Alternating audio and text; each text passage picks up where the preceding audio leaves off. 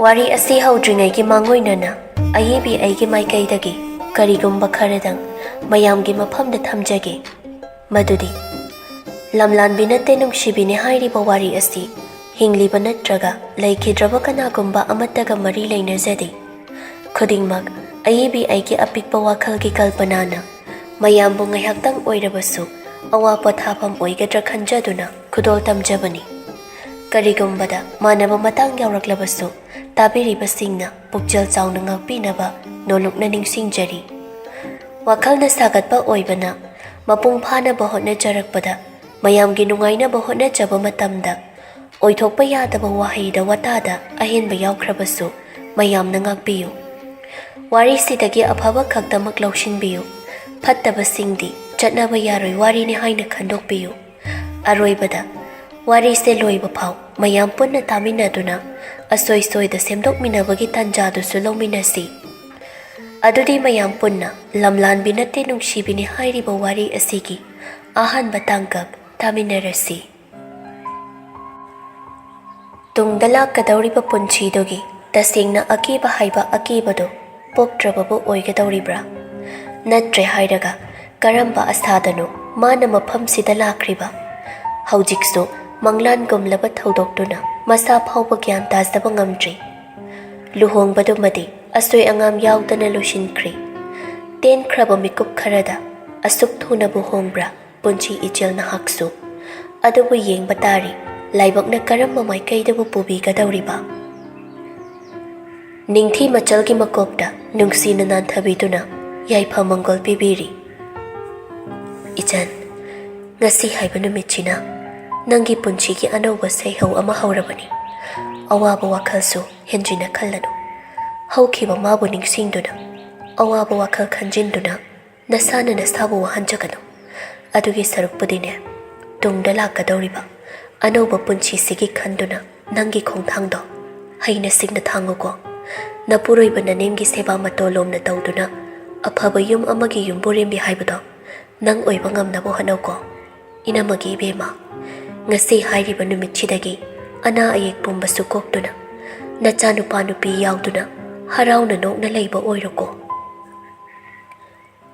phazil namba pirangsu tapna sintharagli khonjal thokna kappasu ngamjada manamabu chena konchinjari ningthisu machalki manangganda tapna tapna nanthabi yaresi tu ko kaloina chiklani aikhoisu nangi nakta toina lakani inama ngasidagidi nakhoi khudinga lapnarani ko ai noiga lapnabada yang wagadaba mali ningthi machalbu mathadagi lauthokduna pairiba rumaduna nupi magi mitludagi tarakliba pirangdubu taithokpiduna shidinia ningol oibi khudingi haunasani inamasu nungsikhraba yum sagai nate apokpa ima ipa khudingmakpu thadokduna laklibaduni masidi taibang khongchatni nangna aina pamde haiduna semdokloba yaroi haujikti nangna leiriba mafamsina nangi asengba yum oigadorabani sagai sigi miyoi imong sigi mi pumba nangga tana thanaba yadraba lipunna pullabani karige aikhoiga sulapna doino aikhoi nangi nakta toina lakani hayeng sungan tana nangi nakta laktoini kaplam gano keraga harau harau aikhoibu lakpa ngairamu ningthinasu amata ngairaba mapuroibagi manau nupi asibu yamna nungsijabani mama amatagi machagam luna chana thamjabani adubu nungsi haidunasu mikopsida machandugi khujeng samduna pubagi thaunade leitabana chatningdrasu satningdana tapna haugalai chatlage khanduna mayamsu loina thoknakhrabani mayamangda utrabasu manama oiriba manadi machalgi thamoida tariba awabagi mami ado mayek singna khangbana khajikta oirabasu phatharamge haiduna jonthana lehobani nungsidra ningol oibi aikhoigi mapoksi nungsiraba pomnamakpu thadokduna ngasidi yum amagi yumborembi oirani haiduna lakliba ningthigi machanupido mapana phaba yadaningai hinmankhibana manegi manakna senchilai kaphai kaya sunungshi mataudu maniga ayamba leirakpani ningthi su thoklage tawrambado machana senchilakpana ngaihakti panba tari. Laisi henbisu angang dubu pambi. Henja thoibina. Nine, yumda chalasi. Papa mapanda ngai hawe ba. Nine gi thoibi. Nine ne, haying antala ake. Nang ne, mama puraga papa ga chalamu. Henja thoibi peri peri dauduna. Yare kashu, aine ne ga chatni. Nine gi thoibi di maram yamok pani. Haying nang napamba sanapot at sapot ka mayam layraga nine nganta alaki ba. Si, ningay tawano ba. Kiba siya, loy thira ni kapadi. Tali kayso, ay at sapot janing de, sanapot jo pam de, ay de ninitang pami. Laysihen pi mabukning do Nungsibini helak pa na, wangang basungamdri. Mapito na uhaw na irathang bahurakli. Henja thoibi, makut machado na, laysihen bigyan mapito day thokto na. Nene, kap ka no, ay chatloy ba? Ay di nene ga doon tuminatra, ay nene layta ba doon ay de. Nene nga nalaki ba? Nga sige di, mama ka papa ka pun na nungay na tumo ba? Ning thi yararoy kando na, henja thoibi bulaw thok na badawi, adubo pakik ngamde. Henja thoibi do, laysihen bida chelap na kondo na laykri. Mama, ay nene ka laki. Ning thi namdo na, henja thoibi bupam katli, pung do suthing jilak pa na. Haying amuk ngantaan na nene silaw bulak siba, icha thoibi di maramok pa ni. Mama ni icha ki kinder joy layki ba, kapkuno, nanga dumoy daw radi nene se kapani ba. Ning thi sumachabu pam do na puthokri, laysihen bi, pukri ba angang do bunum shina yeng jahawi, angang do so adamangay, mit yeng gipan kailan dripaw, piroy na ba mit yeng na, manibo hana yeng lami. Somda na kamdawri, nupi mayong gimiyoy sing loy na hanakrabatongda, marup ahom daso, tungan barum amada, nupagi hongnabi, thakpichabi tawri. Kahit nangaw na ba thakpadinat taba na, adum normal oinari, nisapo bangam bangagtani. Loyana, irrespirasibu kamdawige, haibadi thamoy da kay pawige ba? Paikomba na, shakang na daba yani ki romance, kara dinera kani thaze. Aidi yam chaida, mani makun baka chamani haiba, masuko phozado, hanagi mayang ko akman bidu da ide shina sati na phaiko. Bor oiriba nupa mahakti, pakum pidi. Adugi mahut, nga thong bahab liba baul dudagi, ispun na koto na chay, chaning na buchari bra, natraga, wari do da interest hoy na laytaba na, laytok na babutawri bra haiba do madikhangde. Paikomba na, mising se, madu phazabi ma phangkhibadagi yam pongnakhreda, ꯑꯩꯈꯣꯏꯅ ꯍꯪꯕ ꯋꯥꯒꯁꯦ ꯊꯑꯣꯏꯈꯤꯗ꯭ꯔꯦꯕ ꯅꯪ ꯃꯑꯣꯡꯁꯤꯗꯤ ꯍꯌꯦꯡ ꯅꯣꯡꯉꯥꯟꯕꯗ ꯅꯣꯏ ꯀꯅꯥꯅꯣꯅ ꯁꯛꯈꯪꯗꯤ ꯆꯪꯂꯛꯀꯅꯨ ꯀꯥꯏꯅ ꯍꯥꯏꯔꯛꯇꯧ ꯌꯥꯝ ꯃꯥꯜꯂꯤꯕꯣ ꯅꯨꯄꯥ ꯃꯍꯥꯛꯀꯤ ꯃꯥꯏꯊꯣꯡꯗ ꯑꯋꯥꯕ ꯅꯨꯡꯉꯥꯏꯕ ꯁꯥꯎꯅꯤꯡꯕ ꯑꯃꯠꯇꯒꯤ ꯃꯃꯤ ꯇꯥꯗꯦ ꯏꯇꯤꯡ ꯇꯤꯡꯕ ꯁꯛꯐꯝꯗꯅꯤ ꯉꯁꯥꯏ ꯃꯈꯩ ꯂꯩꯔꯤꯕꯗꯣ ꯃꯥꯔꯁꯟꯒꯤ ꯑꯗꯨꯒꯨꯝꯕ ꯃꯇꯧꯗꯨꯗ ꯂꯨꯝꯊꯕ ꯈꯣꯟꯖꯦꯜꯅ ꯀꯧꯔꯛꯏ ꯂꯣꯌꯥꯅ ꯑꯥꯔꯒꯦ ꯑꯗꯨꯝꯅ ꯀꯧꯔꯛꯄꯗꯨꯗ ꯃꯆꯤ ꯂꯦꯡꯉꯝꯗꯕ ꯅꯨꯄꯥꯗꯨꯁꯨ ꯃꯆꯤ ꯈꯖꯤꯛ ꯂꯦꯡꯗꯨꯅ ꯃꯤꯠꯌꯦꯡꯗꯨꯅ ꯃꯔꯨꯞ ꯃꯉꯣꯟꯗ ꯌꯦꯡꯂꯛꯏ ꯀꯔꯤꯅꯣ ꯍꯥꯏꯕꯒꯨꯝ ꯂꯣꯌꯥꯅ ꯅꯪꯅ ꯐꯥꯎꯔꯤꯕꯗꯣ ꯑꯩꯈꯣꯏꯁꯨ ꯈꯪꯉꯤ ꯑꯥꯔꯒꯦ ꯑꯗꯨꯕꯨ ꯄꯨꯟꯁꯤꯁꯦ ꯑꯩꯈꯣꯏꯅ ꯑꯄꯥꯝꯕ ꯉꯥꯛꯑꯣꯌꯨ ꯍꯥꯏꯕꯗꯤ ꯌꯥꯗꯦ ꯑꯗꯨꯅ ꯍꯣꯡꯂꯛꯄ ꯅꯨꯡꯁꯤꯠ ꯅꯨꯡꯁꯥꯒꯤ ꯃꯇꯨꯡ ꯏꯟꯅ ꯑꯩꯈꯣꯏꯁꯨ ꯍꯩꯅ ꯁꯤꯡꯅ ꯈꯣꯡ ꯊꯥꯡꯕ ꯑꯃꯗꯤ ꯆꯪꯏ ꯄꯥꯏꯈꯣꯝꯕꯅ ꯂꯣꯌꯥꯅ ꯍꯥꯏꯔꯤꯕꯁꯦ ꯆꯨꯝꯃꯤ ꯑꯥꯔꯒꯦ ꯅꯪ ꯅꯁꯥꯅ ꯏꯃꯥꯁꯤ ꯄꯥꯕꯨꯡꯒꯤ ꯑꯄꯥꯝꯕꯗ ꯅꯁꯥꯅ ꯌꯥꯔꯦ ꯍꯥꯏꯕꯗꯒꯤ ꯊꯧꯔꯝꯁꯤ ꯄꯥꯡꯊꯣꯛꯈꯤꯕꯅꯤ ꯁꯤ ꯍꯥꯏꯗꯨꯅ ꯅꯪꯒꯤ ꯑꯄꯥꯝꯕꯒꯤ ꯃꯥꯌꯣꯛꯇ ꯑꯩꯈꯣꯏꯅ ꯌꯦꯠꯄꯒꯤ ꯋꯥꯗꯤ ꯅꯠꯇꯦ ꯃꯥꯔꯁꯟ ꯁꯣꯔꯗꯣ ꯑꯃꯨꯛꯇꯪ ꯁꯥꯡꯅ ꯍꯣꯟꯊꯈꯤ ꯄꯥꯎꯈꯨꯝꯁꯨ ꯄꯤꯔꯛꯏ ꯑꯩꯅ ꯁꯝꯕꯜꯁꯤꯡꯁꯦ ꯁꯤꯒꯤ ꯌꯦꯛꯅꯕ ꯈꯨꯗꯤꯡ ꯃꯥꯌꯣꯛꯅꯒꯤ ꯂꯥꯟꯊꯦꯡꯅꯒꯤ ꯍꯥꯏꯕꯗ ꯃꯥꯅ ꯑꯌꯥꯕ ꯄꯤꯔꯛꯈꯤꯗ꯭ꯔꯤꯕꯁꯦ ꯀꯩꯒꯤꯅꯣ ꯑꯁꯨꯛ ꯁꯥꯡꯕ ꯆꯍꯤ ꯀꯌꯥꯁꯦ ꯃꯥ ꯅꯠꯇꯕ ꯑꯇꯣꯞꯄ ꯅꯨꯄꯤ ꯑꯃꯗ ꯑꯩꯅ ꯍꯟꯅ ꯌꯦꯡꯈꯤꯗꯕꯅꯤ ꯃꯥꯒꯤꯗꯃꯛ ꯑꯩꯅ ꯈꯨꯗꯤꯡꯃꯛ ꯊꯦꯡꯅꯒꯦ ꯍꯥꯏꯕꯗ ꯃꯥꯅ ꯑꯌꯥꯕ ꯄꯤꯔꯛꯈꯤꯗ꯭ꯔꯤꯕꯁꯦ ꯑꯩꯒꯤ ꯏꯇꯧꯗ ꯀꯔꯤ ꯋꯥꯠꯄꯅꯅꯣ ꯑꯩꯅ ꯃꯥꯕꯨ ꯅꯨꯡꯁꯤꯕꯗ ꯃꯥꯒꯤꯗꯃꯛ ꯇꯧꯕꯗ ꯀꯔꯤ ꯑꯄꯦꯟꯕ ꯂꯩꯈꯤꯗꯕꯅꯅꯣ ꯄꯥꯏꯈꯣꯝꯕ ꯃꯥꯔꯁꯟꯒꯤ ꯂꯦꯡꯖꯣꯝꯗ ꯄꯣꯞ ꯄꯣꯞ ꯊꯥꯗꯨꯅ ꯅꯪꯒꯤ ꯅꯨꯡꯁꯤꯕ ꯃꯐꯝꯗ ꯎꯠꯄ ꯅꯇꯧꯗ ꯑꯋꯥꯠꯄ ꯑꯁꯣꯏꯕ ꯂꯩꯈꯤꯕꯅ ꯅꯠꯇꯦ ꯑꯥꯔꯒꯦ ꯅꯐꯝꯗ ꯈ꯭ꯋꯥꯏꯗꯒꯤ ꯃꯇꯤꯛ ꯆꯥꯗꯕꯤ ꯃꯥꯅ ꯑꯣꯏꯈꯤꯕꯅ ꯅꯪꯒꯤ ꯄꯨꯟꯁꯤꯗ ꯆꯪꯂꯛꯄ ꯉꯝꯈꯤꯗꯕꯅꯤ ꯆꯠꯈ꯭ꯔꯕꯗꯤ ꯆꯠꯈ꯭ꯔꯦ ꯅꯪꯒꯤ ꯑꯁꯦꯡꯕ ꯊꯃꯣꯏꯕꯨ ꯃꯤꯔꯥꯏꯗꯨꯅ ꯑꯍꯦꯟꯕ ꯀꯅꯥ ꯑꯃꯒꯤ ꯃꯈꯥꯗ ꯆꯠꯈ꯭ꯔꯕꯅꯤ꯫ ꯃꯥꯒꯨꯝꯕꯤ ꯑꯃ ꯆꯠꯈꯤꯕꯒꯤ ꯅꯪꯅ ꯊꯃꯣꯏ ꯁꯣꯟꯊꯒꯗꯕ ꯅꯠꯇꯦ꯫ ꯃꯇꯤꯛ ꯆꯥꯗ꯭ꯔꯦ ꯈꯪꯕꯒꯤ ꯃꯥꯁꯨ ꯆꯠꯈꯤꯕꯅꯤ꯫ ꯍꯧꯖꯤꯛꯇꯤ ꯂꯥꯛꯀꯗꯧꯔꯤꯕꯁꯤꯡꯁꯤꯒꯤ ꯈꯜꯂꯨ꯫ ꯃꯥꯔꯁꯟ ꯃꯈꯨꯠ ꯈꯨꯇꯨꯝ ꯆꯦꯠꯅ ꯇꯥꯁꯤꯟ ꯐꯥꯎꯔꯛꯄ ꯏꯍꯨꯜꯗꯨꯕꯨ ꯐꯥꯊꯅꯕ ꯍꯣꯠꯅꯖꯔꯤ꯫ ꯂꯣꯌꯥꯅ ꯅꯪꯅ ꯃꯥ ꯅꯤꯡꯁꯤꯡꯂꯒ ꯅꯨꯡꯁꯤꯔꯒ ꯂꯩꯕꯒꯤ ꯀꯥꯟꯅꯕ ꯍꯧꯖꯤꯛꯇꯤ ꯂꯩꯇ꯭ꯔꯦ ꯑꯥꯔꯀꯦ꯫ ꯆꯠꯈ꯭ꯔꯕꯗꯤ ꯆꯠꯈ꯭ꯔꯦ꯫ ꯌꯥꯗꯦ ꯄꯥꯝꯗꯦ ꯄꯥꯝꯃꯣꯏ ꯍꯥꯏꯗꯨꯅ ꯍꯜꯂꯛꯄ ꯌꯥꯔꯣꯏꯗꯕꯁꯤꯡꯗꯨꯒꯤ ꯄꯪꯈꯟ ꯈꯟꯖꯤꯟꯒꯅꯨ꯫ ꯑꯗꯨꯅ ꯌꯨꯝ ꯑꯃ ꯀꯥꯏꯅꯕꯒꯤ ꯑꯆꯧꯕ ꯃꯔꯝ ꯑꯣꯏꯔꯛꯀꯅꯤ꯫ ꯑꯗꯨꯒꯤ ꯁꯔꯨꯛꯄꯨꯗꯤ ꯅꯨꯡꯉꯥꯏꯕ ꯄꯨꯟꯁꯤ ꯑꯃ ꯁꯦꯝꯒꯠꯅꯕ ꯍꯣꯠꯅꯧ꯫ ꯅꯅꯥꯛꯇ ꯂꯥꯛꯂꯤꯕꯤ ꯃꯥꯕꯨ ꯅꯨꯡꯁꯤꯅ ꯂꯨꯅ ꯆꯦꯛꯁꯤꯟꯅ ꯇꯧꯗꯨꯅ ꯃꯥꯒꯤ ꯃꯃꯥꯡꯗ ꯂꯦꯟꯅꯒꯗꯕꯅꯤ꯫ ꯀꯂꯛꯅꯐꯝ ꯑꯣꯏꯍꯟꯗꯧꯕꯅꯤ꯫ ꯍꯌꯦꯡ ꯍꯪꯆꯤꯠꯇ ꯉꯥꯏꯔꯤ ꯑꯃꯨꯛ ꯍꯜꯂꯛꯇꯧꯕ꯫ ꯃꯥꯔꯁꯟ ꯑꯗꯨꯛ ꯍꯥꯛꯅ ꯋꯥꯈꯜ ꯌꯥꯎꯗꯕ ꯅꯨꯄꯥ ꯅꯠꯇꯦ꯫ ꯃꯤꯅꯨꯡꯁꯤ ꯈꯪꯗꯕ ꯅꯨꯡꯁꯤꯕꯕꯨ ꯁꯥꯟꯅꯄꯣꯠꯀꯨꯝ ꯈꯟꯕ ꯃꯤꯁꯨ ꯅꯠꯇꯦ꯫ ꯑꯀꯣꯏꯕꯗꯣ ꯑꯃꯨꯛꯇꯪ ꯃꯃꯤꯠꯇꯨꯅ ꯑꯣꯠꯇꯨꯅ ꯌꯦꯡꯂꯛꯏ꯫ ꯃꯊꯣꯡ ꯈꯪꯗ ꯐꯥꯎꯔꯛꯂꯤꯕ ꯆꯣꯡꯂꯛꯂꯤꯕ ꯅꯨꯄꯤ ꯃꯥꯕꯨ ꯅꯤꯡꯁꯤꯡꯕꯒꯤ ꯏꯍꯨꯜꯗꯨ ꯂꯥꯛꯁꯤꯟꯅꯕ ꯍꯣꯠꯅꯕꯅꯤ꯫ ꯆꯨꯝꯃꯤ ꯃꯔꯨꯞ ꯑꯅꯤꯅ ꯍꯥꯏꯕ꯫ ꯃꯥ ꯍꯧꯖꯤꯛꯇꯤ ꯍꯧꯈꯤꯕ ꯃꯥꯕꯨ ꯅꯤꯡꯁꯤꯡꯗꯨꯅ ꯂꯩꯊꯣꯛꯄꯒꯤ ꯃꯇꯝꯗꯣ ꯍꯦꯟꯈ꯭ꯔꯦ꯫ ꯉꯁꯤꯗꯒꯤ ꯑꯅꯧꯕ ꯄꯨꯟꯁꯤ ꯑꯃꯒꯤ ꯁꯦꯝ ꯁꯥꯔꯒ ꯂꯦꯞꯂꯤ꯫ ꯃꯜꯂꯕ ꯀꯥꯟꯅꯗ꯭ꯔꯕ ꯋꯥꯔꯤꯗꯨꯗꯤ ꯇꯥꯡꯒꯣꯏ ꯑꯣꯜꯍꯟꯈꯤꯕ ꯇꯥꯕꯅꯤ꯫ ꯁꯛꯈꯪꯗꯕꯤ ꯃꯤꯌꯥꯝꯅ ꯁꯥꯈꯤ ꯑꯣꯏ ꯀꯨꯟꯗꯣ ꯄꯔꯦꯡꯅ ꯇꯠꯄ ꯌꯥꯔꯔꯣꯏꯗꯕ ꯃꯥꯒꯤꯅꯤ ꯍꯥꯏꯅ ꯂꯥꯛꯈ꯭ꯔꯕꯤ ꯂꯣꯏꯅꯕꯤꯗꯨꯕꯨ ꯅꯨꯄꯤ ꯂꯛꯇꯒꯤ ꯈ꯭ꯋꯥꯏꯗꯒꯤ ꯂꯥꯏꯕꯛ ꯐꯕꯤ ꯑꯣꯏꯍꯟꯒꯦ ꯍꯥꯏꯅꯁꯨ ꯆꯞ ꯌꯨꯡꯅ ꯁꯤꯡꯅꯕ ꯑꯃꯒ ꯂꯣꯏꯅꯅ ꯈꯟꯈ꯭ꯔꯦ꯫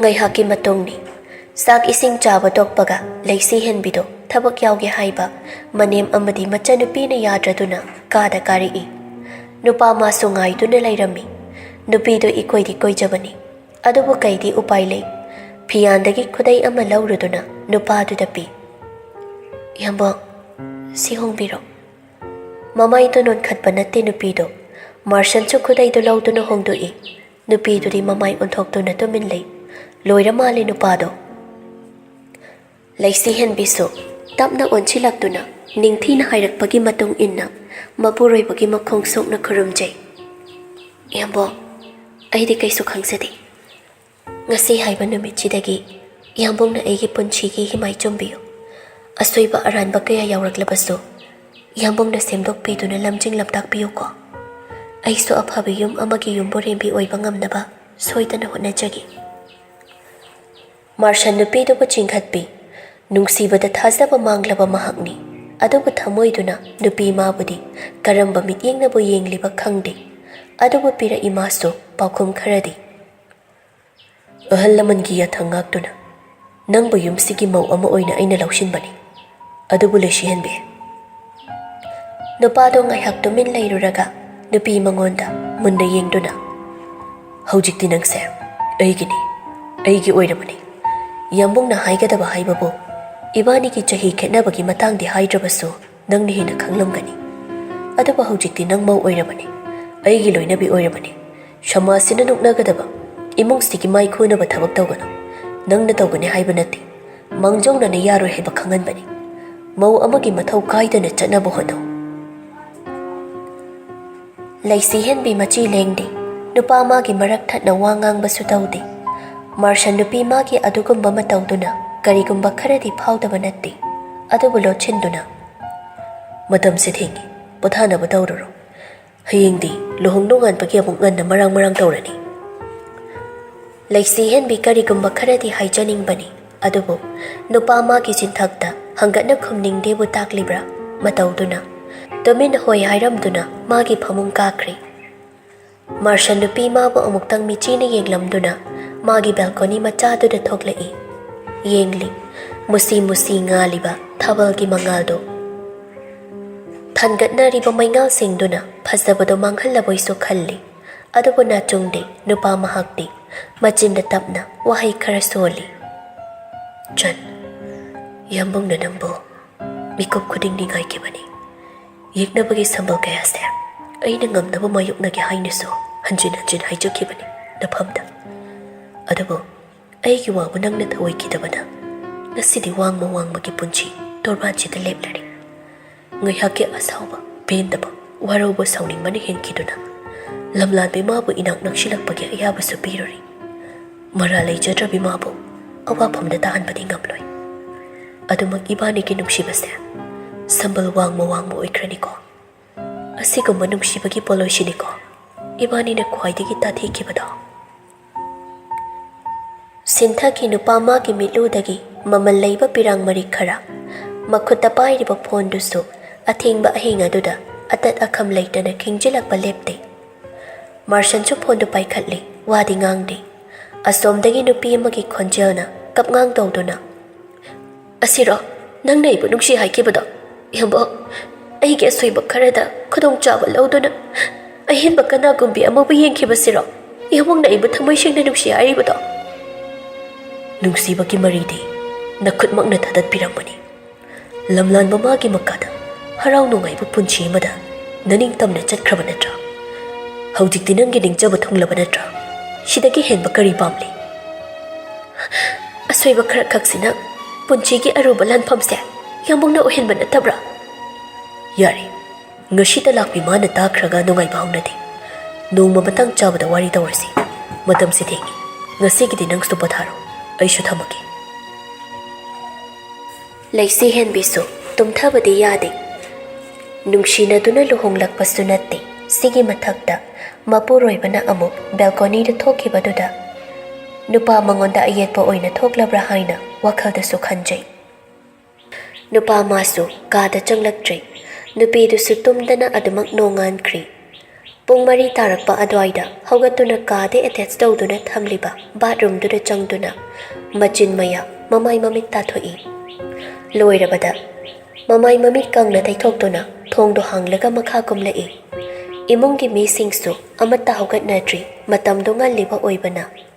Ngarang marang tongnabaduda manemnasu machanupinasu sumjit wiper kaika thampamsu hairamdabana nupidu ingaw ngawi machinda murum soli. As aidi kamai tawne ngarang su karai thamino kholino su ikai bai hangaude aibo mathakaraga hangkidra tawrisibo. Wangang batale haidunasu karidi upai leiri mapuroiba oiriba mangonda hangluba tabani. Tanna mathakta amuk handuna kari kada changlakpada handamakti nupadusu gyan tana phamungda hiptuna leirami. Laisi hen bisu kaubadi tasengna tallabani. Adubu hangdaba yadaba oibana tapna hana mapuroibabu kauri. Yambo Martian chu hogalaktuna nupi mangonda yenglaga itap-tapna pakhum piri. Kaidorage? Ay sumsit kay kathapamdo khangdi. Ngarang ima sida hanghawdawsu kawri. Amta takpiyo. Martian chu hogatuna wa makha taramda kadagi thokri. Mityengduna nupi mangonda matung ilao haibagam ingit tawrami. Nupi dusu nupadui tung ilai. First floor ki leiriba kasingduda kasin ithang bada leiriba store room du tamna ani du puna lakminai. Martian na asise store room ni asida loina thamani thongse hanglaga lawtho adai khangdaba leirasu adum hanglo. Hoi haujiki budi ase khangni da darkar taba adai di yarani. Martian chu khangdaba leirasu adum hanglo hairamduna kakhatkri. Masum nupidugi manakta leibado hainara maroi khanjabani. Aduga masana su comfortable oide. Laisi hen bisu thongdo hangduna changadaba singdu puthoraktuna ayuki loishinba yaba mathau sing thuna loishinaba laknari. Mayumda manamagi mating panglabasu si yawnadi tawdri haiba yai. Lairiba mi singdudagi yumduna hena chawbana sit chengbadasu awaba amadi ori nupido. Adubu ngamnabadi tawri. Kada nupadusu koi chachatli. Masu khanpham amadi khangba natte mangla taibangla haujik su khandokpa sengna ngamdri tawriba oiriba pumba manglangum tawri khanpham khanglaktrabada phone do lokthokduna paikhombada phone tawi amadu di thengna tomkhibagi somda kanna khokli lakliba call ka do tabi banatte Martian su mana ngamda yade haigam anam kalli oitrabada loyada amuk tawi loya su paikhombaga chapmane Martian prok chakna. Iroidabani amta. Loina shikram khangdi. Minai shingsi. I karaktanane. Mayum chatlaga muana namaka haludu niyam. Amuka hanna tausinbani. Handakti loyado tumabagi isaw-irang langna. Karino Arke gi paktaba ahing nungyasida natradi nang ingonda yetnabagi matamsi rayeg leitrabasinida. Natu thirachu yetpasi tokteba. Haujikse ahing nungyainedi noi maningi amureiduna hairakpra nangonda. Pung mari helabani. Sasa thuna haugatana thabai khangase loisinba lakpa kaidauge. Hoine he nasaktuga. Nahan kai otpa yabo oladuda ngasi nungandringai laaga noi anaubi anigi romance to uhalaga eye drop hamna hange shiro nang khalishe tawnu dugumba dharma laitaba thabakto kok na kok shabani nangonda loi tainarakani ngasi aremada shel haire namthi kai pairiba luhong nungan bada paisa thoba lakni sunataba karambe angle dano nang na matha sarise natraga natuna film gi type ta ai nang manukside nungsiba ngamloi inak naksilakano kaina haire iraba ngaikone nang kari oktaba tawruragi aduk thina natuna otpiriba matha khara phagadra haina phone tawjarakpani loyana oina khaiduna karan tasilakpada saurubasu ngamda sausu sauning wangangda phone do phat kapthatuna flight mode thamjilli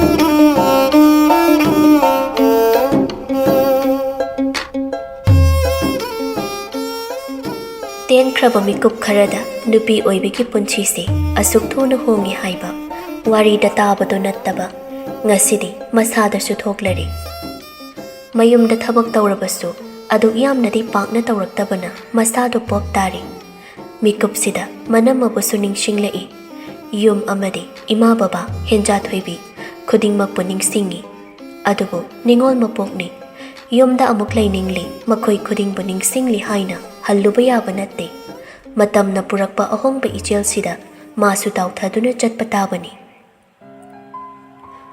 ꯋꯥꯏꯔꯝ ꯇꯥꯁꯤꯟꯕ ꯂꯣꯏꯔꯕ ꯇꯨꯡꯗ ꯄꯣꯠꯆꯩꯁꯤꯡꯗꯨ ꯃꯐꯝ ꯆꯥꯅ ꯊꯝꯂꯝꯗꯨꯅ ꯀꯥꯗ ꯀꯥꯔꯛꯏ ꯃꯄꯨꯔꯣꯏꯕ ꯑꯣꯏꯔꯕꯁꯨ ꯃꯥ ꯅꯨꯄꯥꯗꯨꯕꯨ ꯏꯀꯣꯏ ꯀꯣꯏꯕ ꯑꯃꯗꯤ ꯐꯥꯎꯔꯤ ꯃꯥꯔꯁꯟꯁꯨ ꯐꯣꯟ ꯋꯥꯔꯤꯗꯨ ꯁꯥꯕ ꯂꯣꯏꯗꯨꯅ ꯊꯣꯡ ꯍꯥꯡꯗꯨꯅ ꯊꯣꯡꯂꯛꯏ ꯅꯨꯄꯤꯗꯨꯅ ꯊꯣꯡꯖꯤꯟꯄꯥꯟꯗ ꯂꯦꯞꯂꯝꯕꯗꯨꯗ ꯍꯥꯏꯐꯦꯠꯇꯤ ꯌꯦꯡꯂꯝꯃꯤ ꯑꯗꯨꯕꯨ ꯋꯥ ꯉꯥꯡꯂꯝꯗ ꯃꯈꯥꯗ ꯀꯨꯝꯊꯈ꯭ꯔꯦ ꯂꯩꯁꯤ ꯍꯦꯟꯕꯤ ꯅꯨꯄꯥꯗꯨꯅ ꯊꯣꯛꯈ꯭ꯔꯦ ꯈꯪꯕꯒ ꯊꯣꯡꯗꯨ ꯈꯖꯤꯛ ꯉꯥꯁꯤꯜꯂꯝꯗꯨꯅ ꯕꯥꯠꯔꯨꯝꯗ ꯆꯪꯂꯛꯇꯨꯅ ꯏꯔꯨ ꯃꯥꯏꯊꯖꯊꯣꯛꯂꯤ ꯂꯣꯏꯔꯕꯗ ꯊꯣꯛꯂꯛꯇꯨꯅ ꯃꯁꯥꯒꯤ ꯇꯧꯒꯗꯕ ꯁ꯭ꯀꯤꯟ ꯀꯦꯌꯔ ꯔꯨꯇꯤꯟꯗꯨ ꯇꯧꯔꯕ ꯇꯨꯡꯗ ꯆꯟꯗꯣꯟ ꯑꯃ ꯊꯤꯟꯖꯤꯜꯂꯤ ꯇꯦꯟꯇꯛꯅ ꯂꯣꯏꯔꯕꯗ ꯃꯥꯔꯁ ꯀꯦꯟ ꯗꯤꯂꯤꯁꯤꯌꯁ ꯁꯤꯌꯔ ꯂꯤꯞ ꯒ꯭ꯂꯣꯁ ꯅ꯭ꯌꯨꯠ ꯀꯂꯔꯗꯨꯃ ꯁꯪꯖꯤꯜꯂꯤ ꯃꯁꯝꯗꯨꯁꯨ ꯃꯃꯥꯡꯉꯩꯒꯨꯝ ꯆꯣꯏꯅ ꯊꯥꯗꯣꯛꯂꯨꯗ꯭ꯔꯦ ꯁꯤꯠ ꯅꯥꯟꯅ ꯍꯥꯠꯇꯨꯅ ꯁꯝꯕꯨꯜ ꯑꯣꯏꯅ ꯁꯝꯂꯥꯡ ꯃꯔꯨ ꯑꯃ ꯇꯥꯍꯟꯗ ꯃꯁꯥ ꯅꯥꯟꯅ ꯄꯨꯟꯁꯤꯜꯂꯤ ꯂꯣꯏꯔꯕꯗ ꯂꯥꯏꯗꯨꯛ ꯊꯥꯎꯃꯩ ꯊꯥꯟꯅꯕ ꯆꯟꯗꯣꯜ ꯃꯆꯨꯒꯤ ꯐꯤ ꯐꯅꯦꯛꯇꯨꯃ ꯁꯦꯠꯆꯤꯜꯂꯤ ꯈꯨꯗꯤꯡꯃꯛꯇ ꯂꯣꯏꯔꯒ ꯃꯤꯡꯁꯦꯜ ꯃꯥꯡꯗ ꯂꯦꯞꯇꯨꯅ ꯉꯩꯍꯥꯛꯇꯤ ꯃꯁꯥꯅ ꯃꯁꯥꯒꯤ ꯑꯍꯣꯡꯕ ꯁꯛꯇꯝꯗꯨ ꯃꯨꯟꯅ ꯌꯦꯡꯉꯤ ꯑꯗꯨꯕꯨ ꯀꯨꯏꯅꯗꯤ ꯃꯇꯝ ꯂꯧꯗꯦ ꯃꯥꯁꯨ ꯑꯗꯨꯃꯛ ꯊꯣꯡ ꯍꯥꯡꯗꯨꯅ ꯀꯨꯝꯊꯔꯛꯏ ꯇꯥꯏꯕꯪ ꯁꯦꯝꯕꯤꯕ ꯃꯄꯨ ꯃꯥꯕꯨ ꯈꯨꯔꯨꯝꯖꯅꯕꯅꯦ ꯍꯥꯏꯗꯨꯅ ꯑꯍꯥꯟꯕꯗ ꯏꯃꯥ ꯂꯩꯃꯔꯦꯜ ꯁꯤꯗꯕꯤ ꯑꯃꯗꯤ ꯏꯄꯥ ꯏꯕꯨꯡꯉꯣ ꯂꯥꯏꯅꯤꯡꯊꯧ ꯖꯇ꯭ꯔꯥ ꯏꯄꯥ ꯃꯈꯣꯏꯅ ꯂꯩꯔꯤꯕ ꯀꯥ ꯑꯗꯨꯗ ꯋꯥꯏꯗꯨꯁꯨ ꯅꯤꯡꯊꯤꯅ ꯄꯥꯛꯅ ꯆꯥꯎꯅ ꯇꯩꯗꯨꯅ ꯃꯩꯕꯤ ꯃꯩꯔꯥ ꯂꯥꯡꯅꯕ ꯊꯧꯔꯥꯡ ꯇꯧꯏ ꯃꯕꯨꯛꯅꯤꯡꯗꯣ ꯃꯋꯣꯟ ꯈꯜꯂꯤ ꯉꯁꯤꯗꯤ ꯑꯗꯨꯕꯨ ꯈꯨꯗꯤꯡꯃꯛꯇꯣ ꯐꯥꯖꯤꯟ ꯊꯦꯡꯈ꯭ꯔꯅꯤ ꯃꯇꯥꯒꯨꯝ ꯃꯕꯨꯛꯅꯤꯡ ꯆꯪꯅ ꯇꯧꯔꯤꯕ ꯊꯕꯛꯇꯣ ꯌꯦꯡꯁꯤꯟꯅꯕ ꯍꯣꯠꯅꯩ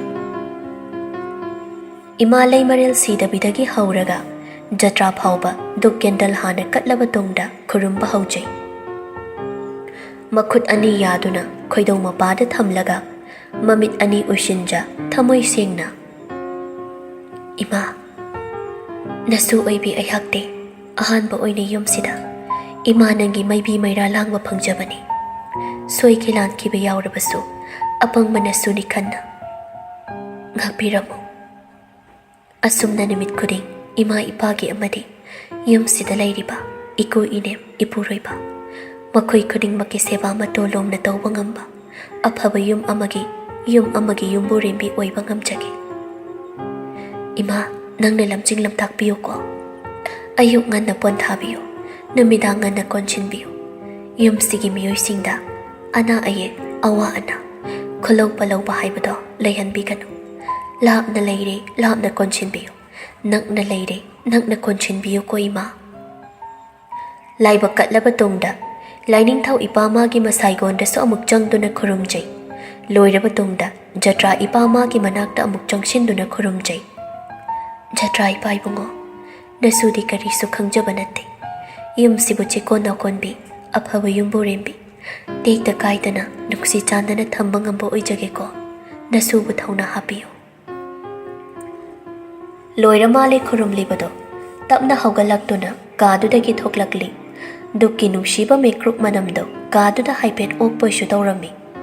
Laimasu haugalak-labani, adubu, manem oribi masu mamawgi matawda lona yengli. Mapanda thoklak-laba tungda, thawrang tawduna thamlamlaba, hailay, kabo, duk kendal na chingma singdo, magi maphamda, ningthi na haptuna semlaba tungda, mamit ani ushinna, makhut ani yajaduna, sembiba mapu mabu, pukning chetna, thago na jarai. Taibangbu sembiriba ipa ibungo, nasuna katjariba singse.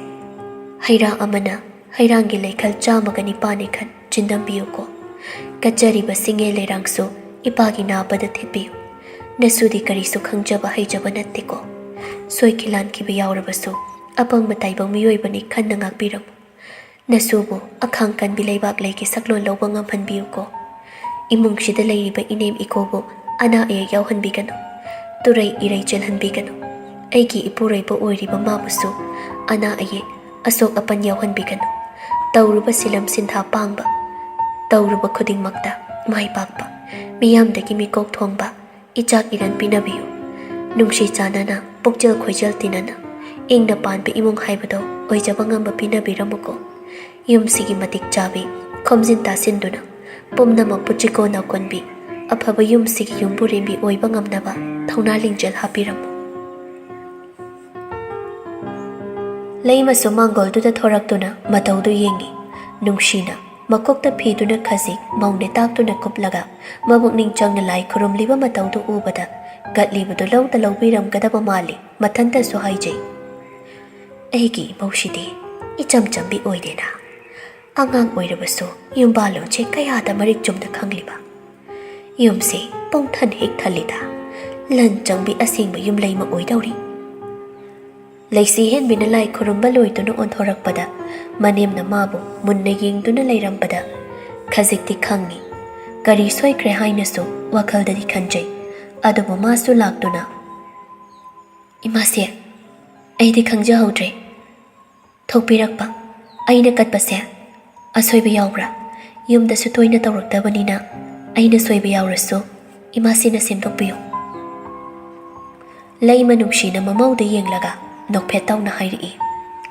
Nangna kalisi, jumbi, imang nubihe na mawungtay. Aday kang dahitaba yawraso niya, imasina haina bataka dawribani. Laisi hen bisu nokpetaw duna. Imase, ay breakfast hemzara age. Tawruro, imasu niya. Nachanupi haudoklaga imawgi mateng pangba changlake. Iharani ima, ay sum tawrage. Isan chungarang yang waramgani, ngayhak tumjakisano. Yadi. Imungi tawdok wathok thuodi niya, singaktani. Ngayhak layradi, ngarang luhongba yahudabagi mi mayama masulaka dawribani. Laysabi machasing sulakpudi laknarani. Nungdil wairamso, nuyunggi mi sing laktoyduni. Aduna horen potharasu niya, thabaying khangsi loiriga pothazarani. Adugani bema, Noigi yungi mido, kayam lakadoy no nanang karahango ko'y bima. Hoy ma, napido hana hondo uro. Laisi hen biso, hoy hayram duna, imong changlak laga, moigi karom tam na kakalai. Thong hang duna changlak pada, mapuroy baso pamong na pam duna layrami. Marsan mong hadana. Laisi hen be, ichi pon tawram bane. Hoy ambo, ay thabak loiraga ko na tap na tawrage. Nupado, atopa makha taba wa hairakte. Nupiduso, closet room da changlaktuna, mapi hongdoi. Green machuda, kara samtak tawba machugi shoot ama setli. Masado ihai hainabadi oide. Adobo kaidi upay layri. ꯅꯤꯡꯊꯤꯅ ꯑꯌꯨꯛ ꯉꯟꯇꯥꯁꯤꯗ phone ꯇꯧꯔꯛꯄꯒꯤ ꯃꯔꯝꯁꯨ ꯃꯥ ꯈꯪꯉꯤ꯫ ꯃꯃꯧ ꯍꯦꯟꯖꯥꯊꯣꯏꯕꯤꯗꯣ ꯀꯔꯤꯁꯨ ꯆꯥꯎ ꯊꯛꯎ ꯌꯥꯗꯅ ꯅꯤꯡꯉꯥꯏ ꯇꯧꯔꯝꯂꯅꯤ ꯈꯟꯖꯤꯜꯂꯨꯕꯗ ꯃꯄꯤꯗꯨ ꯅꯧꯔꯛꯀꯦ ꯇꯧꯏ꯫ ꯑꯗꯨꯕꯨ ꯌꯥꯝꯅ ꯋꯥꯅ ꯈꯪꯖꯤꯟꯗꯨꯅ ꯃꯈꯥꯗ ꯀꯨꯝꯊꯔꯛꯂꯒ ꯀꯤꯆꯟ ꯆꯪꯂꯛꯏ꯫ ꯑꯗꯨꯝꯅ ꯑꯍꯥꯟꯕ ꯆꯪꯕ ꯑꯣꯏꯕꯅ ꯀꯝꯐꯣꯔꯇꯦꯕꯜ ꯑꯣꯏꯕꯗꯤ ꯋꯥꯠꯂꯤ꯫ ꯉꯔꯥꯡꯒꯤ ꯄꯨꯟꯁꯤꯗꯣ ꯄꯨꯡꯍꯣꯡ ꯍꯣꯡꯂꯤ ꯉꯁꯤꯗꯤ꯫ ꯅꯨꯄꯥꯗꯨꯒ ꯍꯥꯟꯅ ꯈꯪꯅ ꯆꯥꯟꯅꯗꯨꯅ ꯅꯨꯡꯁꯤꯅꯗꯨꯅ ꯌꯨꯝꯁꯤꯗ ꯂꯥꯛꯂꯝꯂꯕꯗꯤ ꯑꯁꯤꯒꯨꯝꯕ ꯅꯨꯡꯉꯥꯏꯇꯕꯁꯤꯡꯁꯤ ꯈꯔꯗ ꯑꯣꯏꯔꯁꯨ ꯍꯟꯊꯔꯝꯕ ꯌꯥꯕꯅꯤ꯫ ꯑꯗꯨꯕꯨ ꯀꯔꯤꯗꯤ ꯎꯄꯥꯏ ꯂꯩꯔꯤ꯫ ꯒ꯭ꯌꯥꯁꯇꯣ ꯊꯥꯗꯨꯅ ꯏꯁꯤꯡꯗꯣ ꯍꯥꯟꯅ ꯊꯥꯡꯒꯠꯂꯤ꯫ ꯑꯃꯨꯛꯁꯨ ꯃꯆꯤꯟꯗ ꯁꯣꯜꯂꯤ꯫ ꯋꯥꯏꯠ ꯀꯣꯐꯤ ꯂꯣꯏꯅ ꯊꯛꯅꯕ ꯖꯥꯠꯂꯥ? ꯀꯩ ꯊꯛꯅꯔꯤ ꯖꯥꯠꯅꯣ? ꯑꯗꯨꯝ ꯀꯃꯟ ꯑꯣꯏꯅ ꯁꯤ ꯂꯣꯟꯁꯤꯜꯂꯁꯤꯔꯅꯦ ꯑꯩꯕꯣ? ꯑꯁ, ꯌꯥꯃꯨꯡ ꯏꯃꯥꯁꯤꯅ ꯑꯃꯨꯛ ꯑꯇꯣꯞꯄ ꯊꯛꯅꯔꯝꯃꯗꯤ ꯀꯃꯥꯏ ꯇꯧꯅꯤ? ꯍꯪꯕꯁꯨ ꯏꯀꯥꯏꯖꯩ꯫ ꯂꯩꯃꯁꯨ ꯃꯆꯥꯅꯨꯄꯤꯒꯤ ꯀꯥꯗ ꯆꯪꯂꯛꯏ꯫ ꯊꯣꯡꯗꯨꯗ ꯍꯥꯡꯉꯨ ꯍꯥꯏꯅ ꯍꯥꯏꯅꯕꯗ ꯃꯇꯝ ꯈꯔꯗꯤ ꯂꯧꯈ꯭ꯔꯦ꯫ ꯏꯆꯥꯊꯣꯏꯕꯤꯌꯥ, ꯅꯪꯕꯨ ꯈꯔ ꯉꯟꯅ ꯍꯧꯒꯠ ꯈꯣꯠꯀꯠꯇꯅ ꯅꯅꯝꯃꯅ ꯇꯧꯔꯤꯁꯦ ꯈꯤꯇ ꯃꯇꯦꯡ ꯄꯥꯡꯁꯤꯟꯕ ꯌꯥꯗ꯭ꯔꯃꯤ ꯅꯪꯕꯣ? ꯁꯤꯟꯊꯥꯗꯨ ꯌꯥꯝꯅ ꯇꯟꯅ ꯈꯨꯝꯂꯛꯏ꯫ ꯏꯃꯥ, ꯑꯩꯅ ꯍꯦꯟꯅ ꯍꯧꯒꯠꯅꯤꯡꯉꯦꯕ꯫ ꯂꯨꯍꯣꯡꯕꯒꯤ ꯊꯕꯛ ꯃꯌꯥꯝꯗꯨꯗ ꯏꯁꯥꯁꯦ ꯊꯤꯟꯗꯣꯛꯄꯅ ꯌꯥꯗ꯭ꯔꯦ꯫ ꯉꯔꯥꯡꯁꯨ ꯑꯍꯤꯡꯗꯨ ꯊꯦꯡꯅ ꯇꯨꯝꯕꯗꯨꯗ ꯃꯤꯀꯞ ꯊꯣꯛꯇꯕꯩꯅꯦ꯫ ꯍꯣꯏꯁꯦ ꯐꯔꯦ, ꯑꯃꯕꯨ ꯑꯣꯏꯔꯦ ꯑꯃꯕꯨ ꯑꯣꯏꯔꯦ, ꯍꯧꯒꯠꯂꯨ꯫ ꯅꯃꯥꯏ ꯅꯃꯤꯠꯀꯗꯣ ꯇꯥꯊꯣꯛꯇꯅ ꯅꯁꯥ ꯅꯎ ꯁꯦꯡꯗꯣꯛꯑꯒ ꯊꯣꯛꯂꯛꯎ꯫ ꯏꯃꯥ, ꯑꯩ ꯉꯥꯛꯇꯪ ꯇꯨꯝꯖꯈꯤꯒꯦ, ꯑꯗꯨꯒ ꯍꯧꯒꯠꯂꯒꯦꯕ꯫ ꯌꯥꯝ ꯋꯥꯏꯌꯦ꯫ ꯏꯆꯥꯗꯤꯅꯦ ꯃꯔꯝ ꯃꯣꯛꯄꯅꯤ꯫ ꯅꯪ ꯇꯨꯝꯕꯨ ꯇꯨꯝꯒꯦ, ꯄꯣꯕꯨ ꯄꯣꯊꯥꯒꯦ ꯍꯥꯏꯔꯁꯨꯅꯦ ꯍꯣꯔꯦꯟꯗꯣ ꯈꯔ ꯉꯟꯅ ꯍꯦꯛ ꯄꯣꯊꯥꯔꯣ꯫ ꯌꯨꯝꯒꯤ ꯊꯧꯗꯣꯛ ꯋꯥꯊꯣꯛ ꯊꯣꯛꯄ, ꯃꯤꯔꯣꯜ ꯂꯩꯖꯗꯕ ꯍꯥꯏꯕꯁꯤꯗꯤ ꯈꯔ ꯋꯥꯕ ꯃꯍꯧꯁꯥꯅꯤ꯫ ꯅꯪ ꯑꯩꯈꯣꯏꯅ ꯇꯧꯗꯅ ꯀꯅꯥ ꯂꯥꯛꯑꯒ ꯑꯇꯇꯥꯏ ꯑꯣꯏꯅ ꯇꯧꯕꯤꯅꯤ? ꯅꯅꯝꯃꯁꯨꯅꯦ ꯋꯥꯔꯝꯒꯅꯤ꯫ ꯄꯨꯟꯅ ꯍꯔꯥꯎ ꯍꯔꯥꯎ ꯇꯧꯃꯤꯟꯅꯔꯨ ꯂꯥꯎ꯫ ꯃꯤꯅꯁꯨ ꯅꯨꯡꯁꯤꯅꯕ, ꯉꯥꯏꯍꯥꯛ ꯂꯩꯔꯗꯤꯅꯦ ꯉꯔꯥꯡꯒꯤ ꯂꯨꯍꯣꯡꯕ ꯂꯥꯛꯅꯍꯧꯗꯕꯁꯤꯡꯁꯨ ꯂꯣꯏꯅ ꯂꯥꯛꯁꯤꯟꯅꯔꯅꯤ꯫ ꯂꯨꯍꯣꯡ ꯅꯣꯡꯉꯥꯟꯕꯒꯤ ꯅꯅꯝꯃꯒꯤ ꯃꯄꯥꯝꯒꯤ ꯂꯨꯍꯣꯡ ꯅꯣꯡꯉꯥꯟꯕ ꯂꯥꯛꯄꯒꯤ ꯆꯥꯅ ꯊꯛꯅꯕꯁꯨ ꯁꯤꯜꯂꯥꯡꯒꯗꯣꯏꯅꯤ꯫ ꯍꯧꯒꯠꯂꯣ ꯍꯧꯒꯠꯂꯣ꯫ ꯂꯩꯃꯅ ꯇꯧꯗꯨꯅ ꯁꯤꯟꯊꯥꯒꯤ ꯀꯥꯡꯒꯟ ꯀꯩꯀꯥꯗ ꯍꯧꯒꯠꯂꯤ꯫ ꯐꯃꯨꯡꯗꯨꯁꯨ ꯅꯤꯡꯊꯤꯅ ꯂꯣꯏꯁꯤꯟꯕꯤ꯫ ꯃꯆꯥꯕꯨ ꯇꯊꯤ ꯇꯊꯤ ꯆꯩꯗꯨꯅ ꯅꯣꯡꯃꯇ ꯂꯣꯏꯅꯗꯦ꯫ ꯅꯤꯡꯊꯤꯅ ꯊꯦꯝꯅꯧꯗꯨꯅ ꯃꯥꯅ ꯍꯥꯏꯔꯤꯕ ꯋꯥꯗꯨ ꯂꯧꯍꯟꯕꯅꯤ꯫ ꯃꯆꯥ ꯑꯅꯤꯃꯛꯁꯨ ꯂꯣꯏꯅ ꯐꯩ꯫ ꯃꯃꯥ ꯃꯄꯥꯅ ꯍꯥꯏꯕ ꯋꯥꯗ ꯅꯣꯡꯃꯇ ꯉꯝꯃꯣꯏ ꯇꯜꯂꯦ ꯍꯥꯏꯗꯨꯅ ꯁꯤꯈꯥꯡ ꯈꯥꯡꯗꯦ꯫ ꯁꯤꯟꯊꯥꯁꯨ ꯍꯧꯒꯠꯇꯨꯅ ꯕꯥꯠꯔꯨꯝ ꯆꯪꯈ꯭ꯔꯦ꯫ ꯂꯩꯃꯁꯨ ꯃꯆꯥꯒꯤ ꯀꯥꯗꯒꯤ ꯊꯣꯛꯂꯛꯏ꯫ ꯂꯩꯁꯤꯍꯦꯟꯕꯤꯁꯨ ꯀꯣꯐꯤ ꯀꯞꯇꯨ ꯇ꯭ꯔꯦꯗ ꯍꯥꯞꯇꯨꯅ ꯄꯨꯊꯣꯔꯛꯏ꯫ ꯏꯃꯥꯁꯦ꯫ ꯍꯩꯃꯥ, ꯏꯃꯧꯗꯤ ꯂꯣꯟꯕ ꯂꯣꯏꯔꯒ ꯂꯩꯔꯝꯃꯦꯗꯅ꯫ ꯊꯛꯄꯤꯔꯗꯣꯏꯔꯣ? ꯀꯗꯥꯏꯅꯣ? ꯑꯅꯤ ꯄꯥꯏꯍꯧꯔꯒꯦ ꯏꯃꯥ꯫ ꯅꯪ ꯄꯥꯕꯨꯡꯗꯣ ꯍꯧꯗꯤ ꯍꯧꯒꯠꯈ꯭ꯔꯕꯅꯤ꯫ ꯑꯩ ꯄꯤꯔꯒꯦ, ꯅꯪ ꯌꯥꯝꯕꯨꯡꯒꯤꯗꯣ ꯄꯤꯔꯨꯔꯣ꯫ ꯍꯣꯏ ꯏꯃꯥꯁꯤ꯫ ꯂꯩꯁꯤꯍꯦꯟꯕꯤꯁꯨ ꯀꯞ ꯑꯅꯤ ꯃꯅꯦꯝꯗ ꯄꯤꯔꯝꯗꯨꯅ ꯃꯣꯏꯒꯤ ꯀꯥꯗ ꯃꯄꯨꯔꯣꯏꯕꯒꯤ ꯁꯔꯨꯛ ꯄꯤꯔꯨꯅꯕ ꯀꯥꯔꯛꯏ꯫ ꯉꯥꯁꯤꯜꯂꯤꯕ ꯊꯣꯡꯗꯣ ꯍꯥꯡꯒꯦ ꯇꯧꯕꯒ ꯁꯥꯟꯅꯔꯤꯕ ꯋꯥꯔꯤꯗꯨ ꯇꯥꯔꯛꯏ꯫ ꯖꯣꯟ, ꯑꯩꯁꯦ ꯐꯔꯁꯨ ꯐꯠꯇ꯭ꯔꯕꯁꯨ ꯄꯥꯈꯪ ꯅꯠꯇ꯭ꯔꯦ꯫ ꯅꯪꯅ ꯋꯥꯈꯜ ꯁꯥꯒꯠꯇꯨꯅ ꯏꯕꯥꯅꯤꯒꯤ ꯄꯟꯊꯨꯡꯒꯤ ꯃꯪꯂꯥꯟ ꯁꯥꯒꯠꯄꯗꯨꯗꯣ ꯑꯣꯏꯊꯣꯛꯄ ꯌꯥꯔꯣꯏꯗꯕ ꯃꯔꯤꯗꯨꯒꯤꯗꯃꯛ ꯈꯜꯂꯨꯕꯒꯤ ꯀꯥꯟꯅꯕꯁꯨ ꯂꯩꯇꯦ꯫ ꯑꯩꯗꯤ ꯍꯧꯈ꯭ꯔꯕ ꯄꯨꯟꯁꯤꯒꯤ ꯃꯜꯂꯕ ꯀꯥꯟꯅꯗ꯭ꯔꯕ ꯊꯧꯗꯣꯛꯁꯤꯡ ꯅꯤꯡꯁꯤꯡꯗꯨꯅ ꯂꯥꯛꯀꯗꯧꯔꯤꯕ ꯄꯨꯟꯁꯤꯗ ꯈꯣꯡꯗ ꯌꯨꯕ ꯇꯤꯡꯈꯪ ꯑꯣꯏꯍꯟꯕ ꯄꯥꯝꯗꯦ꯫ ꯐꯣꯟꯗꯒꯤ ꯃꯤꯑꯣꯏꯗꯨꯅ ꯀꯔꯤꯕꯨ ꯍꯥꯏꯔꯛꯄ ꯉꯥꯏꯍꯥꯛ ꯑꯃꯨꯛ ꯆꯞ ꯂꯦꯞꯈꯤ꯫ ꯂꯩꯁꯤꯍꯦꯟꯕꯤꯁꯨ ꯒ꯭ꯌꯥꯟ ꯇꯥꯗ꯭ꯔꯕ ꯋꯥꯔꯤꯗꯣ ꯃꯈꯥ ꯇꯥꯅ ꯇꯥꯅꯕ ꯍꯣꯠꯅꯔꯤ꯫ ꯂꯣꯏꯈ꯭ꯔꯕꯁꯤꯡꯗꯣ ꯍꯟꯖꯤꯟ ꯍꯟꯖꯤꯟ ꯄꯨꯊꯣꯛꯂꯒ ꯑꯩꯒꯤ ꯑꯅꯧꯕ ꯌꯨꯝꯕꯥꯟ ꯄꯨꯟꯁꯤꯁꯤꯗ ꯑꯌꯦꯠꯄ ꯄꯤꯅꯕ ꯍꯣꯠꯅꯔꯛꯀꯅꯨ꯫ ꯅꯪ ꯍꯥꯟꯅꯗꯤ ꯑꯗꯨ ꯈꯜꯍꯧꯗꯕ꯭ꯔꯣ?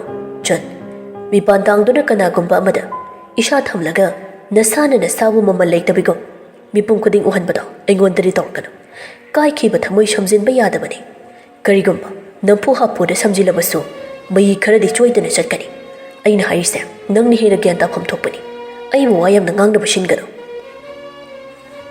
ꯑꯃꯨꯛꯁꯨ ꯇꯥꯏ ꯅꯨꯄꯥꯗꯨꯅ ꯍꯥꯏꯕ ꯋꯥꯍꯩꯗꯣ ꯃꯈꯥ ꯇꯥꯅ꯫ ꯑꯩꯗꯤ ꯅꯪꯒꯨꯝꯅ ꯃꯃꯜ ꯂꯩꯇꯕ ꯃꯤꯁꯛ ꯑꯃꯗꯤ ꯑꯣꯏ ꯄꯥꯝꯗꯦ꯫ ꯃꯤꯑꯣꯏꯕꯅ ꯍꯤꯡꯅꯔꯤꯕꯁꯦ ꯏꯖꯠꯇꯅꯤ꯫ ꯃꯤ ꯑꯃꯅ ꯏꯖꯠ ꯌꯥꯎꯗ꯭ꯔꯕ, ꯏꯀꯥꯏꯕ ꯈꯪꯂꯛꯇ꯭ꯔꯕ, ꯃꯗꯨꯒꯤ ꯃꯤꯗꯣ ꯍꯤꯡꯕꯒꯤ ꯃꯍꯥꯎ ꯐꯪꯕ ꯋꯥꯠꯂꯕ ꯃꯤꯅꯤ꯫ ꯁꯝꯅ ꯍꯥꯏꯔꯒ ꯀꯥꯟꯅꯗ꯭ꯔꯕ ꯅꯨꯄꯥ ꯈꯨꯗꯤꯡ ꯆꯤꯔꯣꯜ ꯂꯪꯊꯥꯛꯄꯤ ꯅꯪꯒꯨꯝꯕꯒ ꯃꯇꯝ ꯈꯔ ꯂꯣꯏꯅꯔꯝꯃꯤ ꯈꯟꯕꯗ ꯐꯥꯎ ꯏꯁꯥꯅ ꯏꯁꯥꯁꯦ ꯑꯁꯨꯛꯀꯤ ꯃꯇꯤꯛ ꯏꯊꯟꯇ ꯍꯪꯒꯣꯏꯕ ꯐꯥꯎꯏ꯫ ꯁꯤꯗꯒꯤ ꯍꯦꯟꯅ ꯃꯈꯥ ꯇꯥꯕ ꯋꯥ ꯑꯩ ꯅꯉꯣꯟꯗ ꯍꯥꯏꯕ ꯄꯥꯝꯗꯦ꯫ ꯈꯪꯗꯦ ꯀꯔꯤꯅꯣ ꯋꯥꯔꯤ ꯇꯥꯔꯕꯁꯨ ꯈꯪꯕ ꯉꯝꯗꯦ꯫ ꯅꯛꯅ ꯂꯣꯏꯅ ꯇꯤꯟꯅꯔꯝꯕ ꯃꯤꯁꯛ ꯑꯃꯅꯤ ꯍꯥꯏꯕ ꯈꯔ ꯃꯈꯩ ꯋꯥꯔꯤꯗꯨꯗꯒꯤ ꯂꯧꯁꯤꯟꯕ ꯉꯝꯂꯕꯁꯨ ꯃꯃꯩ ꯃꯀꯣꯛ ꯑꯃ ꯁꯝꯅꯗ꯭ꯔꯤ꯫ ꯊꯣꯡꯗꯣ ꯃꯈꯨꯠꯅ ꯏꯟꯗꯨꯅ ꯍꯥꯡꯗꯣꯛꯂꯒ ꯅꯨꯄꯥ ꯃꯥꯒꯤ ꯅꯥꯛꯇ ꯆꯪꯂꯛꯏ꯫ ꯏꯌꯥꯝꯕ, Coffee leijari.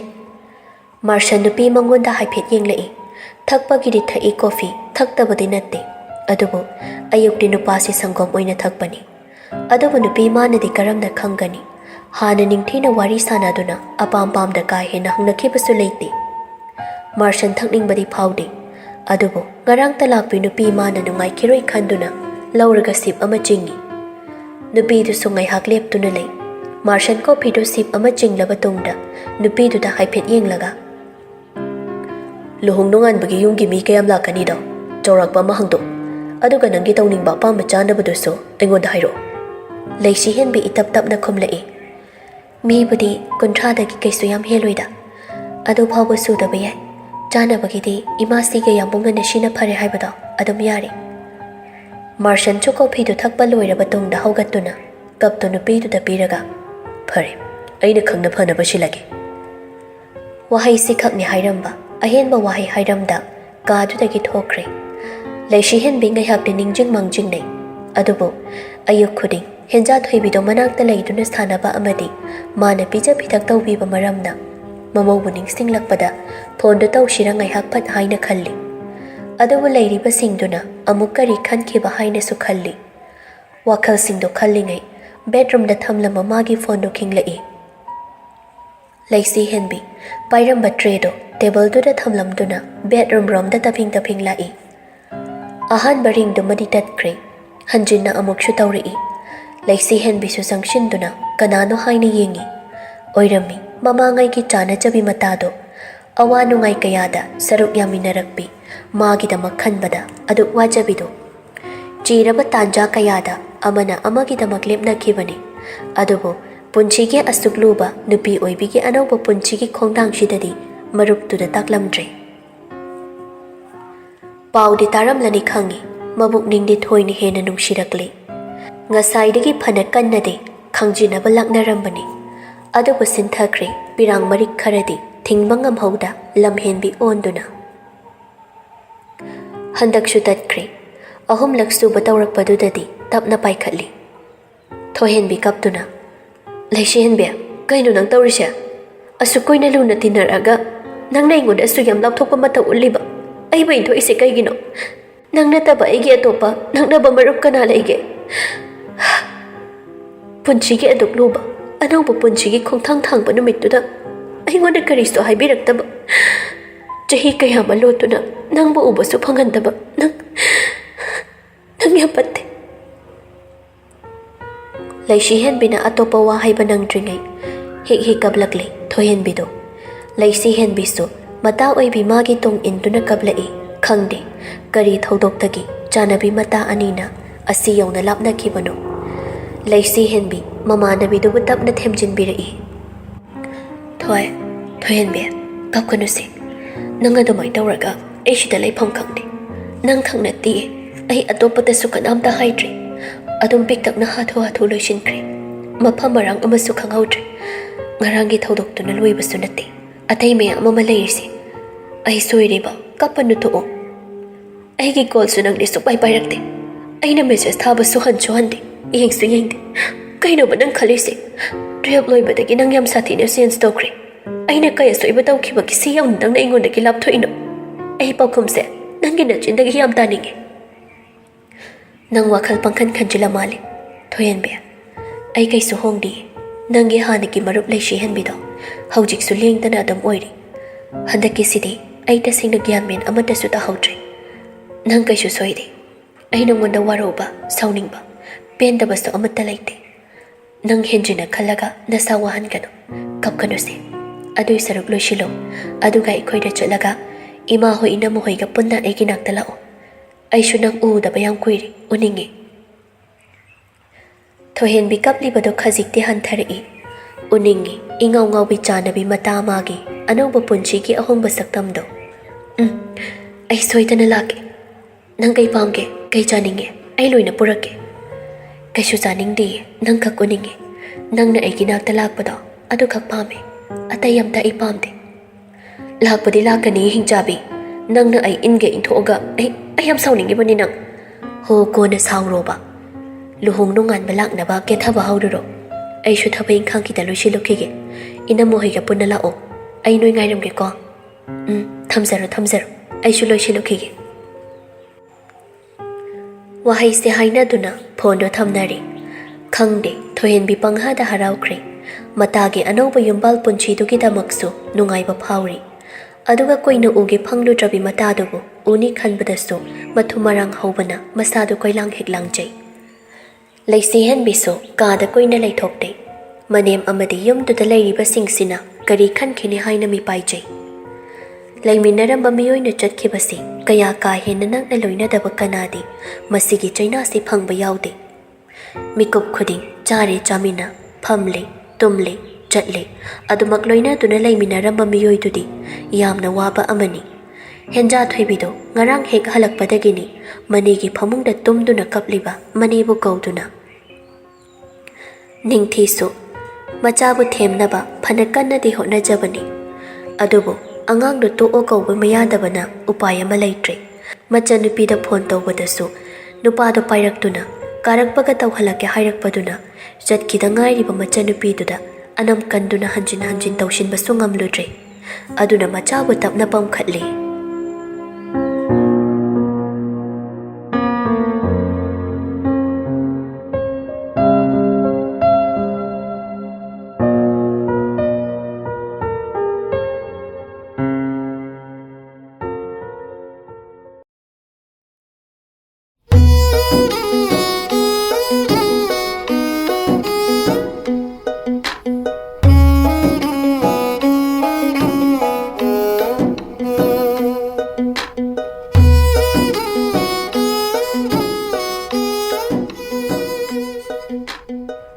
Numidang wairam adwaida leisi henbigi mapamgi miyoisingsu yausinnarei marshanne chane thaknabasu phajana silangduna tawramlaga mathakta kaaduna lei nupi mayumgi miyoisinga unaba ikaibana henja thoibidi maneda naptuna ta leikhre mamai mamitkadu ngarangdagi kappagi ipompomi leisi henbi mamaudubu pamlaga nini adum udaw leirasida kaiginoba imauna wana kaplidubo henja thoibi peri khumlei mabukning aduk nungshirura male nine ai nine leitana tumba haite nine di ai ki isai su sakte kausu kaurakte phone chu tawrakte nine ai ga sache leisi henbido mabukning nungsibado khangjinduna mamaugi makopta nungsina nanthabi nine ne thabak leiri loiraga nangi manakta nangna pamba sanapot achapot loina leiraga laktoini kaplamganu mamada ningai shu tawramganu imaudi maram mokpini lam heladi nine na masaksu thijilli butchula aga angang jatho I haibado nine nang karam kanda laktoino thuna laktoini nang mama bubok nine hoi ka nungai na leithoga nine lakpa ngairamo ningai tawdana leisi henbina tawduna chanaba singdu henja thoibide induna pijabi atai wari sagadaba leirabasu mamaudo ngarangdagi ningai tawduna karimda chawtha uyaramoi khangbanani chanaba singdu pizaba loirabada magi phone dagi kokomelon tharaga phamungduda thamduna yenghalaga thammi henja thoibisu handakte marei tawrakte rani di machagi ahongba saktamdubu munna yengjai nungsina ingau ngauna tahaujarakpani lona awaba khangbasu yamna haibini chaba thakpa loinarabada mayamdo mahai thoknakri thoihenbi ningthi rani henja thoibi leisi henbi makhoi manga tamak ai haure rani do machanupi da wahai khara sinarami kappadi kapte machanupi do wakhal hena sonthakrani khanduna mayana ahumlak chiktuna makokta manam nambi nungsina sunan thabiduna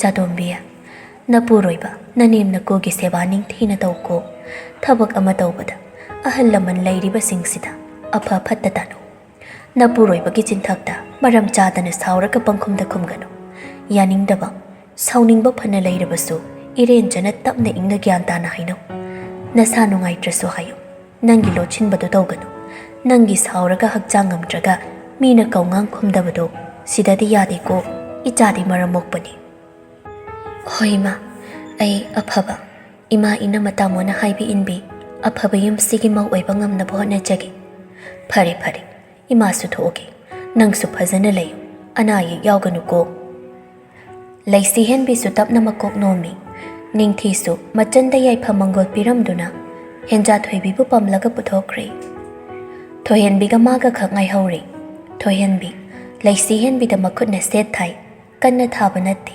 ꯎꯏꯅꯗꯨꯅ ꯐꯨꯕꯅꯤ ꯅꯪ ꯆꯍꯤ 2-3ꯃꯨꯛꯁꯤꯕꯨ ꯅꯋꯥꯅ ꯄꯥꯎ ꯑꯃꯠꯇ ꯍꯦꯛ ꯇꯥꯍꯟꯗꯈꯩ ꯂꯣꯠꯂꯒ ꯍꯨꯔꯥꯜꯂꯒ ꯂꯨꯍꯣꯡꯉꯝꯕ ꯅꯪ ꯂꯩꯁꯤ ꯍꯦꯟꯕꯤ ꯅꯣꯛꯃꯤ ꯇꯧꯅ ꯃꯇꯝꯅ ꯌꯥꯈꯤꯗꯕꯩꯅꯦ ꯌꯥꯔꯣꯏ ꯅꯪꯗꯤ ꯌꯥꯔꯣꯏꯕ ꯍꯥꯟꯅꯗꯒꯤ ꯍꯧꯅ ꯋꯥ ꯑꯗꯨꯝ ꯂꯣꯠꯄꯅꯤ ꯅꯪ ꯑꯩꯅꯇꯕꯨ ꯅꯨꯡꯁꯤꯃꯟꯕꯒꯤ ꯅꯪꯒꯤ ꯈꯣꯡꯒꯨꯟ ꯂꯤꯔꯛꯄꯩ ꯋꯥꯅꯤ ꯅꯪꯅꯗꯤ ꯑꯩꯁꯦ ꯏꯟꯊꯣꯛꯄꯤꯕꯅꯤ ꯑꯩꯅ ꯊꯤꯔꯛꯑꯝꯗ꯭ꯔꯗꯤ ꯅꯪꯅ ꯍꯥꯟꯅ ꯑꯩ ꯀꯥꯎꯊꯣꯛꯄꯤꯔꯝꯃꯅꯤ ꯄꯥꯎ ꯐꯥꯎꯔꯛꯇ꯭ꯔꯒ ꯑꯩꯅ ꯅꯪꯕꯨ ꯍꯦꯛꯇ ꯀꯥꯎꯊꯣꯛꯂꯝꯅꯤ ꯍꯥꯏꯕꯗꯨꯗꯤ ꯅꯪꯒꯤ ꯋꯥꯈꯜꯗꯣ ꯌꯥꯝ ꯁꯣꯏꯔꯤ ꯏꯕꯦꯝꯃ ꯁꯤꯗꯒꯤꯗꯤ ꯑꯗꯨꯝ ꯄꯨꯜꯂꯗꯧꯅꯤ ꯂꯨꯍꯣꯡꯉꯤꯅꯤ ꯀꯥꯏꯅ ꯇꯧꯔꯤꯁꯦ ꯑꯩꯁꯨ ꯏꯁꯥ ꯒ꯭ꯌꯥꯟ ꯇꯥꯍꯧꯗꯦ ꯃꯔꯥꯡ ꯒ꯭ꯌꯥꯟ ꯇꯥꯔꯛꯄꯗ ꯃꯧꯅꯦꯅ ꯁꯤꯗ ꯂꯩꯔꯝꯃꯤꯁꯤꯅꯤ ꯒꯥꯔꯤ ꯃꯅꯨꯡꯗ ꯑꯉꯥꯡꯅ ꯅꯤꯅꯦ ꯁꯣꯟꯕꯗ ꯌꯥꯝꯁꯨ ꯆꯥꯎꯔ ꯂꯩꯔꯝꯃꯦ ꯍꯧꯖꯤꯛꯇꯤ ꯑꯩꯅꯒ ꯄꯝꯒꯦ ꯌꯥꯗ꯭ꯔꯦ ꯃꯁꯛ ꯈꯪꯗꯕꯩ ꯌꯥꯝ ꯁꯤꯡꯕꯅꯤ ꯃꯁꯛ ꯈꯪꯗꯕ ꯃꯤꯅ ꯃꯁꯥꯗꯤ ꯇꯣꯛꯈ꯭ꯔꯒ ꯃꯥꯒꯤ ꯃꯄꯣꯠ ꯃꯆꯩ ꯐꯥꯎ ꯑꯃꯠꯇ ꯁꯣꯛꯀꯦ ꯌꯥꯗꯕꯅꯤ ꯃꯔꯩ ꯐꯠꯈꯤꯗ꯭ꯔꯕ ꯑꯗꯣ ꯅꯣꯏ ꯏꯅꯝꯃꯅ ꯅꯪꯅ ꯂꯨꯍꯣꯡꯉꯤꯁꯦ ꯑꯦꯔꯦꯟꯖ ꯃꯦꯔꯦꯖꯅꯤ ꯍꯥꯏꯌꯦ ꯅꯪꯒ ꯅꯨꯡꯁꯤꯅꯖꯕꯁꯨ ꯅꯠꯇꯦ ꯍꯥꯏ ꯑꯩꯁꯨ ꯉꯔꯥꯡ ꯈꯟꯕꯅꯤ ꯅꯪꯅꯕꯨ ꯀꯥꯏꯗꯩ ꯅꯨꯄꯥ ꯀꯣꯏꯔꯝꯗꯣꯏꯅꯣꯅ ꯇꯣꯝꯊꯤꯟ ꯍꯥꯏꯔ ꯅꯪꯅ ꯁꯨꯛꯌꯥ ꯍꯦꯛ ꯌꯥꯕꯤꯈꯤꯗꯦ ꯒ꯭ꯌꯥꯟ ꯃꯦꯟꯒ ꯇꯥꯍꯧꯕ ꯅꯠꯇꯦꯗ ꯁꯤꯒꯤ ꯋꯥꯔꯤꯁꯦ ꯌꯥꯝ ꯁꯥꯡꯈ꯭ꯔꯦ ꯑꯩꯅ ꯅꯣꯡꯃ ꯐꯖꯅ ꯒ꯭ꯌꯥꯟ ꯇꯥꯅ ꯅꯪꯉꯣꯟꯗ ꯂꯤꯕꯤꯒꯦ ꯅꯪ ꯅꯨꯄꯥꯒ ꯑꯇꯩ ꯂꯩꯔꯤꯁꯤꯡꯁꯤꯗꯤ ꯀꯃꯥꯏꯅ ꯇꯧꯒꯦ ꯂꯩꯃꯤꯟꯅꯕ ꯂꯣꯏꯅ ꯅꯨꯡꯉꯥꯏꯗꯧ ಮಾꯟꯕ꯭ꯔꯣ ꯌꯥꯝꯕꯨꯡꯗꯤ ꯈꯪꯗꯦ ꯏꯃꯥꯁꯤꯕꯨꯗꯤ ꯌꯥꯝ ꯐꯩꯌꯦ ꯏꯆꯟꯁꯨ ꯄꯥꯕꯨꯡꯁꯨ ꯈꯪꯗ꯭ꯔꯤ ꯑꯗꯣ ꯑꯩꯒꯤꯗꯤ ꯏꯃꯥꯁꯤꯒ ꯏꯆꯟꯒ ꯐꯔꯗꯤ ꯌꯥꯔꯦꯗ ꯉꯔꯥꯡꯗ ꯂꯨꯍꯣꯡꯗ ꯉꯥꯏꯔꯤ ꯃꯤꯗꯤ ꯌꯥꯝꯕꯨꯡ ꯌꯧꯈ꯭ꯔꯦꯀꯣ ꯏꯃꯥꯅ ꯏꯄꯨꯔꯣꯏꯕꯗ ꯅꯪ ꯃꯥ ꯁꯤꯖꯤꯟꯅꯕ ꯐꯠꯇꯦ ꯍꯥꯏꯕꯩ ꯀꯧꯕꯅꯤ ꯊꯣꯏꯍꯦꯟꯕꯤ ꯂꯩꯁꯤ ꯍꯦꯟꯕꯤꯕꯨ ꯀꯣꯟꯁꯤꯟꯗꯨꯅ ꯅꯨꯡꯁꯤꯅ ꯍꯥꯏꯔꯛꯏ ꯐꯥꯒꯤꯗꯧꯕꯅꯤ ꯑꯩꯒꯤ ꯏꯇꯥ ꯅꯨꯡꯁꯤꯕꯤ ꯃꯇꯝ ꯀꯨꯏꯅꯗꯒꯤ ꯂꯩꯔꯛꯄ ꯅꯪꯒꯤ ꯑꯋꯥꯕ ꯃꯌꯥꯝꯗꯣ ꯑꯅꯧꯕ ꯄꯨꯟꯁꯤꯗ ꯈꯣꯡꯗꯥꯕ ꯍꯧꯕꯁꯤꯗꯒꯤ ꯄꯨꯡꯀꯣꯛ ꯀꯣꯛꯆꯔꯨ ꯑꯅꯧꯕ ꯌꯨꯝꯕꯥꯟ ꯄꯨꯟꯁꯤꯁꯤꯗꯗꯤ ꯅꯨꯡꯉꯥꯏ ꯌꯥꯏꯐꯕ ꯅꯄꯨꯔꯣꯏꯕꯅ ꯅꯦꯝꯅ ꯂꯨꯅ ꯆꯥꯅ ꯅꯨꯡꯁꯤꯅ ꯇꯧꯕꯤ ꯂꯥꯏꯕꯛ ꯌꯥꯝ ꯐꯕꯤ ꯃꯧꯗ ꯑꯣꯏꯔꯣ ꯁꯛꯈꯪꯗꯕ ꯃꯥꯁꯦ ꯅꯪꯒꯤꯗꯤ ꯊꯋꯥꯏꯒꯤ ꯂꯦꯡꯗ꯭ꯔꯕ ꯃꯄꯨꯅꯤ ꯄꯨꯟꯁꯤꯒꯤ ꯅꯤꯡꯊꯧꯔꯦꯜ ꯑꯣꯏꯒꯗꯧꯔꯤꯅꯤ ꯅꯪꯅ ꯃꯥꯒꯤ ꯃꯔꯨꯝ ꯊꯨꯞꯇꯨꯅ ꯍꯤꯡꯗꯧꯕꯅꯤ ꯑꯗꯨꯅ ꯅꯄꯨꯔꯣꯏꯕꯒꯤ ꯊꯃꯣꯏꯕꯨ ꯈꯨꯗꯨꯝ ꯆꯟꯁꯤꯟꯅꯕ ꯍꯣꯠꯅꯧ ꯄꯪꯒꯅꯨꯀꯣ ꯅꯆꯥ ꯅꯨꯄꯥ ꯅꯨꯄꯤꯒ ꯌꯥꯎꯗꯅ ꯅꯪꯗꯅꯦ ꯑꯝꯇ ꯃꯄꯨꯡ ꯐꯥꯅ ꯋꯥꯠꯇ ꯄꯥꯗꯅ ꯅꯨꯡꯉꯥꯏꯅ ꯍꯤꯡꯉꯣꯕ ꯑꯩ ꯅꯪꯅ ꯅꯨꯡꯉꯥꯏꯅ ꯂꯩꯕꯗꯣ ꯌꯥꯝ ꯌꯦꯡꯅꯤꯡꯉꯤ ꯂꯩꯁꯤ ꯍꯦꯟꯕꯤꯁꯨ ꯃꯊꯥꯗꯒꯤ ꯃꯔꯨꯞꯇꯨꯕꯨ ꯂꯧꯊꯣꯛꯇꯨꯅ ꯄꯤꯔꯥꯡꯗꯨ ꯅꯨꯡꯁꯤꯅ ꯇꯩꯊꯣꯛꯄꯤ ꯅꯪꯅ ꯑꯩꯕꯨ ꯊꯃꯣꯏ ꯁꯦꯡꯅ ꯃꯔꯨꯞ ꯑꯃꯒꯨꯝ ꯅꯨꯡꯁꯤꯕꯤꯕ ꯑꯃꯗꯤ ꯑꯩꯅꯁꯨ ꯅꯪꯕꯨ ꯊꯃꯣꯏ ꯁꯦꯡꯅ ꯑꯁꯦꯡꯕ ꯃꯔꯨꯞꯀꯨꯝ ꯅꯨꯡꯁꯤꯕꯃꯛꯇ ꯑꯣꯏꯔꯕꯗꯤ ꯅꯪꯅ ꯄꯤꯔꯤꯕ ꯕꯣꯔꯁꯤꯡꯁꯦ ꯂꯦꯝꯅꯃꯛ ꯐꯪꯕ ꯑꯣꯏꯖꯒꯦ ꯊꯣꯏꯍꯦꯟꯕꯤꯁꯨ ꯃꯇꯝꯗꯨꯗꯤ ꯑꯁꯨꯝ ꯍꯧꯖꯤꯜꯂꯛꯄꯅ ꯀꯨꯏꯅ ꯂꯩꯊꯣꯛꯄ ꯌꯥꯗ꯭ꯔꯗꯨꯅ ꯊꯣꯛꯂꯛꯂꯤ ꯂꯩꯁꯤ ꯍꯦꯟꯕꯤ ꯇꯨꯡ ꯏꯟꯗꯨꯅ ꯆꯠꯅꯤꯡꯂꯕꯁꯨ ꯎꯄꯥꯏ ꯂꯩꯇꯕꯅ ꯃꯐꯤ ꯃꯔꯣꯜ ꯍꯣꯡꯗꯨꯅ ꯆꯥꯔꯝꯕꯒꯤ ꯑꯆꯥꯏꯕꯁꯤꯡꯗꯨ ꯂꯣꯏꯁꯤꯜꯂꯤ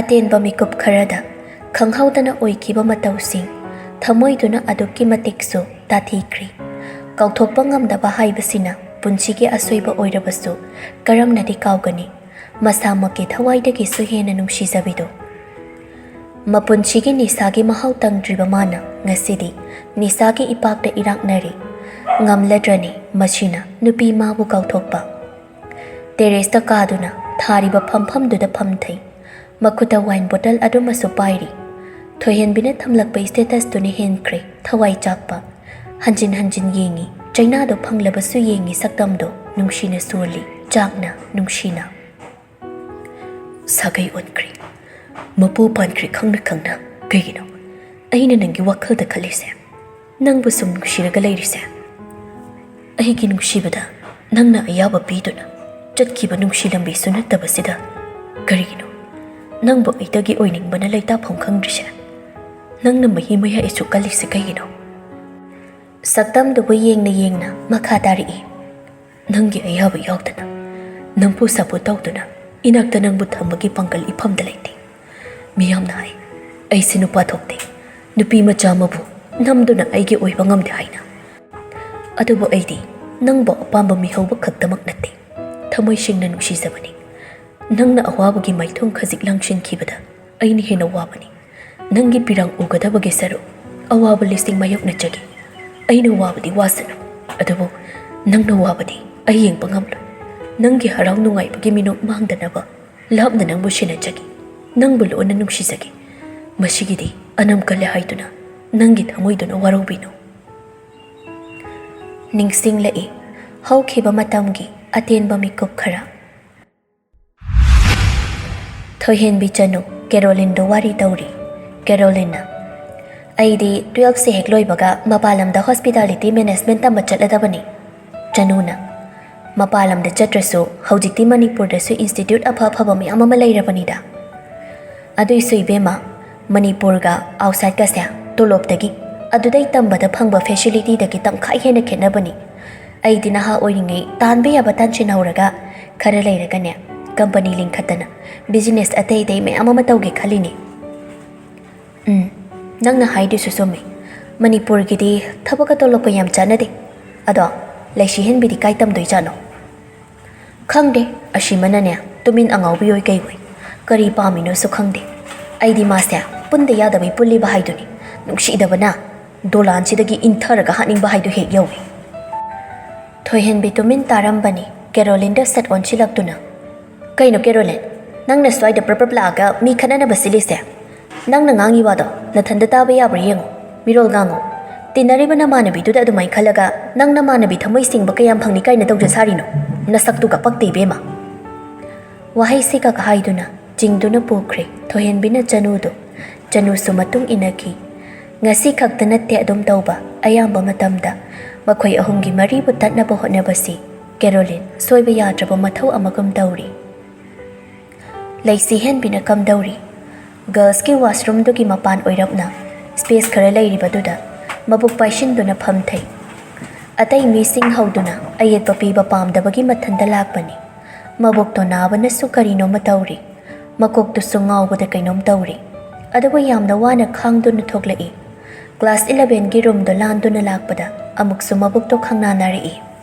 ꯑꯁ, ꯑꯩꯗꯤ ꯀꯃꯥꯏ ꯇꯧꯅꯤ? ꯀꯣꯛꯁꯦ ꯂꯦꯡꯕ ꯐꯥꯎ ꯉꯝꯗ꯭ꯔꯦ. ꯀꯅꯥꯅꯣꯝꯇ ꯂꯥꯛꯑꯗꯤ ꯐꯅꯤꯗ. ꯇꯨꯃꯤꯟ ꯂꯦꯞꯇꯨꯅ ꯂꯩꯕꯅꯤ. ꯑꯆꯠ ꯑꯋꯣꯛꯁꯤꯡꯗꯨꯒꯤ ꯃꯇꯦꯡꯗꯤ ꯅꯤꯔꯨꯗꯦ.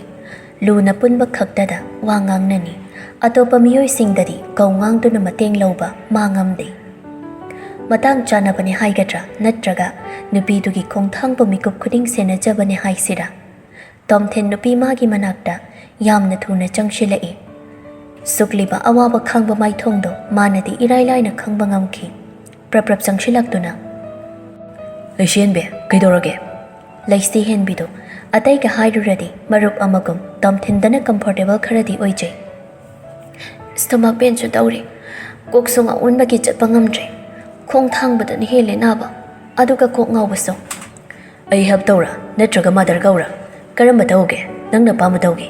ꯉꯥꯏꯍꯥꯛ ꯄꯣꯊꯥꯗ꯭ꯔꯗꯤ ꯌꯥꯔꯔꯣꯏ. ꯅꯪ ꯊꯣꯏꯍꯦꯟꯕꯤ ꯍꯣꯏꯗꯣ ꯑꯝꯇ ꯀꯧꯕꯤꯒꯦꯔꯥ? ꯀꯧꯔꯛꯀꯦ. ꯅꯪ ꯁꯤꯗ ꯉꯥꯛꯇꯪ ꯊꯩꯖꯤꯜꯂꯒ ꯂꯦꯡꯗꯕꯤ ꯂꯩꯔꯝꯃꯨꯀꯣ. ꯑꯩ ꯅꯪꯒꯤ ꯏꯁꯤꯡꯁꯨ ꯄꯨꯔꯛꯀꯦ.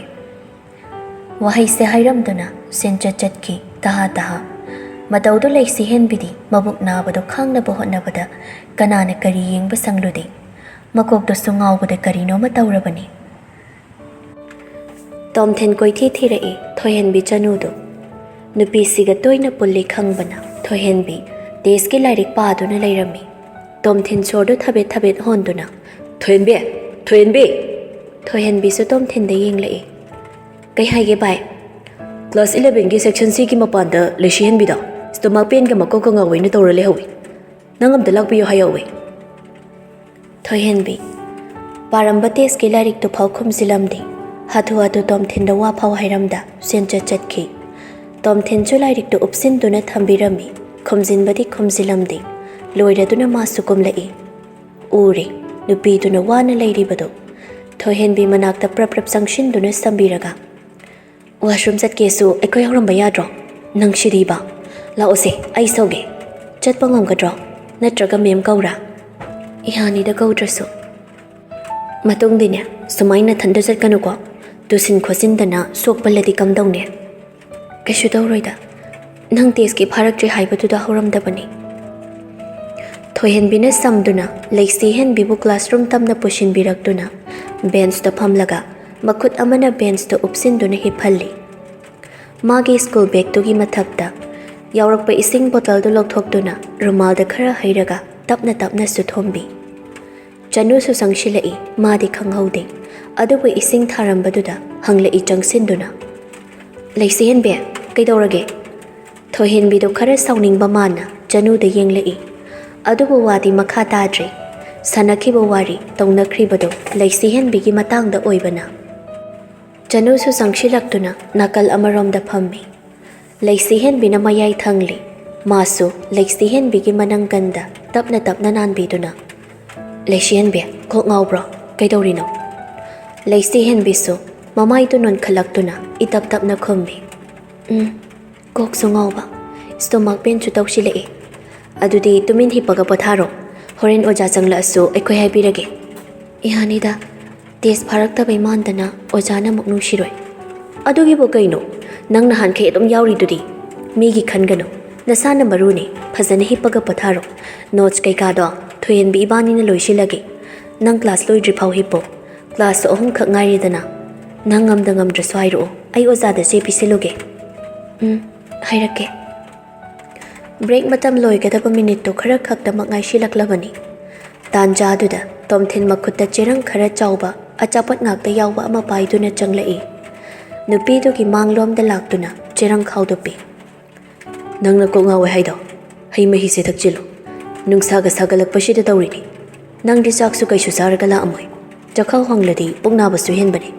ꯑꯩꯅ ꯄꯨꯔꯛꯏꯁꯤꯗꯒꯤ ꯅꯪꯅ ꯆꯥꯅꯤꯡꯕ ꯈꯜꯂꯒ ꯆꯥꯁꯤꯜꯂꯨ, ꯅꯁꯥꯁꯨ ꯈꯔ ꯀꯟꯈꯠꯅꯕ꯫ ꯂꯩꯁꯤꯍꯦꯟꯕꯤ ꯇꯣꯝꯊꯤꯟꯕꯨ ꯌꯦꯡꯗꯨꯅ ꯏꯇꯞ ꯇꯞꯅ ꯈꯨꯝꯃꯤ꯫ ꯊꯦꯡꯛꯌꯨ, ꯑꯩꯅ ꯄꯤꯒꯗꯕꯗ ꯅꯪꯅ ꯑꯣꯏꯅ ꯄꯤꯁꯤꯜꯂꯛꯏ꯫ ꯍꯩ ꯃꯍꯤꯁꯤ ꯈꯛ ꯂꯧꯒꯦ, ꯑꯇꯩꯗꯤ ꯌꯥꯔꯅꯤꯌꯦ, ꯅꯪ ꯆꯥꯖꯔꯨꯔꯣ꯫ ꯏꯁ, ꯍꯌꯦꯡ ꯅꯪꯅ ꯊꯕꯛꯀ ꯆꯥꯎꯅ ꯇꯧꯔꯀꯥꯟꯗ ꯑꯩꯅꯁꯨ ꯄꯥꯡꯍꯟꯗꯧꯕ ꯃꯇꯦꯡ ꯑꯄꯥꯝꯕ ꯄꯤꯍꯟꯗꯧꯕ ꯌꯥꯝ ꯂꯩꯔꯤꯗ꯫ ꯅꯣꯏ ꯑꯍꯨꯝꯒꯤꯅꯦꯅ ꯂꯩꯔꯛꯄꯅꯤ, ꯄꯨꯟꯅ ꯆꯥꯃꯤꯟꯅꯔꯣ꯫ ꯊꯣꯏꯍꯦꯟꯕꯤꯅ ꯅꯥꯀꯟꯗꯒꯤ, ꯅꯣꯏ ꯍꯥꯏꯕ ꯋꯥꯔꯗꯁꯦ ꯄꯛꯇ ꯌꯥꯗꯕꯒꯤ ꯄꯛꯁꯤꯜꯂꯝꯕ ꯑꯣꯟꯊꯣꯛ ꯃꯥꯟꯈ꯭ꯔꯦꯗ꯫ ꯇꯣꯝꯊꯤꯟ ꯅꯣꯛꯇꯨꯅ, ꯅꯠꯇꯦ, ꯚꯥꯞ ꯂꯥꯟꯅ ꯈꯟꯕꯤꯅꯨ, ꯆꯨꯝꯅ ꯑꯅꯥꯕ ꯃꯤꯗ ꯍꯥꯟꯅ ꯄ꯭ꯔꯥꯏꯌꯣꯔꯤꯇꯤ ꯄꯤꯕꯩ ꯋꯥꯅꯤ꯫ ꯅꯣꯏ ꯑꯍꯨꯝꯒꯤꯅꯤ, ꯑꯗꯨꯗꯤ ꯑꯩꯁꯨ ꯊꯣꯛꯑꯒꯦ꯫ ꯍꯥꯏꯔꯝꯗꯨꯅ ꯊꯣꯛꯈ꯭ꯔꯦ, ꯃꯥ ꯂꯩꯔꯕꯗꯤ ꯏꯀꯥꯏꯕꯣꯏ ꯀꯩꯕꯣꯏ ꯆꯥꯔꯔꯣꯏ ꯈꯟꯗꯨꯅ꯫ ꯂꯩꯁꯤꯍꯦꯟꯕꯤ ꯇꯣꯝꯊꯤꯟꯕꯨ ꯏꯆꯝ ꯆꯝꯕ ꯃꯔꯨꯞꯀꯨꯝ ꯈꯜꯂꯤ꯫ ꯑꯍꯦꯟꯕ ꯋꯥꯈꯜꯁꯨ ꯊꯣꯏꯅ ꯅꯣꯡꯃꯇ ꯈꯟꯖꯤꯜꯂꯨꯗꯦ꯫ ꯄꯤꯔꯛꯄ ꯑꯆꯥꯄꯣꯠꯇꯨꯁꯨ ꯃꯔꯨꯞ ꯑꯃ ꯑꯣꯏꯅ ꯂꯧꯗ꯭ꯔꯕꯗꯤ ꯐꯖꯗ꯭ꯔꯦ ꯈꯟꯗꯨꯅ ꯂꯧꯍꯧꯕꯅꯤ꯫ ꯇꯣꯝꯊꯤꯟ ꯊꯣꯛꯈꯤꯕꯒ ꯂꯧꯊꯣꯛꯂꯝꯕ ꯍꯩ ꯃꯍꯤꯗꯨ ꯍꯟꯗꯨꯅ ꯑꯃꯨꯛ ꯆꯦꯈꯥꯎꯗꯨꯗ ꯍꯥꯞꯆꯤꯟꯈꯤ꯫ ꯊꯣꯏꯍꯦꯟꯕꯤꯅ, ꯀꯩꯅꯣ ꯇꯧꯔꯤꯗꯨꯕꯣ? ꯃꯤꯅ ꯗꯤꯍꯥꯏꯗ꯭ꯔꯦꯁꯟ ꯇꯧꯅꯤ ꯊꯛꯑꯣꯅ ꯄꯤꯔꯝꯃꯒ ꯍꯥꯞꯆꯤꯜꯂꯤꯗꯨꯕꯣ? ꯑꯩ ꯀꯩꯝ ꯊꯛꯅꯤꯡꯗꯦ, ꯅꯣꯏ ꯂꯧꯊꯣꯛꯑꯒ ꯊꯛꯇꯣꯛꯑꯣ, ꯑꯩ ꯉꯥꯛꯇꯪ ꯍꯤꯞꯀꯦ꯫ ꯐ꯭ꯂꯥꯁꯕꯦꯛ ꯏꯟ꯫ ꯄꯥꯏꯈꯣꯝꯕ ꯂꯣꯌꯥ ꯍꯟꯈꯤꯕꯒ ꯃꯥꯔꯁꯜ ꯃꯈꯥꯗ ꯀꯨꯝꯂꯛꯏ꯫ ꯅꯤꯡꯊꯦꯝꯁꯨ ꯃꯌꯥꯏ ꯀꯥꯗꯨꯗ ꯇꯤꯚꯤ ꯌꯦꯡꯗꯨꯅ ꯐꯝꯂꯝꯃꯤ꯫ ꯀꯣꯐꯤ ꯀꯞ ꯑꯃꯁꯨ ꯊꯛꯅ ꯊꯛꯅ ꯃꯄꯥꯒꯤ ꯅꯥꯛꯇ ꯂꯥꯛꯏ ꯅꯨꯄꯥꯗꯨꯁꯨ꯫ ꯅꯤꯡꯊꯦꯝꯅ, ꯀꯩ ꯍꯥꯏꯅꯤꯡꯒꯦꯅꯦ ꯁꯅꯥ ꯅꯪꯕꯣ? ꯃꯥꯔꯁꯜ ꯃꯄꯥꯒꯤ ꯅꯥꯛꯇ ꯐꯝꯊꯗꯨꯅ, ꯄꯥꯕꯨꯡ, ꯑꯩ ꯄ꯭ꯔꯣꯖꯦꯛ ꯑꯃꯒꯤ ꯃꯄꯥꯟ ꯂꯝꯗ ꯃꯇꯝ ꯈꯔ ꯂꯩꯔꯨꯗꯕ ꯌꯥꯗ꯭ꯔꯦ꯫ ꯀꯌꯥꯝ ꯂꯨꯕ ꯄ꯭ꯔꯣꯖꯦꯛꯅꯣ? ꯅꯪ ꯅꯁꯥ ꯆꯠꯇꯕ ꯁꯨꯡꯌꯥꯃꯛ ꯌꯥꯗꯕ꯭ꯔꯥ? ꯆꯠꯇꯕ ꯌꯥꯗꯦ ꯍꯥꯏꯔꯒꯅ ꯀꯅꯥꯒ ꯀꯩꯗꯧꯉꯩ ꯆꯠꯀꯦ ꯈꯜꯂꯤꯕ? ꯑꯆꯧꯕ ꯄ꯭ꯔꯣꯖꯦꯛꯅꯤ, ꯁꯤꯁꯦ ꯃꯥꯏ ꯄꯥꯛꯂꯕꯗꯤ ꯑꯆꯧꯕ ꯁꯦꯟꯐꯝ ꯑꯃ ꯐꯪꯒꯗꯣꯏꯅꯤ꯫ ꯆꯠꯄꯗꯤ ꯑꯩꯒꯤ ꯑꯦꯁꯤꯁꯇꯦꯟꯠ ꯃꯦꯅꯦꯖꯔꯗꯨꯒ ꯆꯠꯀꯅꯤ, ꯑꯗꯨꯝ ꯊꯨꯔꯤꯈꯩ ꯐꯩꯌꯦ꯫ ꯉꯥꯏꯈꯣ, ꯆꯠꯄꯨ ꯆꯠꯂꯦ, ꯆꯠꯄꯨ ꯆꯠꯇ꯭ꯔꯤ, ꯐꯖꯅ ꯒ꯭ꯌꯥꯟ ꯇꯥꯅ ꯈꯟꯅꯈꯤꯁꯤꯀꯣ꯫ ꯉꯔꯥꯡꯇ ꯂꯥꯛꯄꯤ ꯏꯃꯧꯁꯤꯅꯁꯨ ꯅꯨꯡꯉꯥꯏꯕ ꯍꯧꯅꯗꯦ, ꯁꯦꯜꯒꯤ ꯑꯆꯤꯟꯕ ꯊꯣꯏꯅ ꯂꯩꯕꯁꯨ ꯅꯠꯇꯦ꯫ ꯅꯍꯥ ꯑꯣꯏꯔꯤꯉꯩ ꯇꯥꯟꯁꯤꯟꯕ ꯌꯥꯕ, ꯂꯦꯞꯁꯤꯟꯕ ꯌꯥꯕ ꯂꯦꯞꯁꯤꯟꯒꯗꯕꯅꯤ ꯍꯥꯏꯔꯕꯁꯨ ꯃꯇꯝ ꯆꯥꯗꯕ ꯊꯕꯛꯇꯤ ꯏꯄꯥꯗꯤ ꯄꯥꯝꯗꯦ꯫ ꯄꯥꯕꯨꯡ, ꯃꯥꯅ ꯀꯩꯁꯨ ꯅꯨꯡꯉꯥꯏꯇꯐꯝ ꯊꯣꯛꯇꯕ꯭ꯔꯥ ꯍꯥꯏꯅꯗꯤ ꯈꯜꯂꯤ꯫ ꯑꯩ ꯌꯥꯎꯗ꯭ꯔꯕꯗꯤ ꯑꯁꯨꯛ ꯆꯥꯎꯕ ꯄ꯭ꯔꯣꯖꯦꯛꯁꯦ ꯃꯥꯏ ꯄꯥꯛꯇ꯭ꯔꯗꯤ ꯌꯥꯝ ꯃꯥꯡꯖꯅꯤ꯫ ꯍꯣꯏꯅꯦ, ꯑꯗꯨꯕꯨꯕ ꯈꯟꯅꯈꯤꯁꯤ, ꯍꯧꯖꯤꯛ ꯌꯥꯝ ꯋꯥꯠꯂꯤ꯫ ꯃꯉꯥꯅꯤ ꯆꯥꯛꯀꯧꯕ, ꯊꯥꯒꯤ ꯃꯄꯥꯝ ꯆꯥꯛꯀꯧꯕ, ꯅꯪꯅ ꯃꯄꯥꯟ ꯂꯝꯗ ꯍꯧꯖꯤꯛ ꯆꯠꯈꯤꯕ ꯍꯥꯏꯕꯁꯤ ꯌꯥꯗꯦ ꯍꯥꯏꯗꯅ ꯃꯔꯩ ꯌꯦꯠꯂꯛꯇ꯭ꯔꯕꯁꯨ ꯏꯃꯧꯅ ꯅꯨꯡꯉꯥꯏꯔꯣꯏ꯫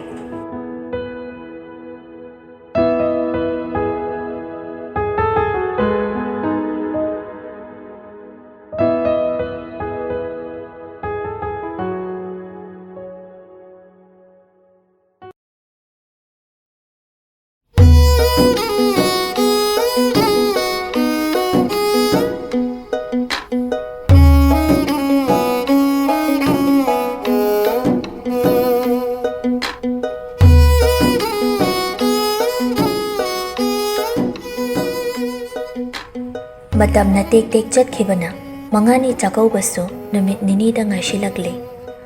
Pochai di leiba hautribani. Leima machanupabu mage kada kausinduna wari taubi. Sana mangani chakaubasu koiraktri. Haurendinya imau puraga pochai atay punna leminaruso. Imasiga punna chatpadi yadabro. Yade haibaki nattenya. Ngasidi imauga punna chatana. Mage apam dadu yinglaga leibira o haibanini ibungo nangbo. Ohoy masi. Adugani sana. Nang imaugi wakal nungayroidaba thabak amata tawba yaroy ko. Nungsi chanana. Phazani ingna chikna leiminagadabani. Haujiktinya. Nakoy ani amata oirabani. Aray lekta awat apa. Awa nungay hangnadana. Mapung phaba yumbana ma oina bohot na minagadabani. Miyamangdanya. Chang taba yaba natte ko. Marshanso mamagi wahay singdo gyan tare haibagum thokri. Laymasu khangba ngammi. Nupa nupi anigi ikoy naba matawdo. Aduna bu naksinna aduna loina naba hotnaribani. Adubo nampu hapuda makoy ki mamangda sasinaba maikum khak ukkiba pamdabana. Gupna yengsindabani. Thamoy tinarakpada matam changi khangbana. Warabasu wana matam na purakpa ahongba ijeldo ngaybani. Marshan sukada changlai. Laisi henbiso novel ama yengduna lairami. Marshan nupiduna nungay kiroy haibagi kahina koiba manba mawongdi utlude madi nupani. Marshan na. Laisi henbe warim tasasi. Nupiduso paramba novel da khumjinki. Kay wari no sasi haibaba haibiyo yambo. Ngasidi mangani chakawbada puna pochai do. Leitho uroni imasin hai. Chathu urashira hange dawani. Ya yambo. Kana chatoy no. Ngasigi de ikhoy ni chalo hai. Lushilo. Yam thengna chatpasu nungaite. Marshan suma phi maron loishinba wahai singdo hairam laga changkhri. Laisi henbi so chapmani. Laisi henbi closet ta hangdoktuna yengi. Ngay hakdi kari set sige khanpham ama khangde. Mapa naiba set paso matan gum dawi. Suit chetuna chat paso khazikti ikai ba phawri. Adubo ikai haiduna tokpa yaba natte.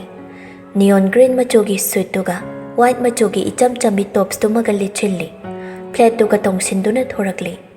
Marshan so black color gi formal pen, white machogi formal shirt, white macho tuga grey color gi rich watch tumaga setli ba singdo. Pagchadabadi tawde.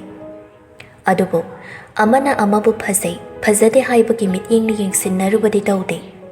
Magi thokpani. Mau anawbi oibana laisi henbiso khara makhaidi kesilli. Luhongla matong mapa thokkadabaso ngasina ahanba oibana. Laisabi oringai matamga haujik mau oiraba tungsigadi sathina pungkhet-khetnaba haibu khetnari. Setliba phizol samhatagi hauraga khudingmak punghonghongi. Masana masagi saktamdo mingselda ngaihakti munna yengjay pamdre haiduna handokpasu yararoi. Marshanna loidrubo loire yambo sinthado irang amani mabung mana bajar chatkani haibaduda masu yawdoini haidana koilanglangi mathanta leimana icha thoibiya yam khatkanuko arembada nang pabungi sajai lakani nabung mana chalise chakaubugi pochai leibani nang na chaning labaso hauren ko na imaga sachi ay namsiga chaning tawbani ba ima ho adubo ba ngasidi niya no yambunga makhoi ni chalasano hayeng ko na chatpadadi nang adum yawbo mayari haywaniya ima hey wa makhayam taganu ko migi chakaubugi pochai leiba chatpada nang yawraga nungai ba hangnadi adugi sarukti imung manong chairiba mi lakliba singsigi niya kari no yengdana layo ngamjararo ngasidi. Marshan laisi henbi aniso punna kumthaminari. Hek yengbadadi yam nungsi chanana leiba ing chikna panba matay manaw kayadi mali mataw singdo. Marshan hana kumtharaktuna mamada manamnamhalli. Laisi henbi su sangshilakuna laymada kurumi. Laymaso machamamaw anibo manamnambiduna. Yari shana. Nang na phazani imawgi apam dado khanduna loina leibira uko sithanan thayawdanaba phajana ningsingno bema nang na pambi singdo loina khalaga no yamunga tanaraga leira uko Hoima. Martian machanupi da onchin duna laknai. Torogidi kay lero haibano. Sintha manamagi mangda mabung na adum na laknarakpaduda ikay boy sounding boy. Iyare, kay subam jati. Ay buturo kay na. Nang di checha na hundok pirambado. Break pada na sat haidoki. Like si hen bidi kari so hai jadi. Lay man na mamaw do nungay kraroy kanduna machanupi da onchin duna. Jathoy biya. Nang nangi kada thuna kakrachalo. Ay na napata adi nang ngasi swayda na pubirani. Kaza kragena, nupi na pambida baw, ari baw. Hairam dunu sinthado mathagda kakhatkre. Martian so arim thokilak na jarami khalli. Amuktang khawdem lam dunu thokre. Laisi hen biso tabli inari. Geto Martian na hangdok duna layrami. Aduga geres da changduna thawdori. Laisi hen biso gari duna sumang da khambaga maningi thongdo hangna batawi. Martian su kaisto haidi. Laisi hen biso maning da kaduna phammi. Onthokpagi matay manaw haibaduni. Sinthado mabung manamana gari thokre khangbaga loya da phone tawi. Loya su nupidugi mapaw ngairambagom sat adom paikhatle. Hello. Tamocha, haune. Aikhoy yang bungai inam sigada bazar chatkiye. Imana chakawbagi pochai leibani hai. Aduga nang napiri na kay Aina lake haibane moina yadriba. Kori no mi masibo. Oh, aigi sana. Tamocha gi sana thuibi. Mi matay manaw mangani chakawbagi pochai leiba chatpaduda. Nang ba angang daw ni inagi haidubo nang shune. Adumay chatninglagana ibani luhonglasi. Adu oiradi ibani shu chatledana. Taningde ko tamocha na yamung na sauzani. Ish. Ngasi natraso. Nongmadi thungna toy dum leiraba natro. Aduiso hairadi maray loire. Nang nangamdradi yadabay type da. Ado, ay koy bupubini hairaga sukbupu dinang. Nang mado hai ganomi siya nathoy binangbo. Ay na po ni haidine. Soida na po doy ni. Luhongbay kay gi marang marakduda iyakidabay ni nanangbo. Chakaw buloy kibaga soida na sa cheba. Asing bay supubiyo ko. Udradi ko. Ado, kayo ngay no ba? Nang nasida lakdoy si. Yang watli da adudi. Ay inam sige yang bungada kedo yang watli.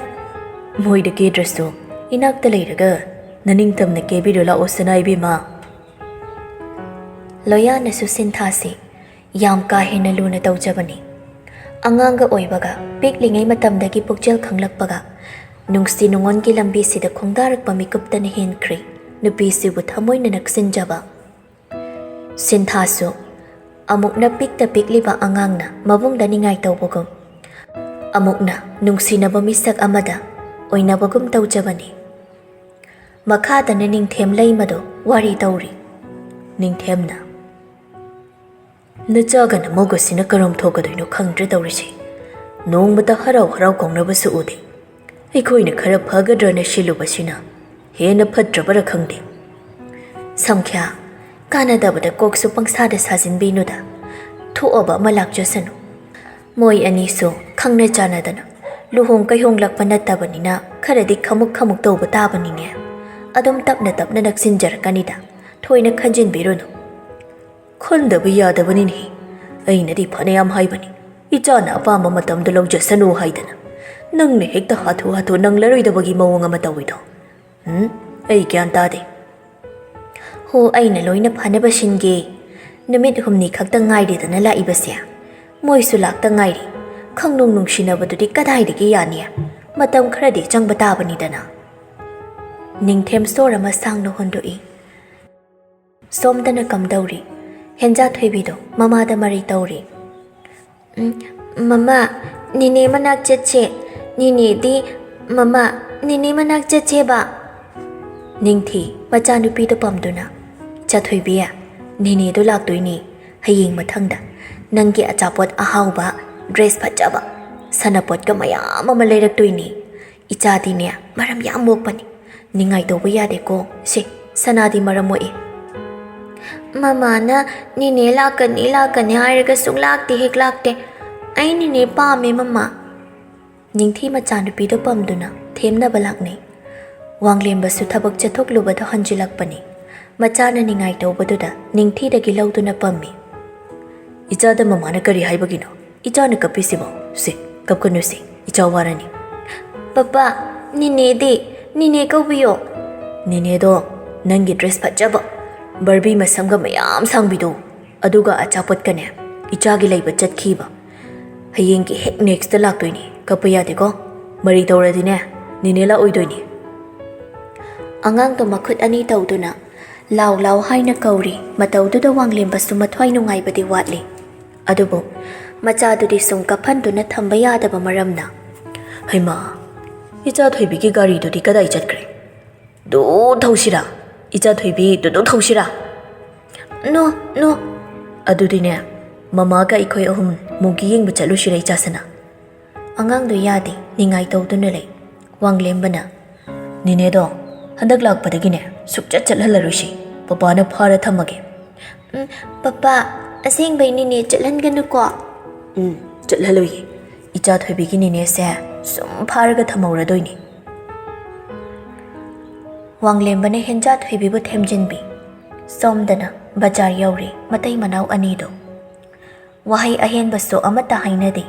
Haida yada tawda yada badu khakni tawriba. Laisi hen bina sem do khalingai Martian gi phone de su call ama laksilli. Nupa do wangang le haibai wani. Nupi do gi nakta di nakna lep to ni yengshin bi bani. Senari ni haisira loina bi oiriba wakhal dana Lamlanbi ni warep libi dobo. Lakliba phone do kanagi no yeng bani.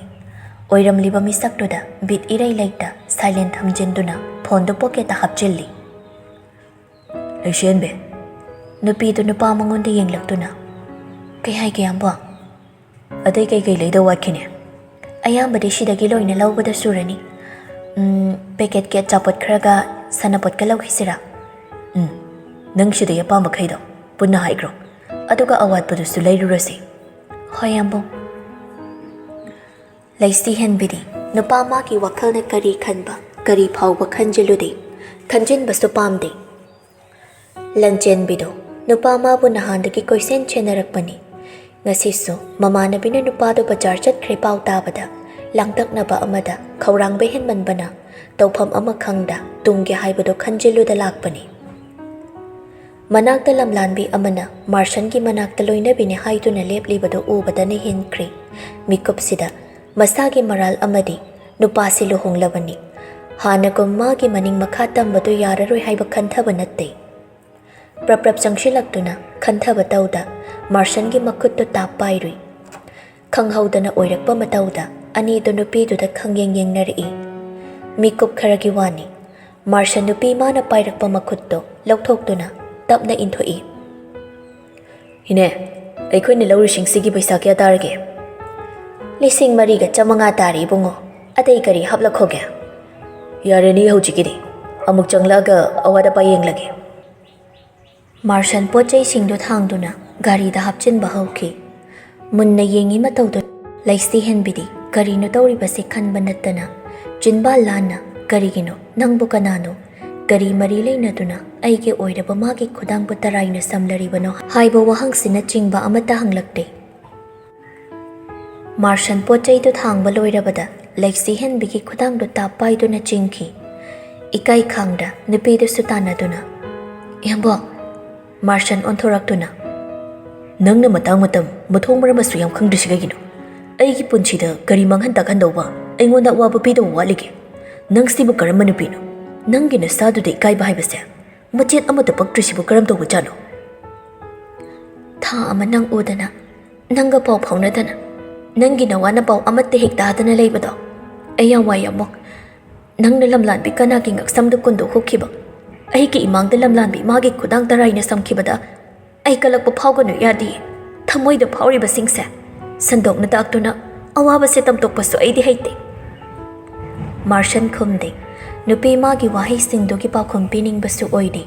Adok machin thi basazato mayam hay na kidre. Lanjen bi makatari i. Namit humni siya. Ay ang wana kang ba ni Yambong. Yambong nga mugdang ting na doon na karamba matam na tamoy ki oy bawarol siya. Tamtok ka ni kan ba daso mikup ama pathabo pangkida ba ni. Ngasi mapam sida Yambong layri taba da. Apapata. Chatna ba thida na tamoy da layri ba omjak na ba siya. ꯈꯔꯗ ꯑꯣꯏꯔꯕꯁꯨ ꯍꯟꯊꯔꯕꯗꯤ ꯈꯟꯅ ꯂꯥꯛꯄꯅꯤ ꯌꯥꯝꯕꯨꯡꯅ ꯂꯝꯂꯥꯟꯕꯤ ꯑꯃꯒ ꯅꯛꯅ ꯂꯣꯏꯅꯕ ꯎꯕꯁꯦ ꯑꯩ ꯈꯥꯡꯕ ꯌꯥꯝ ꯋꯥꯏꯌꯦ ꯃꯥꯔꯁꯟ ꯃꯇꯤꯟ ꯀꯨꯠ ꯌꯣꯠꯁꯤꯜꯂꯤ ꯍꯥꯏꯔꯛꯄ ꯋꯥꯍꯩ ꯈꯨꯗꯤꯡꯅ ꯊꯃꯣꯏꯗ ꯇꯤꯡꯈꯪꯅ ꯊꯤꯟꯕꯒꯨꯝ ꯆꯩꯅꯥ ꯐꯥꯎꯗꯕ ꯅꯠꯇꯦ ꯑꯗꯨꯕꯨ ꯍꯧꯖꯤꯛꯇꯤ ꯅꯨꯄꯤ ꯃꯥꯒꯤ ꯊꯃꯣꯏꯕꯨ ꯊꯦꯝꯖꯤꯟꯅꯕ ꯁꯤꯟꯊꯔꯛꯄ ꯄꯤꯔꯥꯡꯕꯨ ꯇꯩꯊꯣꯛꯀꯗꯕ ꯃꯤꯀꯨꯞꯁꯤꯡꯗꯣ ꯇꯁꯦꯡꯅ ꯍꯦꯟꯈ꯭ꯔꯦ ꯅꯨꯡꯁꯤꯕ ꯅꯨꯡꯁꯤꯗꯕꯅ ꯅꯥꯀꯜ ꯑꯃꯔꯣꯝꯗ ꯊꯝꯈ꯭ꯔꯒ ꯃꯤꯌꯥꯝ ꯃꯥꯡꯗ ꯑꯣꯏꯔꯛꯂꯤꯕ ꯇꯧꯔꯛꯂꯤꯕ ꯃꯇꯧꯗꯨꯗ ꯃꯅꯥꯛꯇ ꯂꯦꯞꯇꯨꯅ ꯂꯩꯔꯤꯕꯤ ꯅꯨꯄꯤꯗꯨꯅ ꯈꯜꯂꯝꯒꯗꯕ ꯋꯥꯈꯜꯗꯨ ꯎꯁꯤꯜꯂꯛꯄꯗ ꯍꯟꯅ ꯌꯦꯡꯂꯝꯗ ꯈꯣꯡ ꯊꯥꯡꯈꯤꯅꯕ ꯇꯧꯏ ꯅꯨꯄꯤ ꯃꯥꯒꯤ ꯈꯨꯗꯥꯡ ꯆꯤꯡꯗꯨꯅ ꯂꯟꯆꯦꯟꯕꯤꯅ ꯏꯌꯥꯝꯕ ꯃꯥꯔꯁꯟ ꯄꯤꯡ ꯂꯥꯎꯈ꯭ꯔꯦ ꯌꯥꯔꯅꯤ ꯍꯥꯏꯅ ꯍꯟꯖꯤꯟ ꯍꯟꯖꯤꯟ ꯎꯠꯂꯛꯄ ꯃꯇꯧꯗ ꯁꯠ ꯑꯣꯟꯁꯤꯜꯂꯛꯇꯨꯅ ꯀꯩꯅꯣ ꯅꯪ ꯄꯥꯝꯃꯤꯁꯦ ꯍꯥ ꯑꯩꯁꯦ ꯂꯝꯕꯤꯁꯤꯗ ꯅꯪꯒꯨꯝꯕ ꯏꯀꯥꯏ ꯈꯪꯗꯕꯤ ꯄꯪꯌꯥ ꯌꯥꯕ ꯃꯤꯑꯣꯏꯅ ꯎꯕ꯭ꯔꯥ ꯁꯦ ꯂꯝꯕꯤ ꯁꯣꯔꯣꯛꯅꯤ ꯅꯪꯒꯤ ꯂꯤꯂꯥ ꯗ꯭ꯔꯃꯥ ꯁꯥꯟꯅꯐꯝꯗꯨ ꯅꯠꯇꯦ ꯃꯤꯌꯥꯝꯃꯥꯡꯅꯦ ꯍꯥꯏꯕꯒꯤ ꯏꯀꯥꯏꯕ ꯈꯖꯤꯛꯇ ꯐꯥꯎ ꯄꯣꯛꯇꯕ ꯅꯪꯁꯤꯕꯨ ꯀꯔꯝꯕ ꯃꯈꯜꯒꯤ ꯅꯨꯄꯤꯅꯣ ꯅꯃꯥꯏꯗꯣ ꯑꯗꯨ ꯌꯧꯅ ꯏꯀꯥꯏꯕ ꯈꯪꯗꯕ꯭ꯔꯣ ꯅꯪꯁꯦ ꯑꯩꯒꯤ ꯅꯥꯛꯇ ꯅꯛꯅ ꯂꯦꯞꯂꯤꯕꯤ ꯑꯩꯃꯛꯅ ꯃꯥꯒꯤ ꯈꯨꯗꯥꯡꯕꯨ ꯆꯦꯠꯅ ꯄꯥꯏꯔꯤꯕꯤꯁꯤꯗ ꯂꯝꯂꯥꯟꯕꯤ ꯍꯥꯏꯕꯗꯤ ꯀꯩꯅꯣ ꯊꯥꯖꯗꯕ ꯃꯤꯠꯌꯦꯡ ꯑꯃ ꯌꯦꯡꯂꯛꯏ ꯅꯨꯄꯥ ꯃꯥꯒꯤ ꯃꯐꯝꯗ ꯃꯥꯔꯁꯟ ꯂꯩꯁꯤꯍꯦꯟꯕꯤꯒꯤ ꯈꯨꯗꯥꯡꯗꯨ ꯊꯥꯡꯒꯠꯇꯨꯅ ꯄꯥꯏꯔꯤꯕ ꯈꯨꯗꯥꯡꯁꯦ ꯄꯨꯟꯁꯤꯒꯤꯅꯤ ꯉꯁꯤꯒꯤ ꯅꯠꯇꯦ ꯍꯌꯦꯡꯒꯤ ꯅꯠꯇꯦ ꯃꯤꯀꯨꯞꯁꯤꯒꯤ ꯈꯛ ꯅꯠꯇꯦ ꯄꯨꯟꯁꯤꯒꯤꯅꯤ ꯈꯪꯂꯕ꯭ꯔꯥ ꯄꯨꯟꯁꯤꯒꯤ ꯑꯩꯒꯤ ꯉꯛꯁꯝꯗ ꯀꯨꯟꯗꯣ ꯄꯔꯦꯡ ꯍꯨꯛꯇꯨꯅ ꯃꯤꯌꯥꯝꯅ ꯁꯥꯈꯤ ꯑꯣꯏ ꯑꯩꯒꯤꯅꯤ ꯍꯥꯏꯅ ꯂꯦꯡꯗꯅ ꯂꯥꯛꯂꯕꯤ ꯊꯃꯣꯏꯁꯤꯒꯤꯅ ꯂꯩ ꯃꯔꯦꯝꯕꯤ ꯊꯃꯣꯏꯒꯤ ꯑꯁꯦꯡꯕ ꯃꯄꯨꯅꯤ ꯍꯥꯟꯅꯒꯤ ꯊꯧꯗꯣꯛ ꯑꯃꯇ ꯑꯩ ꯍꯟꯗꯨꯅ ꯅꯤꯡꯁꯤꯡꯕ ꯄꯥꯝꯗꯦ ꯅꯤꯡꯁꯤꯡꯗꯦ ꯍꯧꯖꯤꯛꯇꯤ ꯑꯩꯒꯤ ꯄꯨꯟꯁꯤꯁꯦ ꯃꯥꯒꯤ ꯑꯣꯏꯈ꯭ꯔꯦ ꯏꯐꯝꯗ ꯂꯝꯂꯥꯟꯕꯤꯗꯤ ꯃꯥ ꯅꯠꯇꯦ ꯏꯀꯥꯏ ꯈꯪꯗꯕꯤ ꯅꯪꯗꯤ ꯑꯩꯒꯤ ꯄꯨꯟꯁꯤꯒꯤ ꯇꯤꯡꯈꯪ ꯑꯣꯏꯒꯦ ꯈꯟꯒꯅꯨ ꯁꯨꯝ ꯍꯦꯟꯖꯤꯜꯂꯛꯂꯕ ꯌꯨꯁꯤꯜꯂꯛꯂꯕ ꯍꯟꯗꯣꯛꯇꯨꯅ ꯃꯆꯣꯏ ꯇꯥꯅ ꯏꯈꯣꯡꯁꯤꯅ ꯅꯩꯈꯥꯏꯕ ꯉꯝꯕ ꯃꯥꯔꯁꯟꯅꯤ ꯍꯥꯏꯕꯁꯦ ꯅꯪꯒꯤ ꯅꯀꯣꯛ ꯃꯆꯥꯗꯨꯅ ꯈꯪꯖꯤꯜꯂꯨ ꯏꯌꯥꯝꯕ ꯅꯁꯥꯅ ꯀꯧꯔꯛꯂꯤꯕ ꯃꯤꯡꯒꯧꯗꯨꯒꯤ ꯃꯒꯨꯟ ꯐꯥꯎꯕ ꯉꯥꯛꯄ ꯉꯝꯗꯕꯤ ꯅꯪꯅ ꯅꯆꯤꯟꯗꯨꯅ ꯀꯧꯔꯤꯗꯨ ꯏꯀꯥꯏꯗ꯭ꯔꯣ ꯃꯤꯡꯒꯧꯗꯨ ꯀꯧꯕꯒꯤ ꯑꯌꯥꯕꯕꯨ ꯑꯩꯅ ꯅꯐꯝꯗ ꯄꯤꯈꯤꯕ꯭ꯔꯥ ꯁꯤꯟꯊꯔꯛꯏ ꯄꯤꯔꯥꯡꯗꯣ ꯊꯤꯡꯕ ꯂꯥꯛꯄ ꯉꯝꯍꯧꯗꯦ ꯅꯍꯥꯟ ꯃꯈꯩꯒꯤ ꯃꯤꯀꯨꯞꯁꯤꯡꯗꯨ ꯑꯣꯏꯔꯝꯂꯕ ꯇꯩꯊꯣꯛꯂꯝꯒꯅꯤ ꯅꯨꯄꯤ ꯃꯥꯒꯤ ꯄꯤꯔꯥꯡꯁꯨ ꯄꯥꯝꯃꯨꯖꯅ ꯑꯗꯨꯕꯨ ꯉꯁꯤꯗꯤ ꯅꯨꯄꯤ ꯃꯥꯒꯤ ꯑꯋꯥ ꯅꯨꯡꯉꯥꯏꯕꯒꯤ ꯃꯔꯝ ꯑꯃꯠꯇ ꯑꯣꯏꯅꯤꯡꯗꯕꯇ ꯅꯠꯇꯅ ꯅꯨꯄꯤ ꯃꯥꯒꯤ ꯑꯋꯥꯕ ꯃꯤꯀꯨꯞꯇꯁꯨ ꯁꯔꯨꯛ ꯌꯥꯅꯤꯡꯕ ꯄꯣꯛꯇ꯭ꯔꯦ ꯍꯣꯡꯈ꯭ꯔꯦ ꯁꯥꯊꯤꯅ ꯀꯟꯁꯤꯟꯈ꯭ꯔꯦ ꯊꯃꯣꯏꯁꯨ ꯅꯪꯒꯤ ꯇꯥꯠꯀꯤ ꯄꯤꯔꯥꯡꯗꯨꯅ ꯅꯨꯡꯒꯨꯝ ꯀꯟꯈ꯭ꯔꯕ ꯊꯃꯣꯏꯁꯦ ꯅꯧꯊꯍꯟꯕ ꯉꯝꯒꯗꯕ ꯅꯠꯇꯦ ꯂꯟꯆꯦꯟꯕꯤ ꯃꯤꯑꯣꯏꯕ ꯈꯨꯗꯤꯡꯃꯛ ꯃꯇꯥꯡ ꯃꯇꯝꯒꯤ ꯃꯇꯨꯡ ꯏꯟꯅ ꯑꯑꯣꯟꯕ ꯑꯍꯣꯡꯕ ꯍꯥꯏꯕꯁꯦ ꯑꯗꯨꯃꯛ ꯂꯥꯛꯄꯅꯤ ꯅꯪꯅ ꯍꯤꯡꯂꯤꯕ ꯄꯨꯟꯁꯤꯗꯨꯗ ꯄꯦꯟꯊꯣꯛꯄ ꯉꯝꯂꯕ ꯃꯇꯝꯗ ꯈꯛ ꯋꯥꯈꯜꯒꯤ ꯁꯥꯟꯇꯤ ꯐꯪꯒꯅꯤ ꯄꯥꯈꯪ ꯂꯩꯁꯥꯕꯤ ꯑꯣꯏꯔꯤꯉꯩ ꯄꯨꯡꯂꯥꯡ ꯂꯥꯡꯕꯗꯨꯅ ꯃꯈꯜ ꯑꯃꯅꯤ ꯍꯧꯖꯤꯛꯇꯤ ꯑꯩꯁꯨ ꯑꯅꯧꯕ ꯄꯨꯟꯁꯤ ꯂꯝꯕꯤ ꯑꯃ ꯍꯧꯔꯕꯅꯤ ꯅꯪꯁꯨ ꯅꯪꯒꯤ ꯑꯣꯏꯕ ꯇꯣꯉꯥꯟꯕ ꯄꯨꯟꯁꯤ ꯑꯃ ꯂꯩꯖꯔꯤꯕꯗꯨꯅꯤ ꯑꯩꯅ ꯉꯁꯤ ꯑꯁꯨꯝꯅ ꯑꯣꯟꯁꯤꯟꯗꯨꯅ ꯃꯤꯌꯥꯝꯃꯥꯡꯗ ꯑꯩꯅ ꯅꯪꯉꯣꯟꯗ ꯋꯥ ꯍꯥꯏꯔꯤꯕꯁꯦ ꯑꯇꯩꯒꯤ ꯅꯠꯇꯦ ꯀꯣꯟꯅ ꯊꯪꯗ ꯅꯪꯅ ꯃꯔꯝ ꯑꯣꯏꯔꯒ ꯀꯥꯏꯊꯔꯛꯀꯗꯕ ꯑꯩꯒꯤ ꯌꯨꯝꯕꯥꯜꯗꯣ ꯃꯥꯡꯖꯧꯅꯅ ꯎꯕꯒꯤ ꯃꯥ ꯌꯥꯎꯔꯤꯉꯩ ꯅꯪꯒꯤ ꯄꯥꯎꯈꯨꯝ ꯄꯤꯔꯝꯕꯅꯤ ꯋꯥꯍꯩ ꯁꯤꯈꯛ ꯍꯥꯏꯔꯝꯗꯨꯅ ꯅꯨꯄꯤ ꯃꯥꯒꯤ ꯈꯨꯗꯥꯡꯗꯨ ꯆꯤꯡꯗꯨꯅ ꯆꯠꯈ꯭ꯔꯤ ꯌꯦꯡꯂꯝꯗꯦ ꯍꯟꯅ ꯇꯩꯊꯣꯛꯂꯝꯗꯦ ꯄꯤꯔꯥꯡꯁꯨ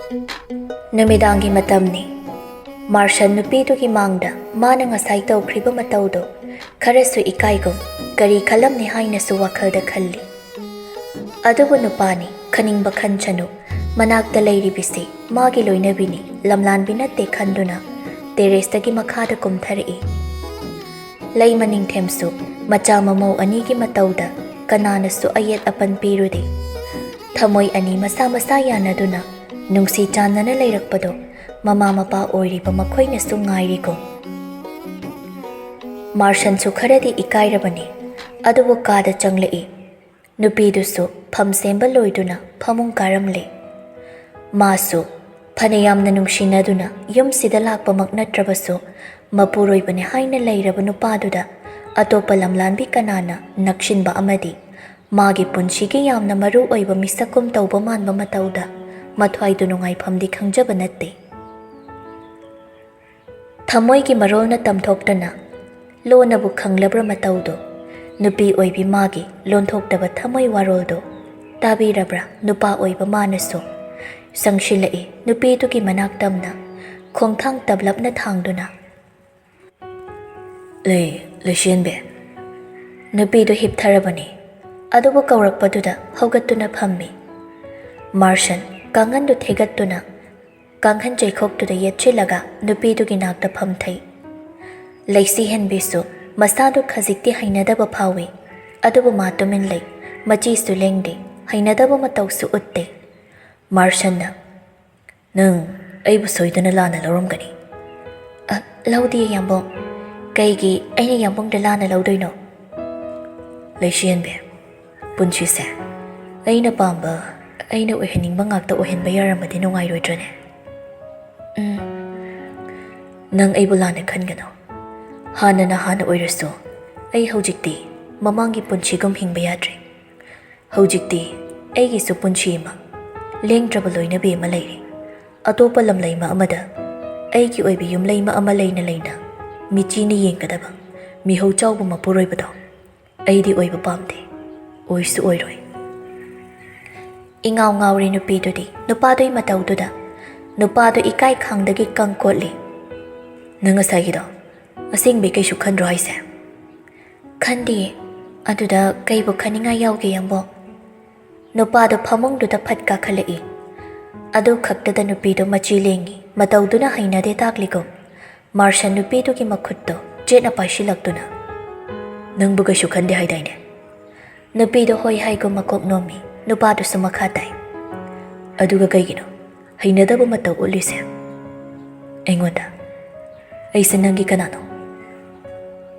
ꯃꯄꯨꯔꯣꯏꯕ ꯑꯣꯏꯔꯕꯁꯨ ꯈꯧꯇꯛ ꯆꯥꯏ ꯅꯨꯄꯤꯗꯨ꯫ ꯍꯥꯟꯅ ꯑꯃꯨꯛꯇ ꯅꯨꯄꯥ ꯑꯃꯠꯇꯒ ꯅꯛꯅꯁꯨ ꯂꯣꯏꯅꯔꯛꯇꯕꯅ ꯃꯁꯥꯗꯨ ꯏꯄꯥ ꯄꯥꯈꯠꯂꯤ꯫ ꯑꯗꯨꯕꯨ ꯍꯩꯅꯗꯦ, ꯑꯩꯒꯤ ꯈꯨꯗꯥꯡ ꯁꯨꯛꯂꯛꯀꯅꯨ ꯍꯥꯏꯕ ꯋꯥꯍꯩꯁꯤꯗꯤ ꯀꯔꯝꯅ ꯍꯥꯏꯔꯨꯒꯅꯤ ꯅꯨꯄꯥ ꯃꯥꯒꯤ ꯃꯐꯝꯗ? ꯃꯥꯔꯁꯟ ꯋꯥꯈꯜ ꯀꯌꯥ ꯈꯜꯂꯕ ꯇꯨꯡꯗ ꯊꯥꯡꯖꯤꯟꯕꯅꯤ ꯈꯣꯡꯊꯥꯡꯁꯨ꯫ ꯂꯝꯂꯥꯟꯕꯤ ꯀꯅꯥꯗ ꯇꯧꯔꯨꯕ ꯅꯠꯇꯦ, ꯑꯀꯥꯏꯕ ꯅꯠꯇꯦ ꯈꯟꯅ ꯃꯅꯥꯛ ꯅꯛꯁꯤꯟꯅꯕ ꯍꯣꯠꯅꯖꯕꯅꯤ꯫ ꯂꯟꯆꯦꯟꯕꯤꯗꯤ ꯃꯤꯀꯨꯞ ꯑꯃꯠꯇ ꯄꯣꯊꯥꯕꯁꯨ ꯌꯥꯗ꯭ꯔꯦ ꯅꯨꯄꯥ ꯃꯥꯒꯤ ꯋꯥꯉꯥꯡ ꯎꯠꯂꯝꯂꯤꯕ ꯃꯑꯣꯡ ꯃꯇꯧꯁꯤꯡꯗꯨ ꯃꯤꯠꯃꯥꯡꯗ ꯍꯟꯖꯤꯟ ꯍꯟꯖꯤꯟ ꯎꯗꯨꯅ ꯂꯩꯔꯤ꯫ ꯀꯔꯤꯒꯤꯅꯣ ꯑꯁꯤ ꯌꯧꯅ ꯋꯥꯈꯜꯗꯨꯅ ꯆꯔꯥꯡꯅꯔꯤꯕ? ꯂꯥꯜꯂꯤꯕꯗꯤ ꯃꯍꯥꯛꯅꯤ, ꯑꯗꯨꯒ ꯀꯔꯤꯒꯤ ꯃꯔꯥꯜꯁꯤꯕꯨ ꯌꯥꯖꯕ ꯉꯝꯗ꯭ꯔꯤꯕ?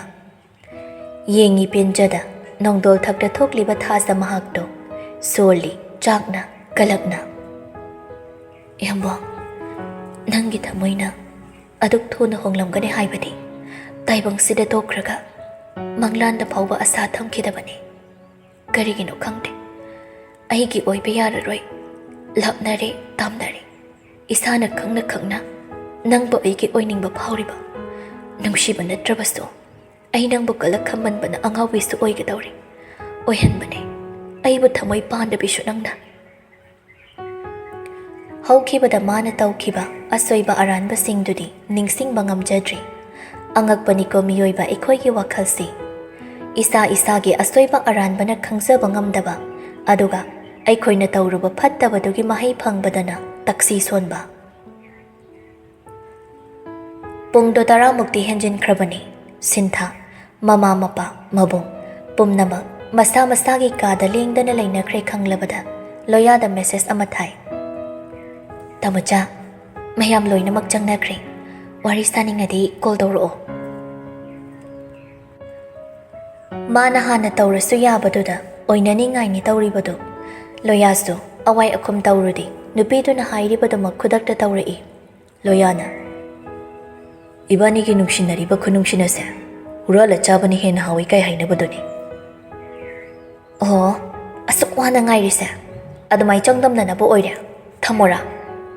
"ꯍꯣ ꯁꯅꯥ, ꯇꯥꯃꯣꯆꯥꯒꯤ ꯁꯤꯟꯊꯣꯏ, ꯑꯩꯅ ꯍꯥꯏꯕꯗꯤꯅꯦ, ꯂꯣꯟꯅ ꯇꯧꯕꯁꯤꯅ ꯃꯒꯨꯟ ꯍꯦꯟꯕꯗꯧ ꯇꯧꯋꯦ ꯍꯥꯏꯕꯅꯦꯕ꯫ ꯅꯪꯁꯤ ꯁꯥꯎꯒꯟꯈ꯭ꯔꯦ꯫ ꯍꯨꯔꯥꯜꯂꯒ ꯑꯣꯏꯔꯁꯨ ꯇꯧꯕꯤꯔꯛꯏꯁꯦ ꯐꯩ ꯈꯜꯂꯣ ꯌꯥꯝ ꯈꯠꯅ ꯍꯧꯔꯛꯄ꯭ꯔꯕꯨ ꯀꯥꯏꯅ ꯊꯣꯛꯀꯅꯤ ꯑꯔꯦꯝꯕꯗ ꯑꯋꯥ ꯑꯋꯥ ꯑꯩ ꯅꯨꯄꯤꯅ ꯁꯥꯎꯗꯧꯕ ꯑꯃꯠꯇ ꯍꯦꯛ ꯍꯥꯏꯖꯔꯔꯣꯏ ꯑꯗꯣ ꯅꯣꯏ ꯌꯥꯃꯨꯡꯒꯤ ꯃꯉꯥꯅꯤ ꯆꯥꯛꯀꯧꯕꯁꯤ ꯂꯣꯏꯕꯒ ꯀꯥꯏꯗ ꯆꯠꯁꯦ ꯍꯥꯏꯅꯣ ꯃꯐꯝꯕꯨꯗꯤ ꯐꯖ ꯐꯖꯕ ꯌꯥꯝ ꯂꯩꯌꯦ ꯑꯅꯧꯕ ꯑꯩꯗꯤ ꯑꯅꯧꯕꯗꯣ ꯆꯠꯄꯨꯗꯤ ꯆꯠꯅꯤꯡꯉꯦ ꯑꯗꯨꯏꯁꯨ ꯇꯥꯃꯣꯆꯥ ꯃꯣꯏꯔꯥꯡꯒꯤ ꯏꯕꯨꯙꯧ ꯊꯥꯡꯖꯤꯡ ꯈꯝꯕ ꯊꯣꯏꯕꯤꯒꯤ ꯈꯨꯕꯝꯂꯦꯟꯗ ꯑꯣꯏꯅ ꯆꯠꯂꯒ ꯂꯥꯏꯁꯨ ꯈꯨꯔꯨꯝꯅꯤꯡꯉꯤ ꯆꯠꯂ ꯂꯣꯏꯔꯦꯗꯅ ꯑꯗꯨꯒꯤꯕꯣ ꯑꯗꯨꯁꯨ ꯆꯠꯅꯤ ꯃꯐꯝ ꯑꯅꯧ ꯑꯅꯧꯕ ꯑꯇꯩꯁꯨ ꯃꯌꯥꯝ ꯑꯃ ꯄꯨꯕꯤꯗꯣꯏꯅꯤ ꯇꯥꯃꯣꯆꯥꯅ ꯅꯨꯡꯁꯤꯈ꯭ꯔ ꯄꯣꯠꯅꯤꯗ ꯏꯁꯧ ꯈꯔ ꯂꯥꯡꯖꯔꯁꯨ ꯑꯩꯒꯤ ꯊꯋꯥꯏ ꯃꯆꯥꯁꯦ ꯏꯁ ꯃꯤ ꯊꯦꯝꯕꯗꯤ ꯍꯩꯔꯦꯅꯦ ꯑꯗꯣ ꯀꯣ ꯗꯗꯥ ꯂꯥꯏ ꯈꯨꯔꯨꯝꯕꯁꯦ ꯅꯨꯡꯁꯤꯅꯔꯤꯕ ꯄꯥꯈꯪ ꯂꯩꯁꯥꯕꯤ ꯄꯨꯟꯅ ꯆꯠꯃꯤꯟꯅꯔꯗꯤ ꯊꯨꯡꯅꯗꯦꯅ ꯍꯥꯏꯌꯦ ꯃꯤꯅ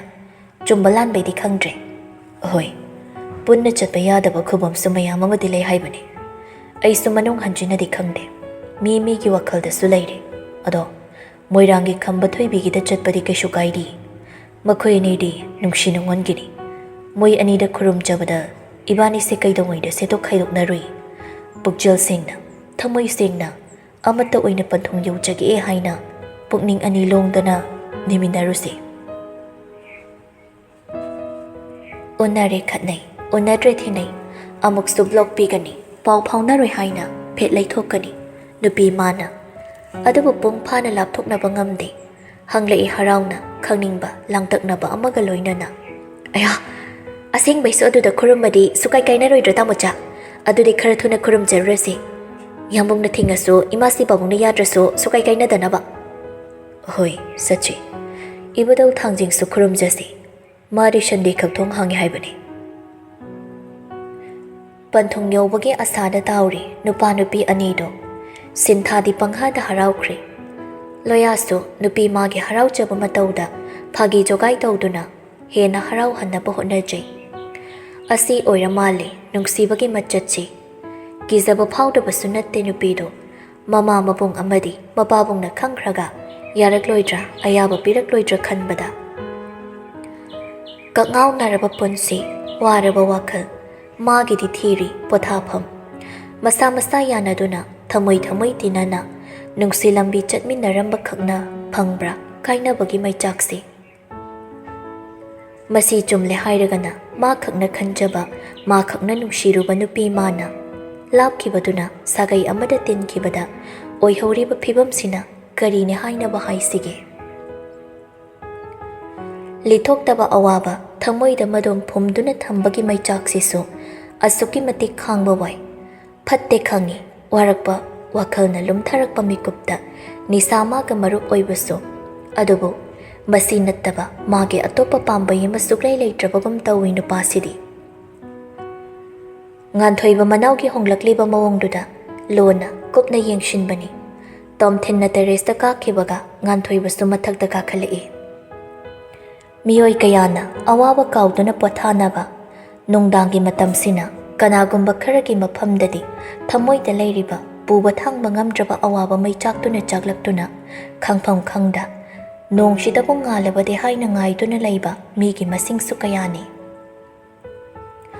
ꯕꯣꯇꯜꯗꯨ ꯊꯥꯡꯒꯠꯀꯦ ꯇꯧꯕꯒ ꯉꯥꯟꯊꯣꯏꯕꯅ ꯇꯥꯞ ꯃꯨꯜꯂꯤ ꯇꯣꯝꯊꯤꯟꯗꯨ ꯏꯊꯛ ꯊꯛꯀꯠꯂꯤ ꯃꯌꯥꯝꯕꯕꯨꯗꯤ ꯀꯤ ꯍꯪꯒꯣꯏꯅ ꯆꯠꯆꯕꯅꯤ ꯍꯤꯗꯥꯛꯁꯨ ꯃꯈꯣꯏ ꯂꯩꯇ꯭ꯔꯕ ꯃꯇꯝ ꯃꯈꯣꯏꯅ ꯇꯨꯝꯅꯈ꯭ꯔꯕ ꯃꯇꯝ ꯀꯥꯗ ꯃꯊꯟꯇ ꯂꯩꯕ ꯃꯇꯝꯗ ꯁꯤꯖꯤꯟꯅꯕꯅꯤ ꯅꯣꯡꯃꯇ ꯐꯣꯡꯅ ꯇꯧꯗꯦ ꯉꯥꯟꯊꯣꯏꯕ ꯋꯥꯏꯟ ꯕꯣꯇꯜꯗꯨ ꯅꯥꯀꯟꯗ ꯊꯝꯈ꯭ꯔꯒ ꯃꯅꯥꯎꯕꯨ ꯃꯨꯟꯅ ꯌꯦꯡꯂꯛꯏ ꯇꯣꯝꯊꯤꯟ ꯃꯃꯥꯏ ꯊꯝꯐꯝ ꯈꯪꯗꯦ ꯀꯣꯏꯂꯩ ꯂꯩꯗꯨꯅ ꯈꯥꯡꯉꯤ ꯃꯨꯟꯅ ꯉꯥꯏꯍꯥꯛ ꯃꯅꯥꯎꯒꯤ ꯃꯇꯧꯗꯨ ꯌꯦꯡꯂꯨꯔꯒ ꯅꯥꯎ ꯑꯩ ꯂꯥꯜꯂꯦ ꯇꯥꯃꯣ ꯅꯪꯒꯤ ꯂꯥꯜꯂꯦ ꯍꯥꯏꯕ ꯄꯥꯎꯈꯨꯝꯗꯨ ꯅꯠꯇꯦ ꯇꯥꯃꯣꯅ ꯅꯪꯉꯣꯟꯗꯒꯤ ꯄꯥꯝꯃꯤꯁꯦ ꯅꯪꯅ ꯐꯦꯁ ꯇꯧꯔꯤꯕ ꯄ꯭ꯔꯣꯕ꯭ꯂꯦꯝꯗꯨ ꯀꯩꯅꯣ ꯍꯥꯏꯌꯨ ꯀꯔꯝ ꯇꯔꯥꯏꯅ ꯑꯩꯅ ꯄꯥꯝꯖꯔꯨꯕ ꯅꯨꯡꯁꯤꯔꯨꯕ ꯅꯨꯄꯤꯗꯣ ꯑꯇꯣꯞꯄ ꯀꯅꯥꯒꯤ ꯑꯣꯏꯈ꯭ꯔꯦ ꯑꯗꯨꯒꯤ ꯈꯥꯡꯕ ꯉꯝꯗ ꯅꯤꯁꯥꯗ ꯂꯥꯏꯆꯨꯕ ꯃꯤ ꯑꯃ ꯑꯣꯏꯔꯛꯄꯅꯤ ꯍꯥꯏꯅ ꯑꯁꯦꯡꯕ ꯄꯥꯎꯈꯨꯝꯗꯨꯗꯤ ꯀꯔꯝꯅ ꯄꯤꯒꯅꯤ ꯄꯥꯎꯈꯨꯝꯁꯦ ꯅꯠꯇꯕ ꯑꯇꯣꯞꯄ ꯑꯃ ꯍꯥꯏꯒꯦ ꯍꯥꯏꯔꯕꯁꯨ ꯃꯤꯀꯨꯞꯇꯨꯗ ꯋꯥꯍꯩ ꯑꯃꯠꯇ ꯃꯆꯤꯟꯗꯒꯤ ꯊꯣꯛꯎ ꯌꯥꯈꯤꯗ꯭ꯔꯦ ꯊꯃꯣꯏꯗꯣ ꯁꯥꯊꯤꯅ ꯀꯥꯍꯠꯂꯕꯅꯤ ꯉꯥꯟꯊꯣꯏꯕ ꯃꯅꯥꯎꯒꯤ ꯄꯥꯝꯕꯣꯝꯗ ꯄꯣꯞ ꯄꯣꯞ ꯊꯥꯗꯨꯅ ꯅꯪꯅ ꯍꯥꯏꯅꯤꯡꯂꯤꯕ ꯅꯪꯅ ꯋꯥꯔꯤꯕ ꯊꯃꯣꯏꯗ ꯂꯩꯔꯤꯕꯗꯣ ꯇꯥꯃꯣꯗ ꯇꯝꯊꯣꯔꯛꯑꯣ ꯑꯩꯁꯦ ꯅꯪꯒꯤ ꯈ꯭ꯋꯥꯏꯗꯒꯤ ꯅꯛꯅ ꯂꯣꯏꯅꯕ ꯃꯔꯨꯞꯅꯤ ꯈꯜꯂꯣ ꯏꯀꯥꯏꯒꯅꯣ ꯁꯤꯒꯤ ꯊꯕꯛꯁꯦ ꯇꯧꯔꯝꯃꯤꯅ ꯇꯥꯃꯣ ꯅꯪꯉꯣꯟꯗ ꯍꯥꯟꯅ ꯍꯦꯛꯇ ꯁꯥꯎꯔꯣꯏ ꯃꯔꯝꯗꯣ ꯍꯥꯏꯌꯣꯅ ꯅꯪ ꯀꯩꯗꯧꯔꯒꯦ ꯃꯃꯥꯏ ꯅꯣꯟꯊꯗꯨꯅ ꯇꯨꯃꯤꯟ ꯂꯩ ꯃꯤꯀꯨꯞꯇꯨꯗ ꯐꯥꯎꯔꯤꯕ ꯄꯨꯛꯅꯤꯡ ꯅꯨꯡꯁꯤꯕ ꯑꯋꯥꯕ ꯏꯀꯥꯏꯕ ꯀꯤꯖꯕꯁꯤꯡꯗꯣ ꯄꯨꯂꯞ ꯄꯨꯟꯁꯤꯟꯈꯤꯗꯨꯅ ꯃꯄꯤ ꯏꯔꯥ ꯆꯦꯜꯂꯛꯏ ꯅꯨꯄꯥ ꯑꯣꯏꯕꯅ ꯄꯤꯔꯥꯡ ꯁꯤꯟꯊꯕ ꯌꯥꯗꯦ ꯄꯥꯡꯗꯕꯅꯤ ꯈꯟꯈꯤꯅꯤ ꯈꯟꯗꯨꯅ ꯈꯥ ꯆꯤꯛꯇꯨꯅ ꯑꯋꯥꯕꯗꯨ ꯎꯠꯇ ꯈꯥꯡꯕꯅꯤ ꯃꯃꯥꯏ ꯂꯨꯞꯊꯗꯨꯅ ꯉꯥꯟꯊꯣꯏꯕ ꯃꯈꯥ ꯇꯥꯔꯛꯏ ꯀꯩꯒꯤꯅꯣ ꯅꯪꯅ ꯅꯌꯥꯝꯕ ꯑꯩꯉꯣꯟꯗ ꯋꯥ ꯂꯣꯠꯂꯤꯗꯦ ꯑꯩꯅ ꯐꯖꯅ ꯍꯪꯂꯤꯉꯩꯁꯤꯗ ꯈꯨꯝꯃꯛꯇ꯭ꯔꯕꯗꯤ ꯅꯪꯅ ꯇꯧꯔꯤ ꯊꯕꯛꯁꯦ ꯏꯃꯥꯗ ꯇꯥꯛꯎꯗꯣꯏꯕꯩꯗꯤ ꯏꯃꯥꯅ ꯋꯥꯕꯗꯨ ꯌꯦꯡꯕ ꯄꯥꯝꯂꯗꯤ ꯍꯥꯏꯔꯅꯨ ꯉꯥꯟꯊꯣꯏꯕꯅ ꯆꯠꯈꯤꯒꯦ ꯍꯥꯏꯅ ꯃꯈꯣꯡ ꯊꯥꯡꯕ ꯍꯧꯈ꯭ꯔꯕꯗ ꯇꯣꯝꯊꯤꯟ ꯃꯌꯥꯝꯕꯒꯤ ꯃꯈꯣꯡ ꯀꯣꯟꯗꯨꯅ ꯑꯩ ꯂꯥꯜꯂꯦ ꯇꯥꯃꯣ ꯏꯃꯥꯗ ꯍꯥꯏꯒꯅꯨ ꯃꯇꯨꯡ ꯑꯁꯤꯒꯨꯝꯕꯁꯤꯡꯁꯦ ꯑꯩ ꯐꯅ ꯋꯥꯔꯕꯁꯨ ꯁꯨꯛꯇꯧ ꯇꯧꯔꯔꯣꯏꯌꯦ ꯉꯥꯟꯊꯣꯏꯕ ꯁꯣꯔ ꯑꯃ ꯁꯥꯡꯅ ꯍꯣꯟꯊꯩ ꯃꯅꯥꯎꯕꯨ ꯇꯞꯅ ꯆꯤꯡꯈꯠꯄꯤ ꯇꯥꯃꯣꯗ ꯍꯥꯏꯌꯣ ꯅꯪ ꯀꯩꯗꯧꯔꯒꯦ ꯏꯆꯤꯜ ꯏꯅꯥꯎ ꯑꯋꯥ ꯅꯨꯡꯉꯥꯏ ꯍꯥꯏꯅꯗꯅ ꯅꯪ ꯀꯅꯥꯗ ꯍꯥꯏꯒꯦ ꯍꯥꯏꯅꯣ ꯇꯣꯝꯊꯤꯟ ꯑꯄꯤꯛꯄ ꯑꯉꯥꯡꯒꯨꯝ ꯃꯌꯥꯝꯕꯕꯨ ꯀꯣꯟꯗꯨꯅ ꯀꯞꯊꯣꯔꯛꯂꯤ ꯊꯃꯣꯏꯒꯤ ꯃꯩꯁꯥꯗꯨꯅ ꯍꯦꯜꯂꯛꯄꯗ ꯃꯥ ꯈꯥꯡꯗꯨꯅ ꯂꯩꯊꯣꯛꯄꯁꯨ ꯉꯝꯂꯛꯇ꯭ꯔꯤ ꯇꯥꯃꯣ ꯃꯥꯅ ꯃꯤꯒꯤ ꯑꯣꯏꯈꯤꯕꯁꯦ ꯑꯩ ꯌꯥꯝ ꯋꯥꯏꯌꯦ ꯃꯥꯒꯤ ꯍꯔꯥꯎ ꯅꯨꯡꯉꯥꯏꯕ ꯈꯛ ꯎꯕ ꯐꯝꯗꯨꯅ ꯊꯃꯣꯏꯒꯤ ꯅꯤꯡꯉꯥꯏ ꯀꯥ ꯍꯦꯟꯅ ꯃꯐꯝꯗ ꯇꯧꯈꯤꯗꯕꯅꯤ ꯃꯥꯅ ꯂꯝꯂꯥꯟꯕ ꯑꯃꯒꯤ ꯑꯣꯏꯅ ꯂꯩꯈꯤꯕꯁꯦ ꯑꯩ ꯈꯥꯡꯕ ꯌꯥꯝ ꯋꯥꯔꯦ ꯉꯥꯟꯊꯣꯏꯕ ꯃꯅꯥꯎꯒꯤ ꯃꯅꯪꯒꯟꯗ ꯄꯣꯞ ꯄꯣꯞ ꯊꯥꯕꯤ ꯑꯗꯨꯒꯤꯕꯨ ꯀꯩꯒꯤꯅꯣ ꯅꯪꯅ ꯐꯠꯇꯕ ꯂꯝꯕꯤꯗ ꯆꯠꯀꯦ ꯍꯣꯠꯅꯔꯤꯗꯤ ꯅꯨꯡꯁꯤꯖꯕ ꯅꯠꯇ꯭ꯔꯒ ꯅꯨꯡꯁꯤꯅꯕ ꯈꯨꯗꯤꯡ ꯊꯨꯡꯅꯒꯅꯤ ꯍꯥꯏꯕ ꯂꯩꯇꯦ ꯀꯥꯏꯅꯕ ꯍꯥꯏꯕꯁꯤꯁꯨ ꯅꯨꯡꯁꯤꯕꯒꯤ ꯃꯒꯨꯟ ꯍꯦꯟꯕ ꯁꯔꯨꯛ ꯑꯃꯅꯤ ꯅꯪ ꯋꯥꯔꯝꯒꯅꯤ ꯑꯗꯨꯕꯨ ꯋꯥꯏ ꯍꯥꯏꯗꯨꯅꯁꯨ ꯐꯠꯇꯕ ꯂꯝꯕꯤꯗꯗꯤ ꯀꯩꯗꯧꯉꯩꯗ ꯈꯣꯡ ꯊꯥꯡꯖꯤꯟꯕ ꯍꯧꯅꯗꯦ ꯅꯪꯒꯤꯁꯨ ꯅꯪꯒ ꯋꯥꯈꯜ ꯆꯥꯟꯅꯕꯤ ꯀꯅꯥꯒꯨꯝꯕꯤ ꯑꯃ ꯂꯥꯛꯀꯅꯤ ꯈꯔꯁꯨ ꯋꯥꯈꯜ ꯆꯥꯎꯊꯣꯛꯎ ꯅꯪꯅ ꯃꯥꯕꯨ ꯁꯦꯡꯅ ꯅꯨꯡꯁꯤꯔꯗꯤ ꯃꯥꯒꯤ ꯃꯔꯝꯒꯤ ꯅꯪꯅ ꯁꯤꯒꯨꯝꯕ ꯑꯃ ꯑꯣꯏꯍꯧꯏ ꯃꯥꯅ ꯈꯪꯂꯛꯂꯕꯗꯤ ꯅꯪꯅ ꯅꯨꯡꯁꯤꯖꯕꯒꯤ ꯃꯒꯨꯟ ꯃꯥꯡꯗꯣꯏꯅꯤ ꯇꯥꯃꯣꯅ ꯍꯥꯏꯕꯤ ꯏꯜꯂꯨ ꯑꯩ ꯅꯪꯒꯤ ꯋꯥꯔꯤꯁꯤꯡꯗꯨ ꯀꯣꯛꯅꯕ ꯁꯣꯏꯗꯅ ꯃꯇꯦꯡ ꯇꯧꯒꯦ ꯇꯥꯃꯣ ꯂꯩꯔꯤꯁꯤꯗꯤ ꯇꯣꯝꯊꯤꯟ ꯃꯌꯥꯝꯕꯒꯤ ꯃꯊꯥꯗ ꯇꯨꯃꯤꯟ ꯂꯩ ꯃꯊꯪꯒꯤ ꯅꯨꯃꯤꯠꯇꯨꯅꯤ ꯇꯤꯟꯅꯕ ꯃꯔꯨꯞ ꯃꯄꯥꯡ ꯈꯔ ꯂꯥꯛꯏ ꯃꯅꯦ ꯃꯀꯨꯒꯤꯁꯨ ꯑꯗꯨꯒ ꯃꯄꯨꯔꯣꯏꯕꯒꯤꯁꯨ ꯁꯤꯟꯊꯥꯁꯨ ꯆꯥꯅ ꯊꯛꯅꯕ ꯁꯦꯝꯂꯤꯗꯨꯗ ꯃꯇꯦꯡ ꯄꯥꯡꯁꯤꯜꯂꯤ ꯃꯧꯅꯤ ꯃꯥꯅ ꯉꯝꯅꯕ ꯇꯧꯖꯅꯤ ꯍꯥꯏꯕꯒꯤ ꯋꯥꯈꯜ ꯂꯩꯇꯦ ꯑꯉꯝ ꯑꯉꯝꯕ ꯃꯇꯦꯡ ꯄꯥꯡꯁꯤꯟꯅꯕꯅꯤ ꯁꯤꯟꯊꯥꯅ ꯏꯅꯝꯃ ꯅꯁꯥ ꯉꯝꯗꯕ꯭ꯔꯣ ꯅꯃꯥꯏ ꯅꯃꯤꯠꯇꯣ ꯀꯩꯅꯣꯝ ꯏꯇꯧ ꯇꯧꯕ ꯃꯥꯜꯂꯤ ꯀꯞꯄꯨꯏꯔꯣ ꯅꯠꯇ꯭ꯔꯒ ꯇꯨꯝꯕ ꯌꯥꯗ꯭ꯔꯤꯔꯣ ꯀꯩꯁꯨ ꯇꯧꯗꯤꯌꯦ ꯅꯪꯒꯤ ꯋꯥꯈꯜꯅ ꯑꯣꯏꯔꯝꯅꯤꯌꯦ ꯑꯗꯣ ꯑꯩꯈꯣꯏ ꯌꯥꯝꯕꯨꯡꯁꯦ ꯏꯅꯝꯃꯗ ꯂꯨꯅ ꯇꯧꯗ꯭ꯔꯣ ꯈꯪꯗꯤꯌꯦ ꯉꯔꯥꯡꯁꯨ ꯄꯣꯠ ꯆꯩ ꯂꯩꯕ ꯆꯠꯃꯤꯟꯅꯔꯨꯏꯗꯣ ꯀꯩꯝ ꯍꯥꯏꯅꯗ꯭ꯔꯣ ꯍꯥꯏꯁꯦ ꯑꯍꯦꯟꯕ ꯀꯩꯁꯨ ꯍꯥꯏꯅꯗꯦꯗ ꯅꯣꯏ ꯌꯥꯝꯕꯨꯡꯒꯤ ꯍꯥꯟꯅꯗꯩ ꯈꯪꯅ ꯆꯥꯟꯅꯕꯤ ꯅꯨꯄꯤꯁꯨ ꯂꯩꯕ ꯃꯥꯜꯂꯤ ꯇꯣꯛꯅꯈ꯭ꯔꯕꯅꯤ ꯀꯥꯏꯗꯦ ꯑꯗꯨꯒ ꯑꯃꯨꯛ ꯄꯥꯎ ꯐꯥꯎꯅꯩꯔꯣ ꯃꯥ ꯂꯩꯃ ꯀꯤꯆꯜꯒꯤ ꯊꯣꯡꯖꯤꯟ ꯄꯥꯟꯗꯨꯗꯒꯤ ꯕꯦꯃꯥ ꯅꯪ ꯑꯝꯇ ꯊꯣꯛꯂꯛꯎꯍꯦ ꯅꯆꯟ ꯇꯧꯖꯔꯅꯤ ꯂꯥꯛꯏꯁꯤꯡꯁꯤꯅ ꯅꯪꯒ ꯋꯥꯔꯤ ꯇꯧꯅꯤꯡ ꯃꯥꯜꯂꯦ ꯏꯃꯥꯁꯦ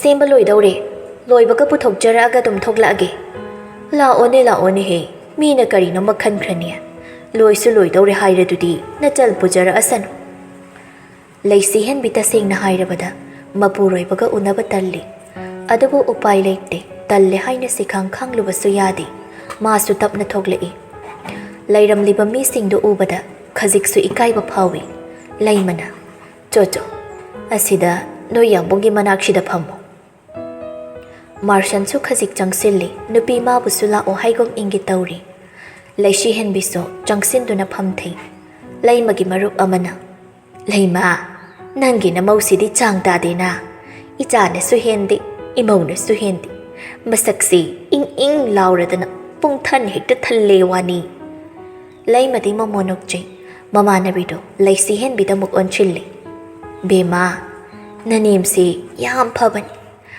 ꯍꯩꯅ ꯁꯤꯡꯅ ꯊꯕꯛ ꯇꯧꯀꯣ ꯃꯌꯥꯝ ꯃꯥꯡꯗ ꯆꯣꯞꯄꯒ ꯌꯥꯕ ꯅꯠꯇꯦ ꯏꯃꯧꯗꯤ ꯃꯁꯛꯅ ꯃꯁꯛ ꯅꯨꯡꯁꯤꯔꯤꯕ ꯅꯄꯨꯔꯣꯏꯕꯅ ꯉꯥꯡ ꯆꯩꯕꯗ ꯅꯆꯤꯟ ꯈꯨꯝ ꯂꯥꯛꯀꯅꯨꯀꯣ ꯏꯕꯨꯡꯉꯣ ꯁꯅꯥꯁꯨ ꯌꯥꯝ ꯐꯕꯅꯤ ꯂꯩꯁꯤ ꯍꯦꯟꯕꯤ ꯏꯇꯞ ꯇꯞꯅ ꯍꯣꯏ ꯏꯃꯥ ꯃꯥꯔꯁꯟ ꯃꯨꯔꯨꯝ ꯁꯣꯜꯂꯤ ꯅꯨꯄꯤꯗꯨ ꯈꯛ ꯇꯥꯅꯕ ꯃꯑꯣꯡꯗ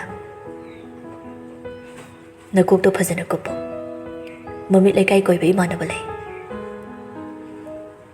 ꯃꯇꯥꯡ ꯆꯥꯗ ꯇꯧꯔꯛꯂꯤꯕ ꯃꯇꯧꯗꯨꯗ ꯑꯇꯩ ꯎꯈ꯭ꯔꯕ ꯈꯟꯅ ꯍꯨꯔꯥꯟꯅ ꯌꯦꯡꯖꯩ ꯅꯨꯄꯤꯗꯣ ꯂꯩꯃꯒꯤ ꯃꯃꯥꯟꯅꯕꯤ ꯑꯃꯅ ꯑꯃꯨꯛ ꯃꯧ ꯑꯣꯏꯕ ꯍꯥꯏꯕꯁꯤ ꯌꯥꯝ ꯂꯨꯕꯅꯤꯀꯣ ꯕꯦꯝꯃ ꯅꯅꯦꯝꯅꯀꯣ ꯅꯄꯨꯔꯣꯏꯕ ꯅꯆꯜꯅ ꯌꯥꯅꯕ ꯍꯩꯅ ꯁꯤꯡꯅ ꯆꯠꯂꯨ ꯊꯕꯛ ꯏꯪꯈꯥꯡ ꯇꯧꯕ ꯃꯇꯝꯗ ꯇꯨꯡꯃꯥꯡ ꯌꯦꯡꯗꯨꯅ ꯇꯧꯒꯗꯕꯅꯤ ꯀꯔꯤꯒꯨꯝꯕ ꯑꯃ ꯇꯧꯕ ꯃꯇꯝꯗ ꯏꯃꯥꯁꯤ ꯏꯍꯝꯕꯣꯡ ꯄꯥꯕꯨꯡ ꯑꯁꯤ ꯇꯧꯕ ꯌꯥꯏ ꯌꯥꯗꯦ ꯍꯥꯏꯅ ꯏꯔꯦꯟꯖꯅ ꯍꯪꯒꯗꯕꯅꯤ ꯃꯧꯅ ꯃꯅꯤꯡ ꯃꯈꯥ ꯇꯝꯕ ꯄꯥꯝꯕꯁꯤ ꯐꯠꯇꯦꯀꯣ ꯏꯃꯧꯕꯨ ꯇꯧꯅꯤ ꯍꯥꯏꯕꯒꯤꯗꯤ ꯅꯠꯇꯦ ꯇꯧꯗ꯭ꯔꯤꯉꯩꯗ ꯃꯥꯡꯖꯧꯅꯅ ꯇꯧꯒꯅꯨ ꯐꯠꯇꯦ ꯍꯥꯏꯅ ꯇꯥꯛꯄꯅꯤ ꯏꯃꯥꯒꯤꯁꯦ ꯂꯩꯁꯤꯍꯟꯕꯤꯁꯨ ꯅꯣꯛꯐꯦꯠ ꯇꯧꯅ ꯍꯥꯏꯔꯛꯂꯤꯕꯁꯤꯡꯗꯨ ꯇꯥꯁꯤꯜꯂꯤ ꯃꯥꯔꯁꯟꯒꯤ ꯃꯔꯨꯞꯁꯤꯡꯗꯨꯗꯤ ꯑꯍꯜꯁꯤꯡꯗꯨ ꯂꯩꯔꯤꯕꯅ ꯋꯥ ꯉꯥꯡꯗꯦ ꯁꯤꯟꯊꯥꯁꯨ ꯑꯆꯥꯄꯣꯠꯇꯨ ꯄꯨꯊꯣꯔꯛꯏ ꯂꯩꯃꯒꯤ ꯃꯅꯥꯎꯅꯨꯄꯤꯗꯣ ꯁꯤꯟꯊꯥꯗ ꯃꯔꯧ ꯂꯩꯅ ꯌꯦꯡꯂꯒ ꯃꯧ ꯑꯅꯧꯕꯤꯁꯤꯅ ꯅꯪꯅ ꯑꯣꯏꯅ ꯁꯥꯒꯠꯂꯕ꯭ꯔꯥ ꯁꯅꯥꯊꯣꯏꯕꯤ ꯁꯤꯟꯊꯥ ꯅꯣꯛꯐꯦꯠ ꯇꯧꯅ ꯁꯥꯗꯦꯗ ꯏꯟꯗꯣꯝꯆꯥ ꯏꯅꯝꯁꯤꯅ ꯂꯣꯏꯅ ꯁꯦꯝꯕ ꯂꯣꯏꯔꯝꯂꯕꯅꯤ ꯑꯗꯨꯗ ꯏꯃꯥꯁꯤꯅ ꯃꯤ ꯃꯌꯥꯝ ꯍꯥꯟꯅ ꯋꯥꯔꯤ ꯁꯥꯎꯁꯣꯅ ꯀꯧꯊꯣꯛꯈꯤꯕꯗꯨꯗ ꯑꯩꯅ ꯄꯨꯊꯣꯔꯛꯄꯅꯦ ꯃꯗꯣꯝꯆꯥꯗꯣ ꯂꯩꯁꯤꯍꯦꯟꯕꯤꯗ ꯂꯨꯁꯤꯟꯅ ꯌꯦꯡꯉꯤ ꯃꯥꯔꯁꯟ ꯃꯤꯠꯌꯦꯡꯗꯨ ꯊꯩꯗꯣꯛꯄ ꯑꯣꯏꯅ ꯃꯄꯨꯔꯣꯏꯕ ꯑꯣꯏꯔꯤꯕ ꯅꯨꯄꯥꯗꯨꯅ ꯑꯕꯦꯝꯃ ꯆꯪꯉꯨ ꯃꯊꯛꯇꯅꯦ ꯑꯩꯅ ꯐꯥꯏꯜ ꯈꯔ ꯆꯥꯏꯔꯝꯃꯦ ꯑꯝꯇ ꯂꯣꯏꯁꯤꯜꯂꯝꯃꯣ ꯅꯨꯄꯤꯗꯨꯁꯨ ꯇꯧꯐꯝ ꯈꯪꯗꯦ ꯑꯗꯨꯕꯨ ꯃꯥꯔꯁꯟꯗꯤ ꯃꯥꯔꯁꯟꯅꯤ ꯃꯗꯣꯝꯆꯥꯒꯤ ꯃꯑꯣꯡ ꯃꯇꯧꯗꯣ ꯃꯥ ꯌꯥꯅꯤꯡꯕ ꯑꯣꯏꯗꯦ ꯂꯩꯁꯤꯍꯦꯟꯕꯤ ꯃꯤ ꯑꯇꯩ ꯂꯩꯔꯤꯁꯤꯡꯗꯨꯒꯤ ꯃꯥꯡꯗ ꯁꯠ ꯆꯪꯕꯁꯨ ꯉꯝꯗꯦ ꯃꯄꯨꯔꯣꯏꯕ ꯑꯣꯏꯔꯤꯕ ꯃꯥꯅ ꯍꯥꯏꯔꯕꯅꯤꯅ ꯀꯨꯏꯅ ꯑꯅꯝ ꯀꯟꯗꯨꯅ ꯂꯩꯁꯤꯟꯕꯁꯨ ꯉꯝꯗꯦ ꯅꯨꯄꯤꯗꯨꯅ ꯁꯨꯝ ꯂꯩꯕꯗꯨꯗ ꯃꯥꯔꯁꯟꯅ ꯅꯨꯄꯤꯗꯨꯒꯤ ꯈꯨꯗꯥꯡꯗꯨ ꯁꯠꯆꯤꯡꯗꯨꯅ ꯄꯨꯈꯠꯈꯤ ꯂꯩꯃ ꯅꯤꯡꯊꯦꯝ ꯑꯅꯤꯗꯤ ꯃꯇꯧꯗꯨꯗ ꯁꯥꯎꯔꯨꯗꯦ ꯍꯦꯟꯅꯗꯨ ꯃꯥꯏꯊꯣꯡꯗ ꯈꯣꯏꯔꯨꯝ ꯃꯣꯃꯣꯟ ꯃꯤꯅꯣꯛ ꯇꯝꯈꯤ ꯄꯥꯏꯈꯣꯝꯕ ꯂꯣꯌꯥ ꯑꯅꯤꯗꯤ ꯅꯨꯄꯥꯗꯨꯒꯤ ꯃꯇꯧꯗꯨꯗ ꯃꯌꯥ ꯀꯥꯗꯨꯅ ꯂꯩꯍꯧꯔꯦ ꯀꯥꯗ ꯀꯥꯔꯛꯂꯕꯗ ꯅꯨꯄꯤꯗꯨꯒꯤ ꯃꯈꯨꯠ ꯇꯞꯅ ꯊꯥꯗꯣꯛꯏ ꯆꯦ ꯆꯥꯡꯁꯨ ꯆꯥꯏꯔꯝꯗꯕꯗꯨꯗ ꯏꯍꯝꯕꯣꯡꯕꯨ ꯐꯥꯏꯜ ꯀꯩꯀꯩ ꯂꯣꯏꯁꯤꯜꯂꯣ ꯍꯥꯏꯗꯥꯏꯅꯦ ꯏꯃꯨꯡ ꯀꯥꯏꯅꯕ ꯍꯨ ꯀꯥꯝꯕ ꯂꯥꯛꯄꯗ ꯇꯥꯁꯤꯟꯒꯅꯨ ꯃꯣꯏ ꯆꯠꯈ꯭ꯔꯒ ꯊꯣꯛꯎ ꯑꯁ ꯃꯤꯅ ꯐꯖꯅ ꯈꯜꯂꯣꯏꯌꯦ ꯀꯨꯝꯃꯒꯦ ꯑꯩꯒ ꯃꯤꯒ ꯀꯅꯥꯅ ꯂꯣꯏ ꯅꯨꯄꯤꯗꯣ ꯇꯨꯃꯤꯟ ꯂꯩꯁꯤꯜꯂꯤ ꯈꯨꯝꯃꯨꯅꯦ ꯑꯩꯒ ꯃꯤꯒ ꯀꯔꯝꯕꯅ ꯍꯦꯟꯅ ꯂꯨꯒꯦ ꯑꯁ ꯑꯗꯨꯏ ꯁꯔꯨꯛ ꯑꯉꯥꯡ ꯐꯣꯟ ꯇꯧꯔꯝꯕꯅꯤ ꯑꯗꯨ ꯑꯩꯅ ꯀꯣꯜ ꯕꯦꯛ ꯍꯜꯂꯒ ꯋꯥꯔꯤ ꯁꯥꯎ ꯅꯨꯄꯤꯗꯨꯅ ꯀꯣꯏꯈꯤꯗꯅꯕ ꯃꯑꯣꯡꯗ ꯑꯗꯨꯃꯛ ꯂꯣꯏꯅꯕꯤ ꯅꯨꯄꯥꯅꯤ ꯃꯥꯅ ꯉꯝꯅꯕ ꯊꯦꯝꯖꯤꯟꯅꯤ ꯇꯥꯏꯁꯤꯟꯅꯤ ꯈꯟꯕꯅꯤ ꯅꯨꯄꯤꯗꯨꯁꯨ ꯃꯄꯨꯔꯣꯏꯕꯗ ꯏꯀꯣꯏ ꯀꯣꯏꯕꯒ ꯆꯤꯟꯊꯛꯇ ꯍꯪꯒꯅ ꯈꯨꯝꯂꯨꯕꯁꯨ ꯇꯧꯗ꯭ꯔꯤ ꯐꯅꯗꯨꯝ ꯐꯔꯦ ꯈꯜꯂꯤ ꯃꯤ ꯃꯌꯥꯝ ꯑꯃ ꯂꯥꯛꯇꯨꯅ ꯋꯥꯔꯤ ꯋꯥꯇꯥꯏ ꯇꯧꯕꯗꯣ ꯍꯥꯟꯅ ꯈꯪꯅꯕꯁꯨ ꯑꯃꯠꯇ ꯌꯥꯎꯗꯕꯅ ꯃꯥ ꯅꯨꯡꯉꯥꯏꯕ ꯑꯣꯏꯗꯦ ꯃꯥꯔꯁꯟꯁꯨ ꯃꯥꯒ ꯄꯨꯟꯅ ꯂꯩꯕꯗꯨꯗꯤ ꯂꯩꯍꯧꯔꯤꯕꯁꯤꯡꯗꯨꯅ ꯋꯥꯈꯜ ꯑꯃ ꯈꯟꯕ ꯇꯥꯔꯦ ꯍꯥꯏꯅ ꯅꯨꯄꯤꯗꯨꯅꯁꯨ ꯏꯀꯥꯏꯔꯅꯤ ꯈꯟꯗꯨꯅ ꯀꯨꯝꯈ꯭ꯔꯤ ꯅꯨꯄꯤꯗꯣ ꯀꯔꯤꯒꯤꯅꯣ ꯈꯪꯗꯅ ꯃꯄꯨꯔꯣꯏꯕꯒꯤ ꯃꯇꯧꯗꯨꯗ ꯃꯥꯏꯊꯣꯡꯗ ꯃꯁꯛ ꯃꯁꯥ ꯈꯪꯗꯕ ꯃꯤꯅꯣꯛ ꯑꯃ ꯇꯝꯈꯤ ꯕꯦꯠꯔꯨꯝꯗ ꯆꯪꯗꯨꯅ ꯐꯃꯨꯡꯗꯨꯗ ꯐꯝꯊꯗꯨꯅ ꯐꯣꯟꯗꯨ ꯂꯧꯔꯒ ꯅꯤꯡꯊꯤꯒꯤ ꯅꯝꯕꯔꯗꯨꯗ ꯚꯤꯗꯤꯑꯣ ꯀꯣꯜ ꯇꯧꯏ ꯅꯤꯡꯊꯤꯁꯨ ꯍꯪꯒꯥꯃꯟꯗꯨꯅ ꯂꯩꯔꯝꯕꯅꯤ ꯃꯆꯥꯗꯨꯅ ꯅꯤꯡꯉꯥꯏ ꯇꯧꯕꯒꯤ ꯀꯣꯀꯣꯃꯦꯂꯣꯟ ꯊꯥꯕꯤꯗꯨꯅ ꯍꯦꯟꯖꯥꯊꯣꯏꯕꯤꯁꯨ ꯂꯥꯛꯄ ꯐꯣꯟꯗꯨ ꯃꯃꯥꯗ ꯄꯤ ꯅꯤꯡꯊꯤꯁꯨ ꯂꯧꯗꯨꯅ ꯌꯦꯡꯂꯨꯕꯗ ꯂꯩꯁꯤꯍꯦꯟꯕꯤꯒꯤ ꯑꯣꯏꯗꯨꯅ ꯂꯩꯔꯝꯃꯤ ꯅꯣꯛꯐꯦꯠ ꯇꯧꯅ ꯃꯆꯥꯗ ꯑꯣꯟꯁꯤꯟꯗꯨꯅ ꯍꯥꯏꯔꯛꯏ ꯍꯩꯃꯥ ꯏꯆꯥꯊꯣꯏꯕꯤꯒꯤ ꯅꯤꯅꯦꯅꯤꯗꯅ ꯁꯤꯗꯤ ꯍꯥꯏꯅ ꯐꯣꯟꯗꯨꯁꯨ ꯄꯥꯏꯈꯠꯂꯤ ꯂꯩꯁꯤꯍꯦꯟꯕꯤꯅ ꯏꯅꯝꯃ ꯑꯉꯥꯡ ꯃꯆꯥ ꯎꯠꯂꯛꯑꯣ ꯅꯤꯡꯊꯤꯅ ꯐꯣꯟꯁꯤ ꯍꯦꯛ ꯇꯧꯔꯛꯄꯒ ꯑꯩꯈꯣꯏꯒꯗꯤ ꯎꯕꯤꯅꯤꯡꯕ ꯅꯠꯇꯦꯅꯦ ꯏꯆꯥꯊꯣꯏꯕꯤꯅꯁꯨ ꯅꯤꯅꯦꯅ ꯅꯤꯅꯦꯁꯤꯗ ꯁꯣꯟꯕꯗ ꯋꯥꯔꯕꯅꯤ ꯅꯪꯁꯨ ꯆꯞ ꯃꯥꯟꯅꯩꯕ ꯈꯜꯂꯛꯆꯈ꯭ꯔꯦꯗꯀꯣ ꯃꯤ ꯃꯅꯦ ꯃꯃꯧꯗꯤ ꯑꯣꯟꯊꯣꯛꯅ ꯅꯨꯡꯁꯤꯅꯈ꯭ꯔꯦ ꯂꯩꯁꯤꯍꯦꯟꯕꯤꯁꯨ ꯅꯣꯛꯃꯤ ꯃꯅꯝꯃꯒꯤ ꯋꯥꯍꯩꯗꯨ ꯇꯥꯔꯤ ꯅꯤꯡꯊꯤꯁꯨ ꯃꯆꯥꯗ ꯐꯣꯟꯗꯨ ꯄꯤ ꯍꯦꯟꯖꯥꯊꯣꯏꯕꯤꯗꯤ ꯍꯔꯥꯎꯕꯅ ꯂꯣꯏꯈ꯭ꯔꯤ ꯂꯦꯞꯇꯨꯅ ꯑꯃꯨꯛ ꯆꯣꯡꯉꯤ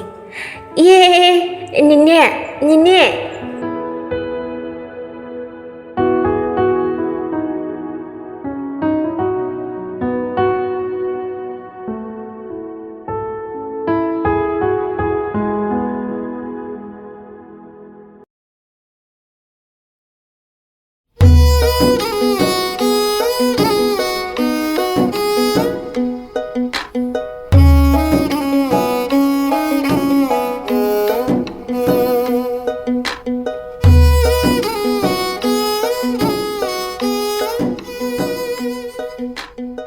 ꯃꯥꯔꯁꯟ ꯅꯨꯄꯤꯗꯨꯒꯤ ꯃꯇꯧꯗꯣ ꯑꯗꯨꯃꯛ ꯆꯦꯛꯁꯤꯟꯅ ꯁꯦꯟꯅꯕ ꯌꯦꯡꯁꯤꯟꯖꯕ ꯂꯦꯞꯄ ꯅꯠꯇꯦ ꯃꯇꯝꯅ ꯁꯨꯝ ꯂꯦꯞꯇꯅ ꯆꯠꯄ ꯃꯔꯝꯅ ꯅꯤꯡꯉꯣꯜ ꯑꯣꯏꯕꯤ ꯃꯍꯥꯛꯅ Makhut thektuna parakpa mangani chakauba numit mapam lamdamda luhonglaba matungda ahanba oina khongdagadaba numittusu yaurakli.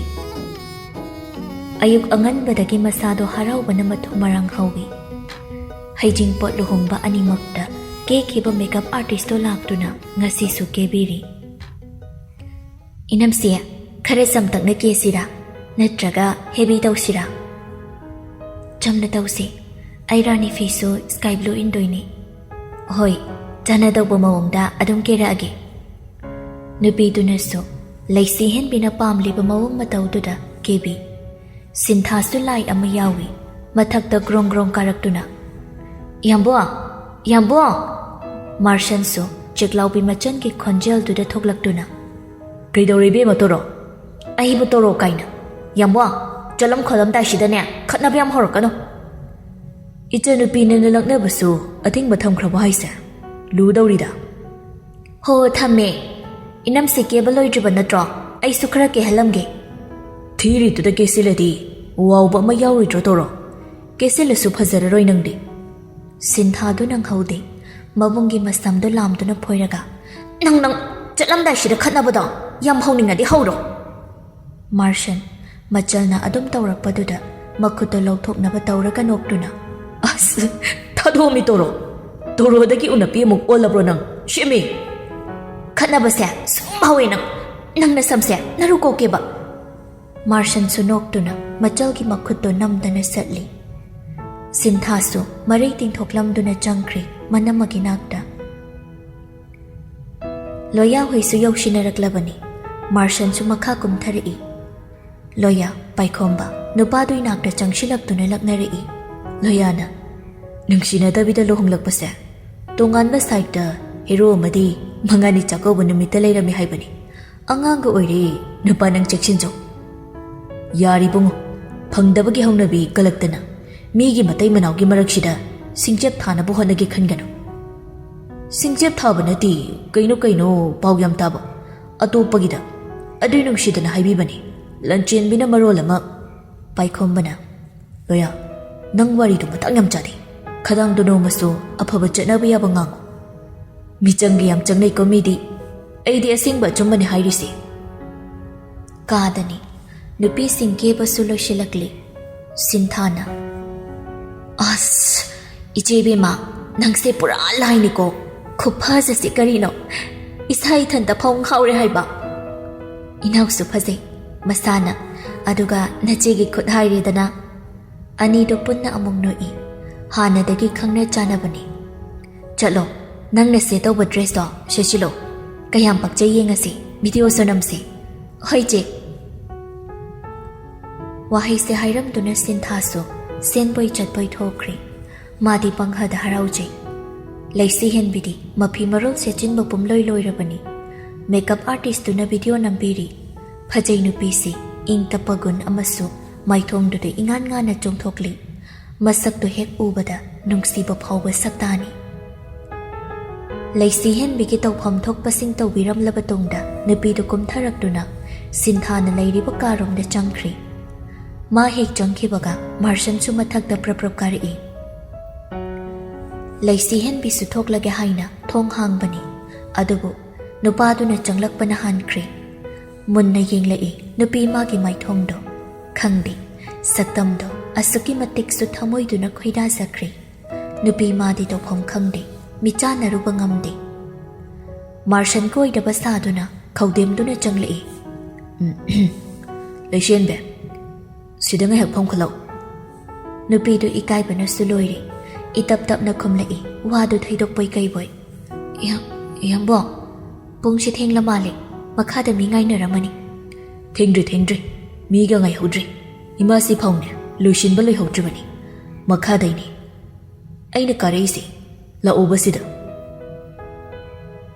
Nupi do upai lekti nupa haisidi nupani phazabada mit onchin bani. Nupiduna moli laibaduda makhuta paiduna manakta khangching silli. Nupido nupa mangonda tathak yenglai. Magi tampakta nupiduna lairabada Martian nupi mabu munna yengduna. Hainadabra ise napuroiba moina khanba ngamdabra. ꯑꯩꯕꯨ ꯅꯨꯡꯁꯤꯕ ꯉꯝꯃꯣꯏꯗ꯭ꯔꯥ? ꯅꯨꯄꯤꯗꯣ ꯈꯨꯝꯐꯝ ꯑꯃ ꯈꯪꯗꯦ꯫ ꯃꯥꯔꯁꯟ ꯅꯨꯄꯤꯗꯨꯒꯤ ꯃꯃꯥꯏꯗ ꯇꯞꯅ ꯅꯥꯜꯂꯤ꯫ ꯂꯩꯁꯤ ꯍꯦꯟꯕꯤ ꯃꯥꯔꯁꯟꯒꯤ ꯃꯇꯧꯗꯣ ꯁꯦꯡꯅ ꯌꯥꯝ ꯍꯩꯅꯗ꯭ꯔꯤ꯫ ꯅꯨꯄꯤꯗꯨꯅ ꯃꯆꯤ ꯂꯦꯡꯒꯦ ꯇꯧꯕꯗ ꯅꯨꯄꯥꯗꯨꯅ ꯐꯥꯏ, ꯑꯅꯝ ꯀꯟꯕꯅꯤ ꯃꯥꯁꯨ꯫ ꯏꯌꯥꯝꯕ, ꯏꯃꯥꯁꯤ ꯍꯣꯏ ꯉꯥꯏꯔꯝꯃꯅꯤꯌꯦ꯫ ꯉꯥꯏꯅꯤꯡꯉꯥꯏꯁꯨꯅꯨ, ꯑꯩꯒꯤ ꯄꯥꯎꯈꯨꯝ ꯄꯤꯔꯝꯗꯅ ꯐꯤꯕꯝꯁꯤꯗꯒꯤ ꯃꯆꯤ ꯂꯦꯡꯕ ꯌꯥꯔꯣꯏ꯫ ꯃꯇꯥꯡ ꯆꯥꯗꯕ ꯋꯥꯍꯪꯅꯤ, ꯑꯗꯨꯒꯤ ꯄꯥꯎꯈꯨꯝꯗꯣ ꯍꯧꯖꯤꯛ ꯑꯩꯉꯣꯟꯗ ꯂꯩꯇꯦ꯫ ꯑꯩꯅ ꯍꯪꯂꯤꯕ ꯋꯥꯍꯪꯁꯤꯡꯗ ꯀꯔꯤ ꯑꯍꯦꯟꯕ ꯌꯥꯎꯒꯦ? ꯅꯨꯄꯤꯗꯨ ꯁꯣꯔ ꯑꯃ ꯍꯣꯟꯗꯣꯛꯇꯨꯅ ꯂꯨꯍꯣꯡꯗꯨꯅ ꯂꯩꯔꯕ ꯏꯌꯥꯝꯕꯨꯡꯒꯤ ꯉꯛꯁꯝꯗ ꯀꯨꯟꯗꯣ ꯄꯔꯦꯡ ꯍꯣꯛꯇꯨꯅ ꯄꯨꯟꯁꯤꯒꯤ ꯑꯋꯥ ꯅꯨꯡꯉꯥꯏ ꯂꯝꯕꯤ ꯆꯠꯃꯤꯟꯅꯔꯒꯦ ꯍꯥꯏꯅ ꯌꯨꯝꯁꯤꯗ ꯈꯣꯡ ꯊꯥꯡꯖꯤꯜꯂꯛꯈꯤꯕ ꯅꯨꯃꯤꯠꯇꯨꯗꯒꯤ ꯏꯌꯥꯝꯕꯨꯡꯁꯦ ꯑꯩꯒꯤ ꯂꯦꯡꯕ ꯌꯥꯔꯔꯣꯏꯗꯕ, ꯃꯤꯌꯥꯝꯅꯁꯨ ꯁꯥꯈꯤ ꯑꯣꯏꯈ꯭ꯔꯕ ꯏꯄꯨꯔꯣꯏꯕꯅꯤ꯫ ꯑꯩꯅ ꯏꯌꯥꯝꯕꯨꯡꯗ ꯍꯩꯅꯗꯕꯁꯨ ꯀꯔꯤꯝꯇ ꯂꯩꯇꯦ꯫ ꯑꯩꯗꯤ ꯋꯥ ꯂꯣꯠꯇꯨꯅ ꯑꯣꯏꯗꯕꯅ ꯑꯋꯣꯏꯕ ꯁꯥꯔꯒ ꯉꯥꯡꯕꯁꯨ ꯍꯩꯇꯦ꯫ ꯑꯗꯨꯅ ꯑꯩꯅ ꯈꯟꯕ ꯐꯥꯎꯕꯗꯣ ꯑꯗꯨꯝ ꯍꯥꯏꯒꯦ꯫ ꯃꯤꯁꯛ ꯑꯃꯕꯨ ꯅꯨꯡꯁꯤꯕꯗ ꯃꯇꯝ ꯆꯪꯏ꯫ ꯑꯩꯁꯨ ꯏꯌꯥꯝꯕꯨꯡꯕꯨ ꯅꯨꯡꯁꯤꯅꯕ ꯍꯣꯠꯅꯖꯒꯦ꯫ ꯂꯩꯁꯤ ꯍꯦꯟꯕꯤ, ꯋꯥꯍꯪ ꯈꯔ ꯍꯪꯒꯦ, ꯁꯦꯡꯅ ꯍꯥꯏꯌꯨ꯫ ꯍꯪꯉꯣ, ꯑꯩꯅ ꯈꯪꯕ ꯈꯨꯝꯕ ꯉꯝꯒꯗꯕ ꯑꯣꯏꯔꯕꯗꯤ ꯑꯩ ꯁꯣꯏꯗꯅ ꯈꯨꯝꯒꯦ꯫ ꯅꯪꯒꯤ ꯅꯨꯡꯁꯤꯅꯕ ꯂꯩꯖꯕ꯭ꯔꯥ? ꯏꯃꯥꯁꯤ ꯄꯥꯕꯨꯡꯒꯤ ꯅꯤꯡꯉꯥꯏꯗ ꯅꯨꯡꯁꯤꯖꯕ ꯃꯤꯁꯛ ꯀꯥꯏꯅꯕ꯭ꯔꯥ?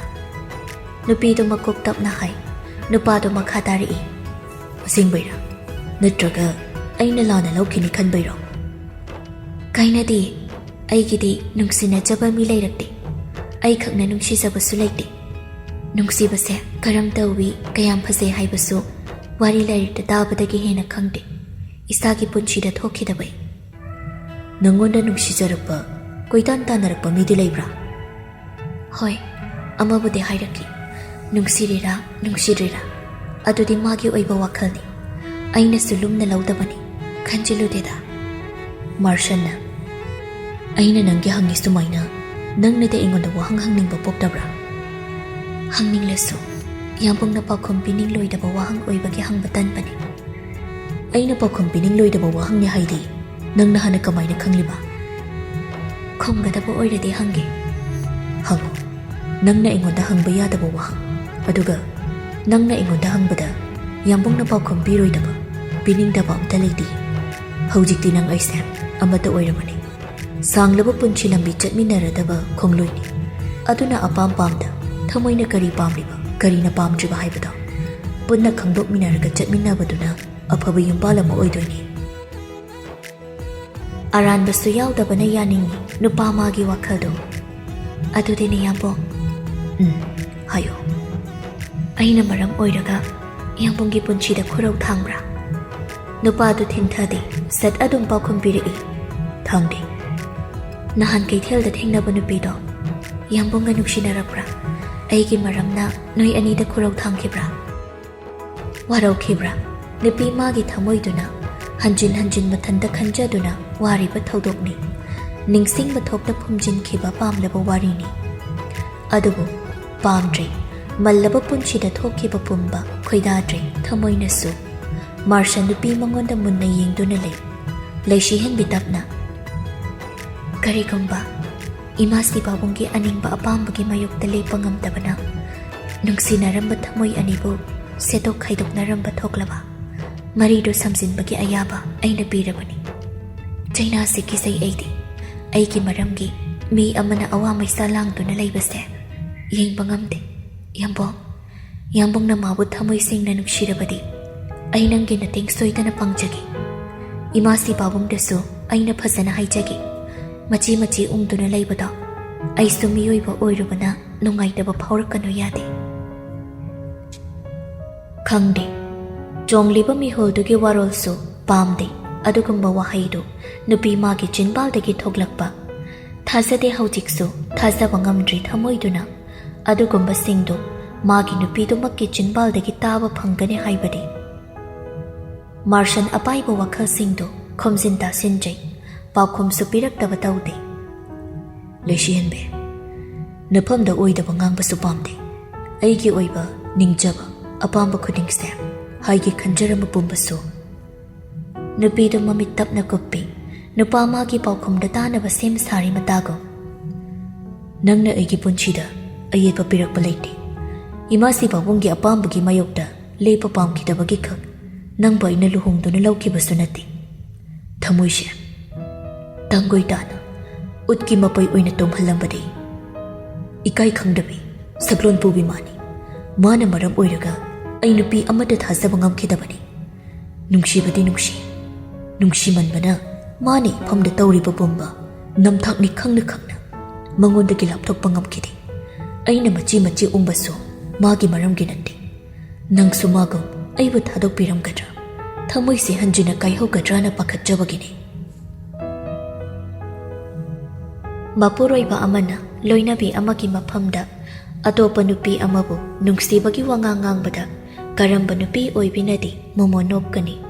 Adubu magi ngaihaki nungaidabasingdo lochilaga tung tarakpa punchigi anaupa manglan oina sagatuna nungsinana thajanaba amaga loinana punchi lambi chatminaba pami. Nupi madi nupa magi makhutto mana oina tapna paishinbirai. Iyambo haujikti haukhiba pumba kaukthoklo awaba nungaiba ani punduna chatba miyoibagi punchi khongchatni kanadraba loikraba warina nasana nasabu hanjin awabagi ipakda irakna hangano. Haujikti ai leirashidi iyambungkidamak aina awa nungai mikup khudingda lepkani. Masumana tawjaramba singdugi karma masoidana phanglakani. Yarese sum makha samtharadi wakhaldo amaromda satkrani. Ngasise ibani ki mangani chakaubagi nungairaba numitni. Numitchidagi hauraga ibani khaki oiba nungshiba phajaba wari ama semgatlasi. Ayaba piri nupa manasu tamlai ayet apan yaudaba asemba minok sunattaba thamoidagi sengna tamlakpa minok ama makhadani ningthemna leimada onchinduna kenaba laklamba mi phau chatkiba phanama koiri mausina hojik phauba kumlaktribasina kari tawrabajano sanali kongado shijinba khotpada koina changliba chala natraga kari awad apa leirabajano mama nang karagamte yengbirusudana. Matam su pangthing manatri makeup artist to atopagi su order lay haibagi ngandagi thoklambani. Nachanupi phau thoklatrishini mi su pulap laknaba oidri. Nachanupa su kada laikhiba mali mamanaba punbasida yawhodi adom kumthajaraklani ngahyak ngairesi. Kariya sana su kada laikhiba hai mama ani dubo mangani chakauba chatpadagi halaklaroi kaina mari yetnaduna leiraba chalo. Taningdeda karino samkhya ni hengang thokpirakpasinania apha nungai amatte hek chindudagi thokpiraktraba wani. Tauhei khangde adubu hekta pangya yabadawna. Kanana khangnige nachana mogi taunariba mawng matawsida wakhalse jajat khanjilaklibanine. Aduboiba haunade haiba haina singnaraga luhongbani masida hekta khana chaina tawdana nachasina namausigi khutchadi imause aikoini inthi nungaina tawde hairabudi hoi khanaba yabani aduda adumakti natedana khara khaji koinabagi wani madudi haunabi adum tapna nungsina jarakani laigi nongdam yengba tari aikoibu khwang kondawrasi phauba karamba matamde isu uni haibagi asa phauba tawba yadrine dawrise onthokna sungai ngamdeda matamna adum purak tawba leirabasida. Somdana kamdauri lanjenbi nahan marshanga thengnaba numittudagi khara makhaidi hongli. Haujik mana leiriba nupadunasu mabu thausabiraktre. Tasingna yamna phattaba misak amadi natte nupadusu nupi magi matawdo yaningdaba henmanbana tawbani. Maungni haibagi magun machet ama phawpaktabaduna pamdabani.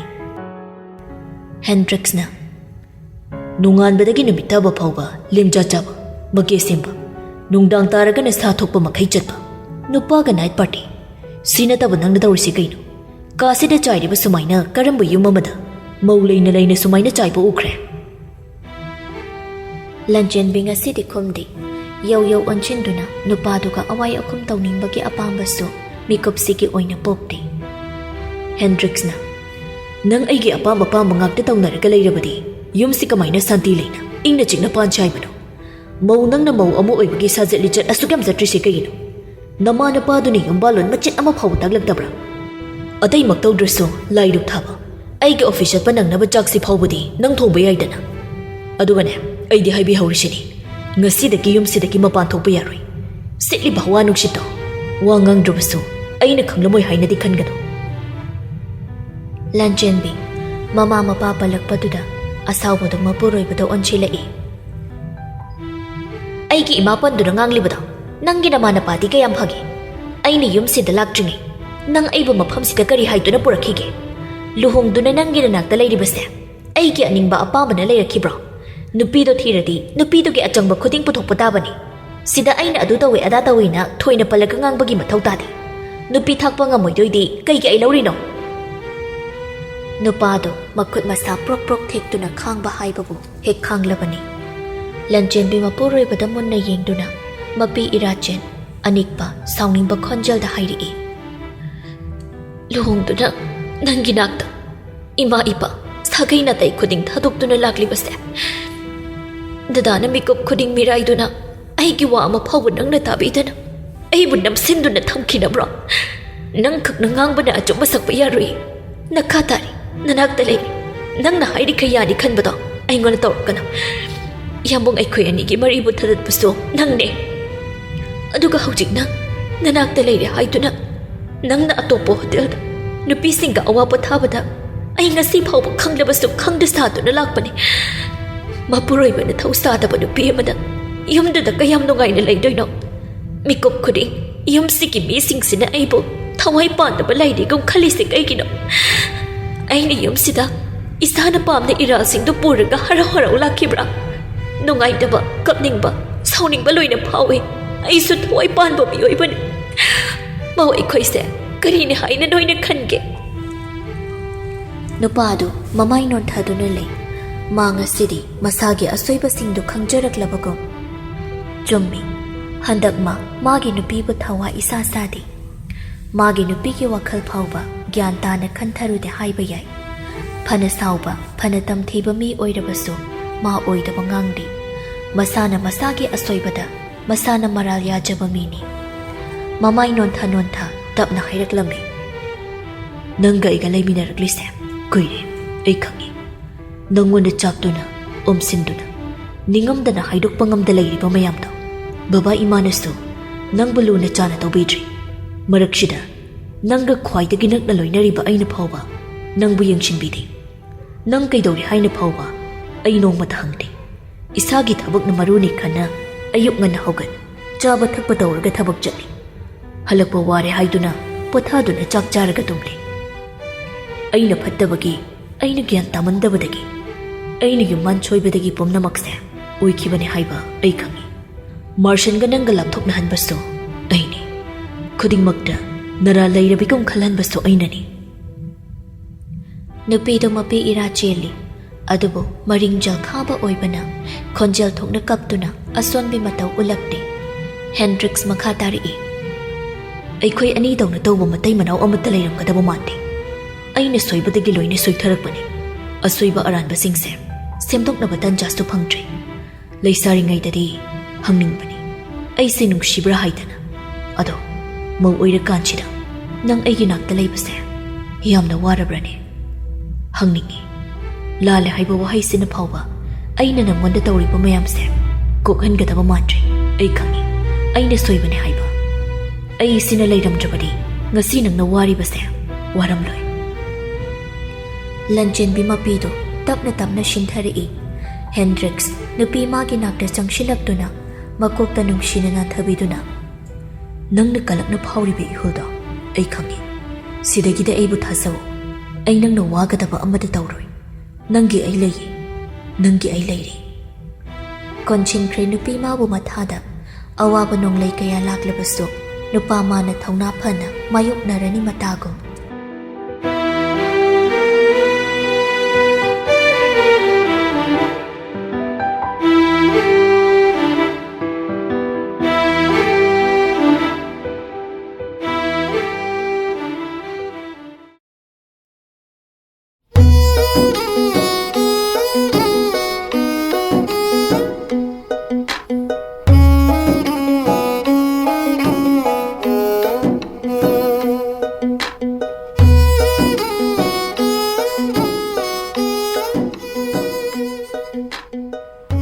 Laisi henbigi yumsu yauri. Leiramliba leisabi macha thoihenbi. Ningthina makhoi bahana ngaiduna leiramlaga okpi. Henja thoibi suni. Mane lakane haibaduda sanabaga changba natte. Angang ataiga. Mane bu oina ngaiduna leiramni. Laisi henbi sugari dai kumlakpaga. Mamau buhana pammi. Henja thoibina. Nine. Haune. Nang masak yam phasarami bo.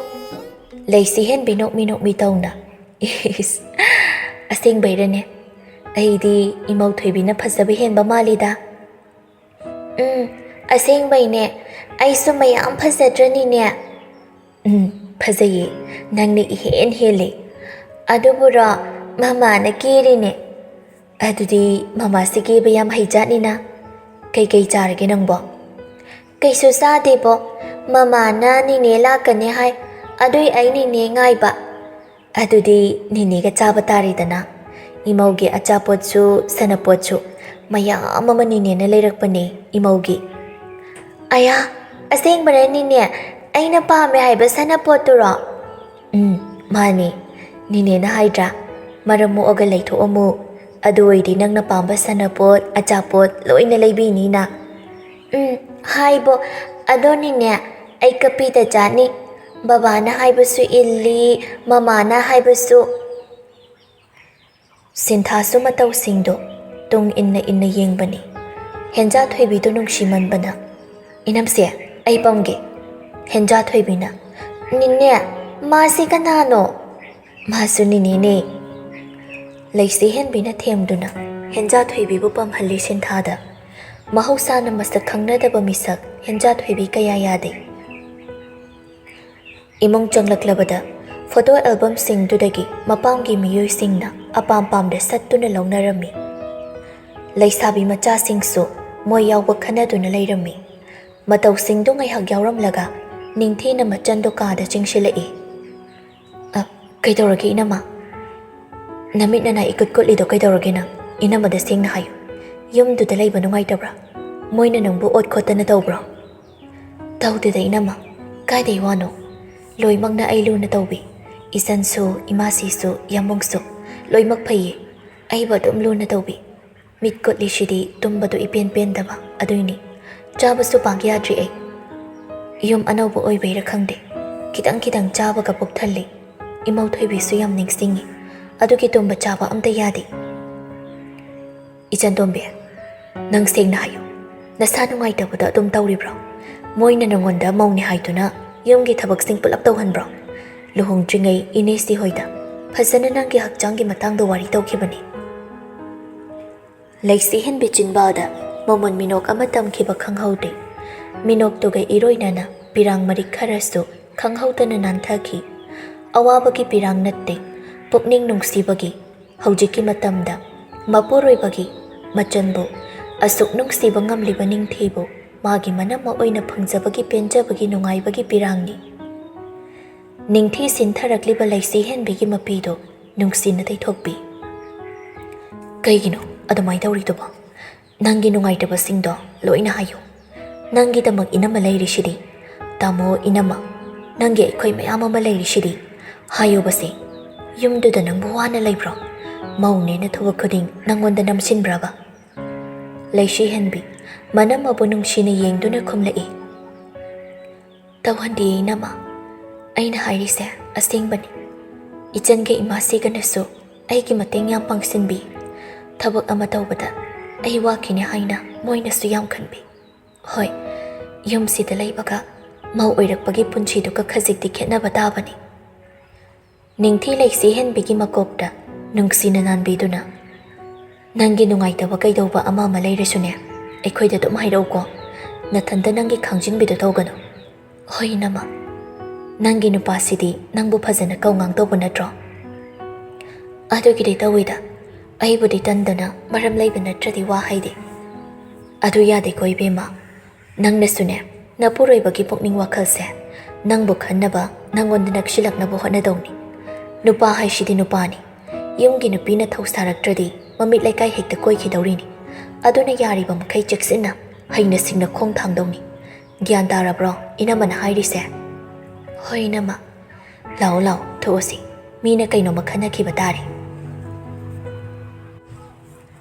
ꯂꯩꯃ ꯔꯥꯅꯤ ꯑꯅꯤꯁꯨ ꯋꯥꯔꯤ ꯇꯧꯔꯤ ꯃꯌꯥꯝꯁꯤꯡꯗꯨꯁꯨ ꯑꯃꯒ ꯑꯣꯟꯁꯤꯟꯅꯗꯨꯅ ꯋꯥꯔꯤ ꯇꯧꯕ ꯌꯥꯎ ꯈꯔ ꯑꯃꯅ photo ꯑꯦꯜꯕꯝꯁꯤꯡꯗꯨ ꯑꯣꯝꯁꯤꯟꯗꯨꯅ ꯌꯦꯡꯂꯒ ꯕꯣꯔꯅ ꯍꯦꯜꯂꯤ ꯀꯩꯅꯥꯅ ꯍꯦꯜꯂꯤ ꯍꯥꯏꯅ ꯂꯥꯡꯕ ꯌꯥꯎ ꯁꯤꯟꯊꯥꯒ ꯅꯨꯄꯤ ꯃꯆꯥ ꯈꯔꯒꯅ ꯍꯦꯟꯖꯥ ꯊꯣꯏꯕꯤꯕꯨ ꯂꯛꯅꯕ ꯌꯥꯎ ꯁꯪꯁꯥꯔ ꯑꯃꯃꯝꯅꯤ ꯂꯩꯅꯔꯤꯕꯗꯣ ꯔꯥꯅꯤꯅ ꯌꯨꯝꯁꯤꯗ ꯂꯩꯔꯤꯉꯩꯗꯗꯤ ꯃꯅꯝ ꯑꯁꯤꯅ ꯊꯕꯛ ꯏꯪꯈꯥꯡꯒ ꯀꯌꯥ ꯊꯣꯏꯅ ꯌꯥꯎꯍꯟꯗꯕꯅꯤ ꯃꯁꯥ ꯁꯣꯟꯖꯩ ꯍꯥꯏꯗꯅ ꯑꯗꯨꯅꯅꯦ ꯊꯣꯏꯅ ꯍꯦꯟꯅ ꯊꯕꯛ ꯊꯧꯔꯝ ꯄꯥꯡꯕ ꯍꯩꯕꯁꯨ ꯑꯣꯏꯗꯕꯅꯤ ꯑꯗꯨꯅ ꯏꯅꯝꯁꯤꯅ ꯈꯔ ꯈꯨꯠ ꯆꯥꯅ ꯁꯦꯝꯕꯤꯕ ꯍꯥꯏꯕꯗꯨ ꯇꯥꯔꯦ ꯂꯩꯃꯅ ꯍꯩꯕꯨ ꯍꯩꯃꯟꯈ꯭ꯔꯦꯗ ꯊꯕꯛ ꯑꯃ ꯇꯧꯊꯣꯔꯛꯄꯗ ꯇꯥꯛꯅꯤꯡꯉꯥꯏ ꯍꯥꯏꯅꯤꯡꯉꯥꯏꯕꯨ ꯊꯣꯏꯅ ꯍꯦꯟꯅ ꯌꯥꯎꯗꯦꯗ ꯃꯁꯥꯕꯨꯗꯤ ꯈꯔ ꯁꯣꯜꯂꯤ ꯆꯥꯎ ꯊꯛꯎ ꯀꯌꯥ ꯌꯥꯗꯦ ꯌꯨꯝꯗꯨꯗ ꯅꯧꯅ ꯂꯥꯛꯄꯒꯤꯔ ꯅꯠꯇ꯭ꯔꯒ ꯁꯤꯗꯒꯤ ꯍꯧꯅ ꯏꯟꯊꯤ ꯅꯨꯡꯉꯥꯏꯅ ꯆꯥꯗꯕ꯭ꯔꯥ ꯁꯤꯇ ꯈꯟꯕꯗ ꯑꯩꯁꯨꯅꯦ ꯃꯊꯥ ꯑꯃꯅꯤ ꯇꯧꯔꯤꯕꯁꯦ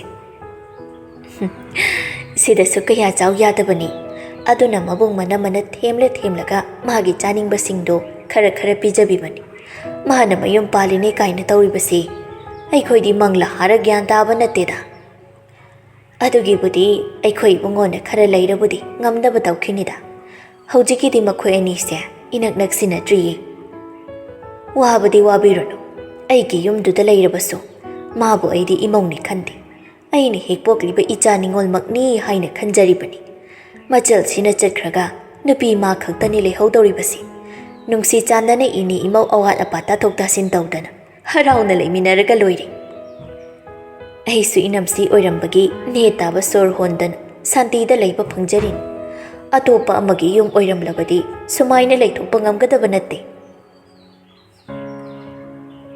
ꯁꯤꯟꯊꯥꯗ ꯂꯣꯌꯥꯒꯤ ꯀꯣꯜ ꯂꯥꯛꯏ ꯄꯥꯏꯗ꯭ꯔꯕꯁꯨ ꯏꯁꯧꯅꯤ ꯇꯧꯔꯛꯇꯣꯏꯗꯣ ꯍꯦꯟꯖꯥ ꯊꯣꯏꯕꯤꯁꯨ ꯉꯥꯏꯍꯥꯛ ꯈꯛꯇꯨꯗ ꯅꯨꯄꯤꯗꯨꯒ ꯌꯥꯝ ꯆꯥꯟꯅꯈ꯭ꯔꯦ ꯍꯦꯟꯖꯥ ꯊꯣꯏꯕꯤ ꯅꯤꯅꯦꯒ ꯉꯥꯛꯇꯪ ꯂꯩꯊꯣꯛꯑꯝꯃꯨꯀꯣ ꯕꯣꯕꯣꯛ ꯍꯣꯏꯒ ꯅꯤꯅꯦ ꯑꯁꯤꯗ ꯆꯠꯂꯨꯒꯦ ꯑꯗꯨꯒ ꯑꯃꯨꯛ ꯊꯨꯅ ꯂꯥꯛꯀꯦꯀꯣ ꯍꯦꯟꯖꯥ ꯊꯣꯏꯕꯤꯁꯨ ꯔꯥꯅꯤ ꯂꯩꯁꯤꯍꯟꯕꯤ ꯑꯇꯣꯞꯄ ꯃꯥꯅ ꯈꯪꯕ ꯃꯤꯁꯤꯡ ꯐꯖꯅ ꯂꯩꯕꯅ ꯍꯣꯏ ꯍꯥꯏꯅ ꯍꯔꯥꯎ ꯂꯩꯍꯧꯋꯤ ꯂꯩꯁꯤꯍꯟꯕꯤꯅ ꯂꯩꯕꯤꯔꯛꯄ ꯇꯦꯗꯤ ꯕꯤꯌꯔꯗ ꯀꯣꯟꯗꯨꯅ ꯐꯣꯟꯗꯨꯗꯤ ꯇꯠꯈ꯭ꯔꯕꯅꯤ ꯑꯗꯨꯕꯨ ꯃꯅꯤꯡꯂꯣꯝꯗ ꯂꯥꯛꯇꯨꯅ ꯀꯣꯜ ꯕꯦꯛ ꯍꯜꯂꯤ ꯂꯣꯌꯥꯁꯨ ꯔꯤꯡ ꯆꯠꯐꯥꯠꯇ꯭ꯔꯤ ꯑꯗꯨꯝ ꯄꯥꯏꯔꯛꯏ ꯀꯩꯒꯤꯅꯣ ꯀꯣꯜ ꯄꯥꯏꯗ꯭ꯔꯤꯗꯤ ꯏꯅꯝꯁꯤ ꯍꯣꯏꯒꯤ ꯑꯉꯥꯡꯗꯨꯒ ꯑꯍꯜꯈꯩꯒ ꯄꯨꯟꯅ ꯃꯌꯥꯏ ꯀꯥꯗ ꯂꯩꯕ ꯑꯗꯨꯗ ꯃꯌꯥꯝꯃꯥꯡꯗ ꯋꯥꯔꯤ ꯁꯥꯕꯗꯣ ꯅꯨꯡꯉꯥꯏꯇꯦꯅ ꯇꯧꯕꯅꯤ ꯅꯣꯏ ꯏꯅꯝꯁꯤꯗꯣ ꯀꯞꯄ꯭ꯔꯣ ꯀꯩꯒꯤ ꯀꯞꯇꯣꯏꯕ ꯏꯅꯝꯁꯤꯗꯤ ꯈꯪꯗꯦ ꯅꯌꯥꯝꯕ ꯁꯛ ꯐꯖꯕꯅ ꯇꯛꯁꯤ ꯁꯣꯟꯕꯁꯤꯗ ꯍꯪꯂꯤꯅꯤ ꯀꯞꯇꯦꯗ ꯑꯗꯣ ꯃꯣꯏ ꯏꯅꯝꯃꯒ ꯃꯥꯒ ꯄꯨꯟꯅ ꯀꯥ ꯑꯃꯗꯕꯨꯗꯤ ꯄꯨꯁꯤꯟꯈꯤꯕꯅꯤ ꯑꯗꯨꯗ ꯀꯞꯂꯝꯒꯗ꯭ꯔꯗꯤ ꯈꯪꯗꯦ ꯑꯣ ꯊꯃꯆꯥ ꯍꯥꯎꯅꯦ ꯌꯥꯝꯕꯨꯡ ꯍꯩꯒ ꯄꯨꯟꯅ ꯂꯩꯅ ꯀꯩꯒꯤ ꯀꯣꯜ ꯇꯧꯔꯛꯏꯅꯣ ꯂꯣꯠꯄꯁꯦ ꯅꯨꯡꯉꯥꯏꯇ꯭ꯔꯦ ꯏꯕꯥꯏꯁꯨ ꯄꯨꯟꯅ ꯈꯪꯖꯔꯗꯤ ꯐꯔꯦꯅ ꯇꯧꯕꯅꯤꯗ ꯋꯥꯆꯣ ꯌꯥꯝ ꯉꯥꯡꯕ ꯄꯥꯝꯃꯤꯁꯦ ꯀꯩꯒꯤꯅꯣ ꯅꯪꯅ ꯄꯥꯈꯠꯀꯅꯨ ꯏꯕꯦꯝꯃ ꯅꯣꯏꯅ ꯌꯥꯝꯕ ꯀꯣꯛꯆꯥꯛꯁꯦ ꯑꯩꯅ ꯍꯦꯟꯅ ꯀꯤꯀꯣ ꯅꯨꯡꯁꯤꯕꯤ ꯈꯣꯟꯖꯦꯜꯗꯣ ꯇꯥꯅꯤꯡꯃꯟꯗꯅ ꯅꯥꯀꯜ ꯑꯃꯗ ꯊꯩꯗꯣꯛꯆꯔꯛꯏꯅꯤ ꯁꯤꯟꯊꯥ ꯍꯧꯖꯤꯛꯇꯗ ꯈꯖꯤꯛ ꯅꯣꯛꯇꯨꯅ ꯑꯣꯟꯊꯣꯛ ꯅꯨꯡꯁꯤꯈ꯭ꯔꯦꯗ ꯑꯩ ꯅꯨꯄꯥꯁꯦ ꯚꯥꯃꯣꯟꯅ ꯏꯟꯁꯥꯡ ꯌꯦꯜꯂꯛꯄꯗ ꯑꯩꯒꯤ ꯇꯥꯃꯣꯆꯥꯒꯤ ꯈꯔ ꯍꯦꯟꯅ ꯍꯥꯞꯄꯤꯔꯝꯃꯨ ꯍꯥꯏꯅꯤꯡꯂꯛꯈ꯭ꯔꯦꯗ ꯚꯥꯃꯣꯟꯅ ꯊꯣꯡꯕ ꯆꯥꯅꯤꯡꯗ꯭ꯔꯦ ꯑꯩꯈꯣꯏ ꯆꯥꯛꯁꯪꯗ ꯄꯨꯖꯥꯔꯤ ꯑꯁꯦꯡꯕꯅ ꯊꯣꯡꯕ ꯆꯥꯛ ꯏꯟꯁꯥꯡꯗꯨ ꯆꯥꯅꯤꯡꯂꯛꯑꯦ ꯑꯩꯅ ꯊꯣꯡꯕꯒ ꯚꯥꯃꯣꯟꯅ ꯊꯣꯡꯕꯒ ꯃꯍꯥꯎ ꯌꯥꯝ ꯈꯦꯠꯅꯅꯤꯗ ꯅꯨꯄꯥ ꯅꯪꯕꯣ ꯃꯨꯟꯅ ꯋꯥꯈꯜ ꯈꯟꯖꯍꯧ ꯅꯪꯅꯕꯨ ꯊꯣꯡꯅꯤ ꯍꯥꯏꯔꯗꯤ ꯊꯨꯝ ꯊꯥꯛꯇꯕ ꯏꯟꯁꯥꯡ ꯉꯥꯔꯤ ꯊꯥꯛꯇꯕ ꯀꯥꯡꯁꯣꯏ ꯑꯣꯏꯔꯁꯨ ꯑꯩ ꯅꯨꯄꯤꯅ ꯊꯣꯡꯕ ꯏꯟꯁꯥꯡꯅ ꯃꯍꯥꯎꯔꯦꯅ ꯂꯣꯏ ꯆꯥꯅꯤꯀꯣ ꯑꯩꯗꯤ ꯅꯋꯥ ꯑꯐꯕꯅꯤꯗ ꯐꯪꯗꯣꯏꯁꯦ ꯋꯥꯈꯜ ꯈꯜꯂꯨ ꯅꯨꯄꯤ ꯅꯪꯕꯣ ꯏꯍꯥꯔꯦꯀꯣ ꯑꯝꯇ ꯈꯔ ꯃꯥꯜꯂꯤꯀꯥꯟꯗ ꯂꯦꯞꯍꯧꯔꯣ ꯑꯗꯨꯅ ꯂꯨꯍꯣꯡꯅꯧꯔꯤꯀꯥꯟꯒꯤ ꯋꯥꯅꯤ ꯈꯔ ꯀꯨꯏꯁꯤꯜꯂꯛꯑꯗꯤ ꯄꯨꯈꯝ ꯇꯦꯡꯀꯣꯠ ꯄꯥꯏꯔꯒ ꯄꯨꯈ꯭ꯔꯤ ꯌꯧꯈꯤꯒꯦ ꯍꯥꯏꯅꯤ ꯑꯩ ꯅꯨꯄꯤꯕꯨ ꯁꯨꯝ ꯍꯩꯇꯅ ꯂꯩ ꯌꯥꯕ꯭ꯔꯣ ꯅꯪ ꯇꯥꯃꯣꯆꯥ ꯂꯩꯔꯤꯁꯤꯗꯤ ꯑꯩꯅ ꯇꯥꯛꯊꯔ ꯂꯣꯏꯔꯦꯗꯅ ꯑꯗꯨꯏꯕꯣ ꯍꯣꯏꯁꯦ ꯀꯣꯟꯅ ꯈꯟꯅꯔꯁꯦ ꯑꯗꯨꯏ ꯋꯥꯔꯤꯗꯣ ꯃꯇꯥꯡꯅ ꯃꯇꯝꯅ ꯑꯗꯨꯝ ꯄꯨꯖꯔꯛꯁꯅꯤꯕ ꯃꯇꯥꯡꯗꯣ ꯍꯧꯖꯤꯛ ꯑꯣꯏꯍꯟꯅꯤꯡꯂꯛꯂꯕ ꯑꯗꯨꯒꯤꯅꯤ ꯅꯪꯉꯣꯟꯗ ꯍꯥꯏꯔꯤꯁꯦ ꯑꯉꯥꯎꯕꯤ ꯈꯪꯅ ꯌꯥꯝ ꯈꯪꯁꯤꯟꯅꯗꯕ ꯍꯩ ꯅꯣꯏꯅꯕꯨꯡꯅ ꯑꯩꯉꯣꯟꯗ ꯅꯨꯄꯤ ꯊꯤꯕ ꯈꯪꯗꯕ ꯑꯔꯤꯕꯅ ꯂꯛꯅꯔꯤꯁꯦ ꯅꯪ ꯇꯥꯕ ꯅꯠꯇ꯭ꯔꯕ ꯃꯥꯗꯤ ꯃꯉꯥꯅꯤ ꯆꯥꯛꯀꯧꯕꯅꯦꯅ ꯃꯥꯒꯁꯦ ꯍꯩꯒꯠꯈꯤꯕꯗꯒꯤ ꯂꯨꯞꯊꯔꯛꯅꯤꯒ ꯀꯥꯎꯈ꯭ꯔꯦ ꯍꯣꯏꯁꯦ ꯑꯗꯣ ꯊꯝꯃꯒꯦꯀꯣ ꯑꯩ ꯃꯤ ꯃꯌꯥꯝ ꯂꯩꯔꯤꯗꯣ ꯑꯗꯨꯒ ꯑꯩꯁꯨ ꯀꯨꯏꯅ ꯋꯥꯔꯤ ꯁꯥꯗꯣꯛ ꯂꯩꯕꯗꯣ ꯅꯨꯡꯉꯥꯏꯇꯦ ꯃꯤꯅ ꯃꯤꯠ ꯅꯥꯅꯤ ꯍꯣꯏ ꯐꯔꯦ ꯊꯧꯖꯔꯣ Sinthasu kol kakri. Loyasu paikhomba Martian mamanaba ataina leiriba romduda lai. Paikhombana. Korino nangna mafam khuding chenmang mangbagi hainabi matau khalaisina. Nati. Aikhoina khangdaba kari aron athopnoba nangna tawrishina. Hey, nayamana tawrisha. Adom tumin yengo. Shigomba thijilono kanaroi. Nang yam naw oiri. Martian na. Yari taningdri. Khara sulemsi. Nan kai charang khoirang narisu moi bor mamanaba singse. Chakali okte kai du de haina hangumse. Paikhombana. Ibo, gyan taba gyane swara. Yam gyan tai ko. Kari phaning basu setpige. Lei macho. Aidi phagi wene laknabani. Nang de oibagi nang nupigi phanek do set price. Loyana. Taningdre. Korino. Phanek pigi wari yaurisibo. Hey. RK gira sikang baktaba. Nang na marolama. Phanek do selasu tumina kada selo. Andha morani na nashinai gi mangda. Soibadagi phat haidoki. Martian loya da khangeng yenglaga. Kariaba. Loya lalatawna. Kishurate. Morado oigesu tumin oy hoibani. Adu nattaba. Nasien haiba word ama. Paikhomba di nokning bana loirabani. Adu banokte. Martian gi mihol phajana khangbana. Martian loya do khara de chingnari. Adu miya mang oibana. Ka hena hangkhotana di tawdri. Ngai haki matu. Chak toklabada mayam suisangnari. Somdana kamdauri. Hendriksu ngasi Martian gi mangani chakobani khangi. Kuiri lanjen bibu phazana loina bidaba. Mapuroiba amana mirai bibagi chaina. Nungsiba ama kaina bagi lamlanbi kanagi oiki bagi phanglamgadaba maisa pumba manga sidi mayek sengna khangli. Lanjen bi phamum duda tumin masata sin phamduna lei. Haukibada thokiba thaudok singdo mitmangde sangsang urei.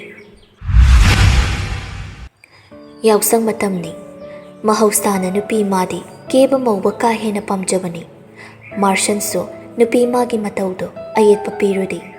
Inkhalakpa matamni langja sano haiduna adumak langhalli. Seksina khongthang khuding mani yengsin biduna nupi magi da makti ngamdaba haiba ama leite. Achinba mathausu nupi magi da makti pumnamak thadui.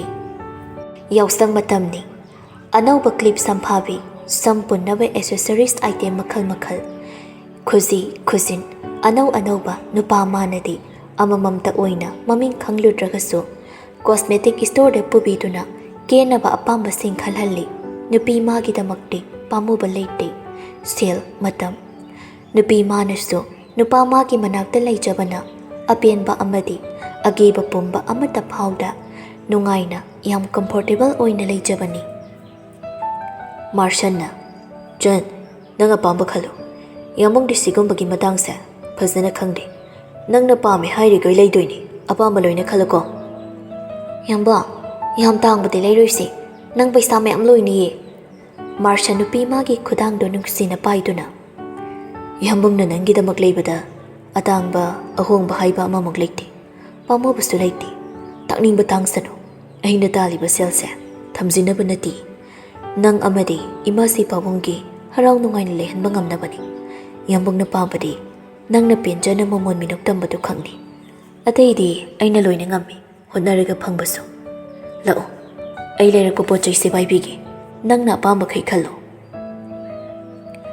Wahai do nungsiman khre ani dusto koina asum chatli nupa du de kena badi thoini heni yengselude dry nuts almond gazur walnut ching do hapchilli thawai dabagi natte nupi du na kena ba khalingai nupi mana chasanaba apam nut ching do lokshin bibani nuts lobo loirabada nupi mana khaliba sing du da among mit yeng tari lanjen bina yambo Kai haige sigi jumka ani makse ayam pame ba ado amakhak lawse karambe hena phazage engonda.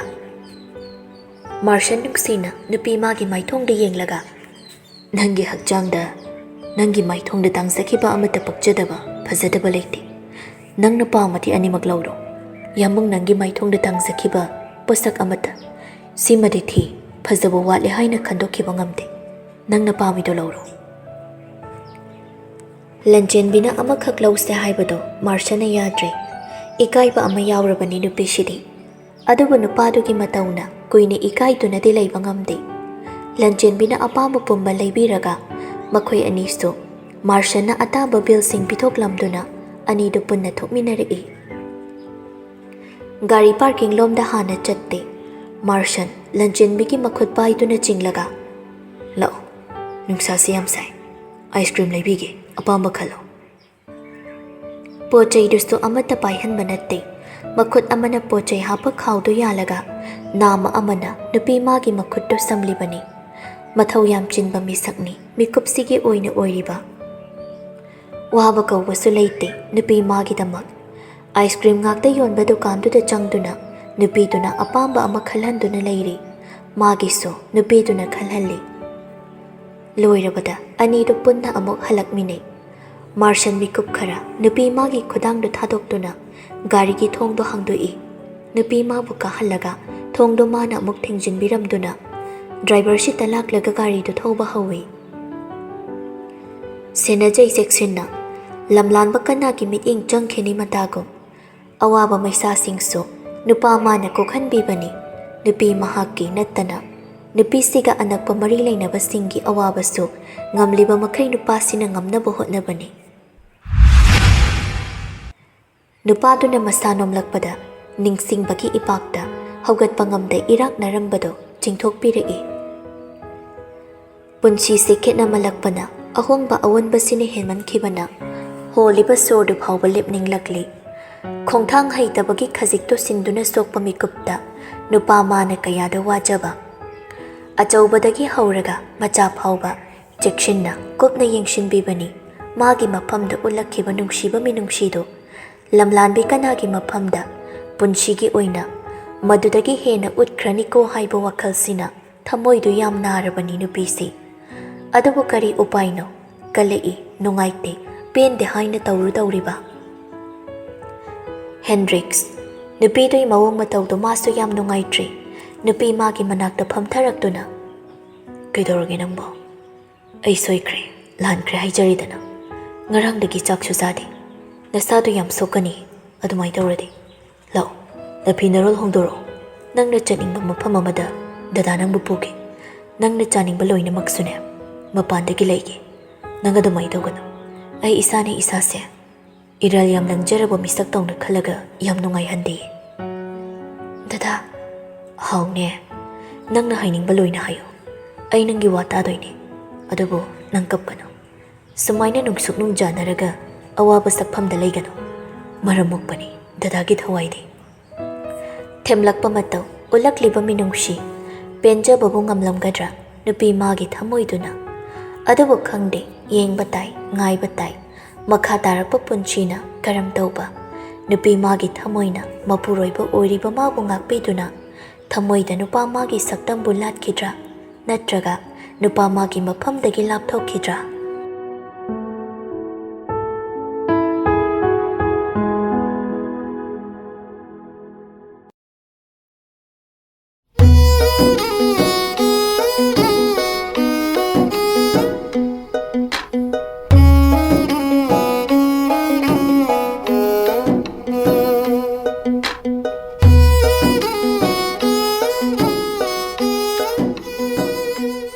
Mangani chakawbagi photoshoot su nupaduna yadabagi dauri. Loirabada mayamdusu magi lambida ayambana chatnakri. Halakpada matamdusu adum kharadi thengli. Laisi henbi mapi marondo satchat hongdoktuna makhada kumdoi dawi. Marshanna Laisi henbe ngaiko. Nupidusu tung onthoktuna yenglei. Karino haibagom Marshan makhadari. Nang chatlubagi waramgani nasado ngaihak to oirisu phajana pothako.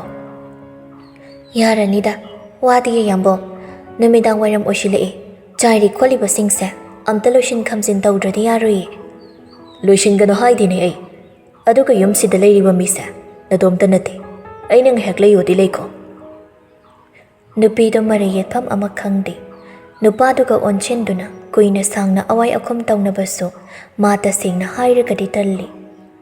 Aduna amuk changsinduna tuminlei kaduda leibado ma ihai hainaba oidi nupaduga punna leibasu ma talli phondo me tawsu amuk kari hairakani khanbada talli ꯃꯥꯔꯁꯟꯅ ꯌꯨꯝꯗ ꯆꯠꯂꯨꯕꯗꯨ ꯅꯨꯡꯉꯥꯏꯕ꯭ꯔꯥ? ꯃꯥꯁꯨ ꯋꯥꯔꯤ ꯑꯇꯣꯞꯄ ꯁꯥꯐꯝ ꯈꯪꯗꯕꯒꯤ ꯅꯨꯄꯤꯁꯤꯒ ꯋꯥꯔꯤ ꯁꯥꯕ ꯌꯥꯕ ꯃꯔꯝ ꯑꯃ ꯍꯦꯛꯇ ꯄꯨꯊꯣꯔꯛꯄꯅꯤ. ꯌꯥꯝ ꯅꯨꯡꯉꯥꯏꯌꯦ ꯌꯥꯝꯕꯣꯛ. ꯁꯤꯒ ꯑꯥꯒꯤ ꯌꯨꯝꯗꯨꯒ ꯅꯪꯒꯤ ꯋꯥꯈꯜꯗ ꯀꯔꯝꯕꯅ ꯍꯦꯟꯅ ꯂꯩꯕꯗ ꯅꯨꯡꯉꯥꯏꯒꯦ? ꯑꯅꯤꯃꯛ ꯅꯨꯡꯉꯥꯏꯗ. ꯅꯨꯡꯉꯥꯏꯕ ꯃꯈꯜ ꯃꯥꯟꯅꯗꯕꯩ ꯋꯥꯅꯤ. ꯀꯔꯤꯗꯅꯣ ꯅꯪꯅ ꯈꯦꯠꯅꯅ ꯎꯔꯤꯕ? ꯑꯗꯨꯕꯨ ꯀꯃꯥꯏ ꯇꯥꯛꯇꯣꯏꯅꯣ ꯈꯪꯗꯤꯌꯦ. ꯅꯨꯄꯥꯗꯣ ꯅꯨꯄꯤꯗꯨꯒꯤ ꯃꯇꯧꯗꯨ ꯌꯦꯡꯂꯒ ꯅꯨꯡꯁꯤꯕꯁꯨ ꯍꯦꯟꯕꯒꯨꯝ ꯇꯧꯏ. ꯃꯥꯔꯁꯟ ꯃꯆꯟ ꯆꯦꯛꯂꯥꯎꯕꯤꯗꯨ ꯂꯥꯛꯂꯕꯗꯤ ꯈꯟꯗꯨꯅ ꯆꯠꯂꯒ ꯊꯣꯡꯗꯣ ꯍꯥꯟꯅ ꯂꯣꯟꯁꯤꯜꯂꯤ. ꯅꯨꯄꯤꯗꯨꯗꯤ ꯃꯤꯍꯨꯟ ꯊꯥꯎꯟ ꯑꯃ ꯁꯨꯗ꯭ꯔꯤ. ꯃꯥꯔꯁꯟ ꯅꯨꯄꯤꯗꯨ ꯆꯤꯡꯗꯨꯅ ꯀꯣꯁꯇꯨꯗ ꯐꯝꯍꯜꯂꯤ. ꯂꯩꯁꯤꯍꯟꯕꯤꯁꯨ ꯀꯩꯁꯨ ꯍꯥꯏꯗꯦ. ꯃꯥꯔꯁꯟꯅ ꯂꯩꯁꯤꯍꯟꯕꯤ, ꯀꯩ ꯍꯥꯏꯒꯦ ꯌꯥꯝꯕꯣꯛ? ꯅꯪ ꯑꯩꯉꯣꯟꯗ ꯁꯥꯎꯅꯤꯡꯕ꯭ꯔꯥ? ꯁꯥꯎꯅꯤꯡꯗꯦ. ꯃꯥꯔꯁꯟ ꯅꯨꯄꯤꯗꯨꯒꯤ ꯃꯈꯨꯠꯇ ꯄꯥꯏꯁꯤꯟꯗꯨꯅ ꯁꯥꯒꯩ ꯑꯣꯟꯈ꯭ꯔꯕꯤꯗꯣ ꯍꯜꯂꯛꯂꯔꯣꯏ ꯈꯪꯂꯕꯤ ꯃꯥꯗꯣ ꯑꯩꯅ ꯌꯥꯝ ꯈꯝꯕꯟꯖꯔꯨꯏ. ꯃꯥꯅ ꯂꯝꯂꯥꯟꯕ ꯀꯅꯥꯒꯤ ꯃꯀꯥꯗ ꯂꯩꯈꯤꯕꯗ ꯑꯩ ꯍꯤꯡꯅꯤꯡꯕ ꯐꯥꯎꯈꯤꯗꯦ. ꯅꯨꯄꯤ ꯑꯃꯇ ꯍꯟꯅ ꯐꯥꯎꯕ ಮಿꯆꯤꯅ ꯌꯦꯡꯂꯔꯣꯏ ꯈꯟꯈꯤ. ꯅꯐꯝꯗ ꯑꯩꯅ ꯑꯌꯦꯠꯄ ꯑꯣꯏꯔꯦ ꯁꯤꯔꯥ? ꯑꯕꯦꯝꯃ, ꯑꯩꯒꯤ ꯋꯥ ꯂꯣꯏꯗ꯭ꯔꯤꯌꯦ. ꯅꯨꯄꯤꯗꯨ ꯇꯨꯃꯤꯟ ꯑꯃꯨꯛ ꯂꯩꯁꯤꯟꯈꯤ. ꯍꯥꯏꯅꯤꯡꯕꯗꯣ ꯍꯥꯏꯔꯣ, ꯇꯥꯅꯕ ꯉꯥꯏꯔꯤ ꯃꯇꯥꯒꯣ. ꯊꯃꯣꯏꯁꯤꯅ ꯑꯁꯤꯕ ꯑꯃꯒꯨꯝ ꯑꯄꯥꯝꯕ ꯏꯍꯨꯜ ꯅꯨꯡꯁꯤꯕ ꯍꯥꯏꯕꯗꯣ ꯄꯣꯛꯂꯛꯇ꯭ꯔꯕ ꯃꯤꯀꯨꯞ ꯏꯃꯥꯁꯤ ꯄꯥꯕꯨꯡꯒꯤ ꯑꯍꯜ ꯑꯣꯏꯕꯒꯤ ꯅꯤꯡꯉꯥꯏꯅ ꯀꯟꯁꯤꯜꯂꯛꯄ ꯃꯇꯝꯗꯨꯗꯅꯤ ꯑꯩ ꯇꯧꯐꯝ ꯈꯪꯈꯤꯗꯦ. ꯑꯩꯒꯤ ꯅꯤꯡꯕ ꯀꯥꯏꯈ꯭ꯔꯕꯁꯨ ꯏꯃꯥꯁꯤ ꯄꯥꯕꯨꯡꯒꯤ ꯑꯅꯤꯡꯕ ꯑꯄꯥꯝꯕꯗꯤ ꯊꯨꯡꯍꯜꯂꯒꯦ ꯈꯟꯕꯒꯤꯅꯤ. ꯏꯃꯥꯁꯤꯅ ꯅꯪꯕꯨ ꯍꯥꯟꯅꯗꯒꯤ ꯃꯃꯧ ꯑꯣꯏꯕ ꯄꯥꯝꯃꯦ ꯍꯥꯏꯅ ꯅꯪꯒꯤ ꯌꯨꯝꯗ ꯍꯥꯏꯅꯕ ꯆꯠꯄꯅꯤ. ꯑꯗꯨꯗ ꯏꯃꯥꯒ ꯏꯕꯥꯏꯒꯅ ꯑꯍꯥꯟꯕꯗ ꯌꯥꯔꯛꯇꯦ ꯍꯥꯏ. ꯑꯗꯨꯒꯤ ꯃꯇꯨꯡꯗꯤ ꯑꯩꯅ ꯅꯪꯉꯣꯟꯗ ꯐꯣꯟ ꯇꯧꯈꯤꯕꯗꯣ. ꯅꯤꯡꯁꯤꯡꯂꯛꯏ ꯅꯨꯃꯤꯠꯇꯣ. ꯂꯩꯃ ꯅꯤꯡꯊꯦꯝ ꯑꯅꯤꯗꯣ ꯃꯌꯥꯏ ꯀꯥꯗ ꯐꯝꯗꯨꯅ ꯃꯊꯥ ꯁꯥꯅ ꯋꯥꯔꯤ ꯇꯧꯏ. ꯅꯤꯡꯊꯦꯝꯅ ꯃꯤꯅ ꯍꯥꯏꯔꯤꯕ ꯋꯥꯗꯨꯁꯨ ꯅꯥꯀꯜ ꯑꯃꯔꯣꯝꯗ ꯌꯦꯡꯂꯒꯗꯤ ꯆꯨꯝꯂꯤꯕꯅꯤ ꯇꯧꯔꯤꯁꯤ.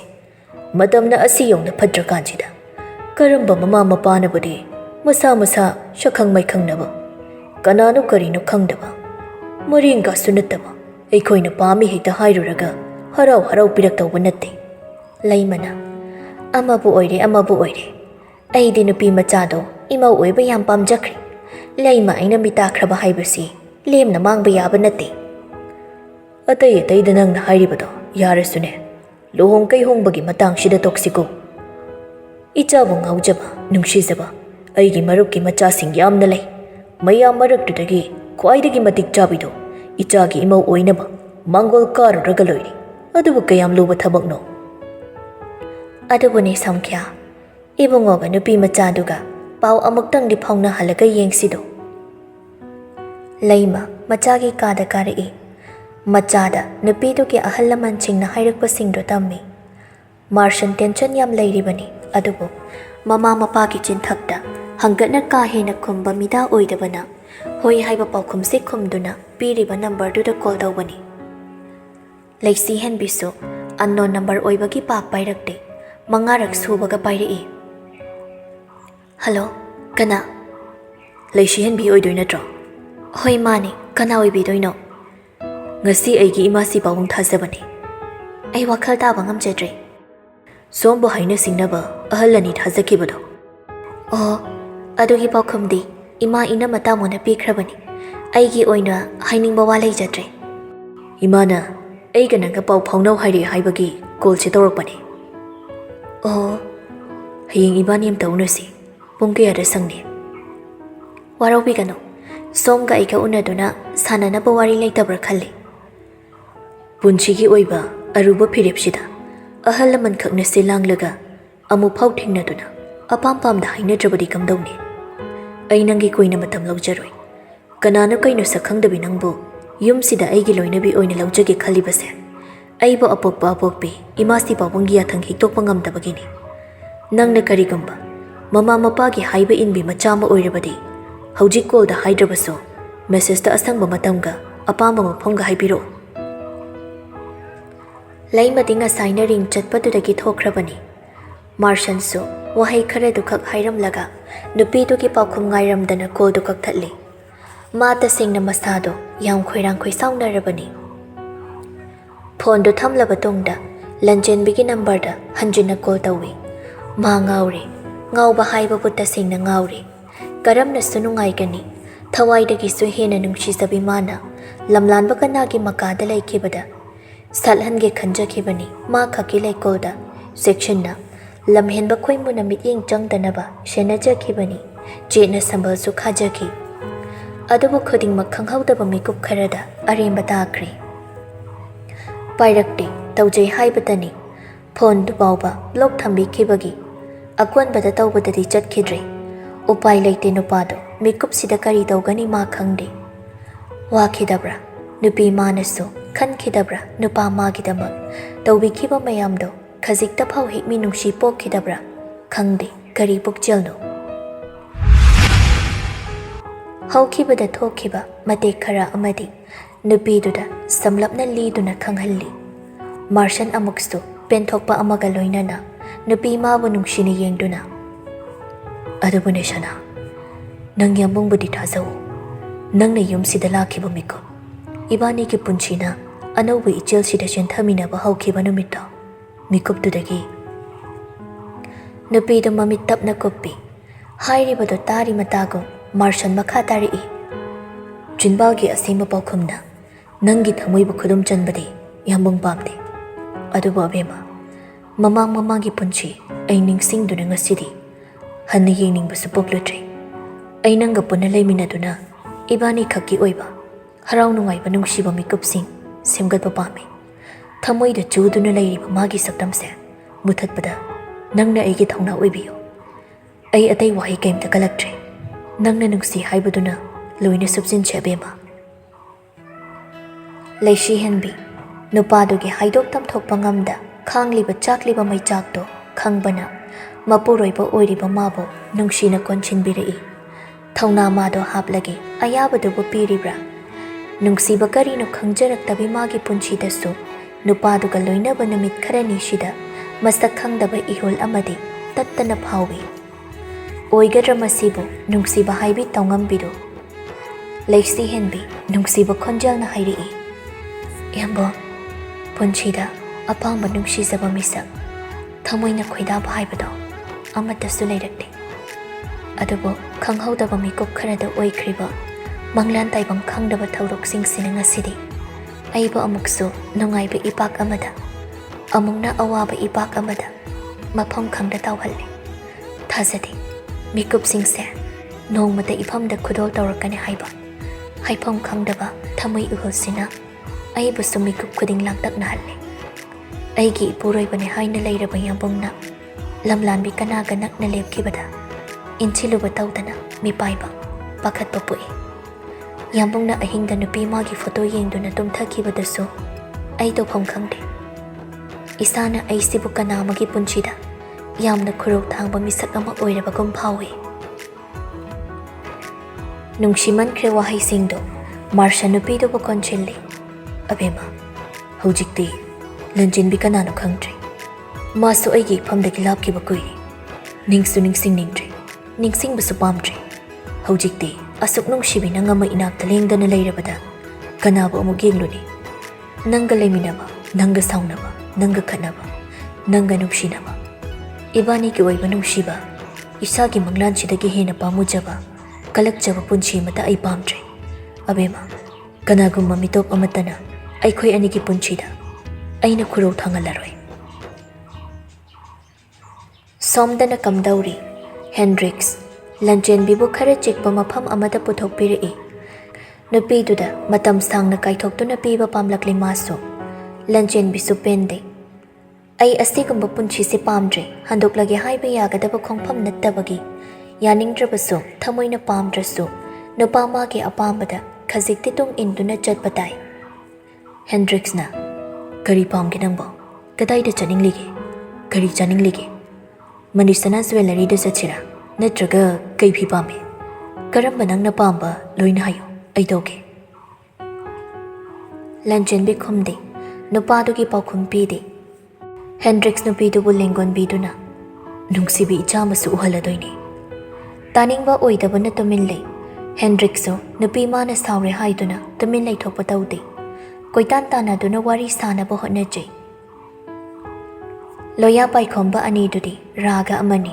Paikhomba ki yumda punna lai. Paikhomba na. Karinoba, nang ngasay tawrito. Martian gi mihun mata duda. Ku yorom daw ba shopna dalit panibo nang nataw saba ama. Ay sugyan men tahawdemi. Sa hek tahay dokrini. Hay ni nang. Chakaw ba maphamoy ba ki pharini. Nalamdradi nang nasway da mukta na wagang ang lise. Ngang bangam lambay walite. Adu haraga ay nupito. Mabung na magpubiramdana. Kolbam tawki. Loya wahai se haina haina nupi mangonda phone tawi. Sintha su pairakduna. Tamocha. Haw. Nang noy tamo na phudro. Phudeda. Maika dai bukum lakhidri mali. Kaidawrage. Ay na ngasay ibaya na soyboy kayboy. Asingboy kawruba. Aduda sumhangbani. Kumaktradi yari. Kawtharano. Mimbatay manaw ka da romance tawrong kini. Paikhomba na. Dari bay koy giso kita kanbi koy dawge. Headphone chu upsil hawda na kung si ita ki dawe. Loyana. Ho phangdabani na chakchawo. Warunu da nangi soina bora baybi masembini. Haisak. Chalo angang pai. Phangdabagi hawnabi mi ita inaw romance da disturb tawrokado. Paikhomba loya ki nangganda kinna thilli. Nammai. Natuoy na urabro. Aingondo ina shalaydo. Haina de karino. Paikhomba atopa room amada changkri. Sintha di noktuna ngangnari basingdo tai. Anawba mataw ama wahay wata ama natte. Nupi ma na tariba. Karanda taraga layjaraba ngaktani. Paikhomba thokrabada loya suponda onchilli. Yengami braba matawsi. Aina noy na manabi athibiyam toirasu asigi sembiyo haibase. Nang chusuk ata diba. As yare komta. Noy karanduda kanay nupi ni yaraktoy no. Ay pautok na ning manang ngawrakanchida. Ish. Ay gatok na bakaina. Ngamjagadro. Kaydo mga moydoy no. Nahan mokso kap law tobududa nungay tada na hanjin na baywani. Natradi kayna da na way sang na atopo no pa makoy jaramadaba ni.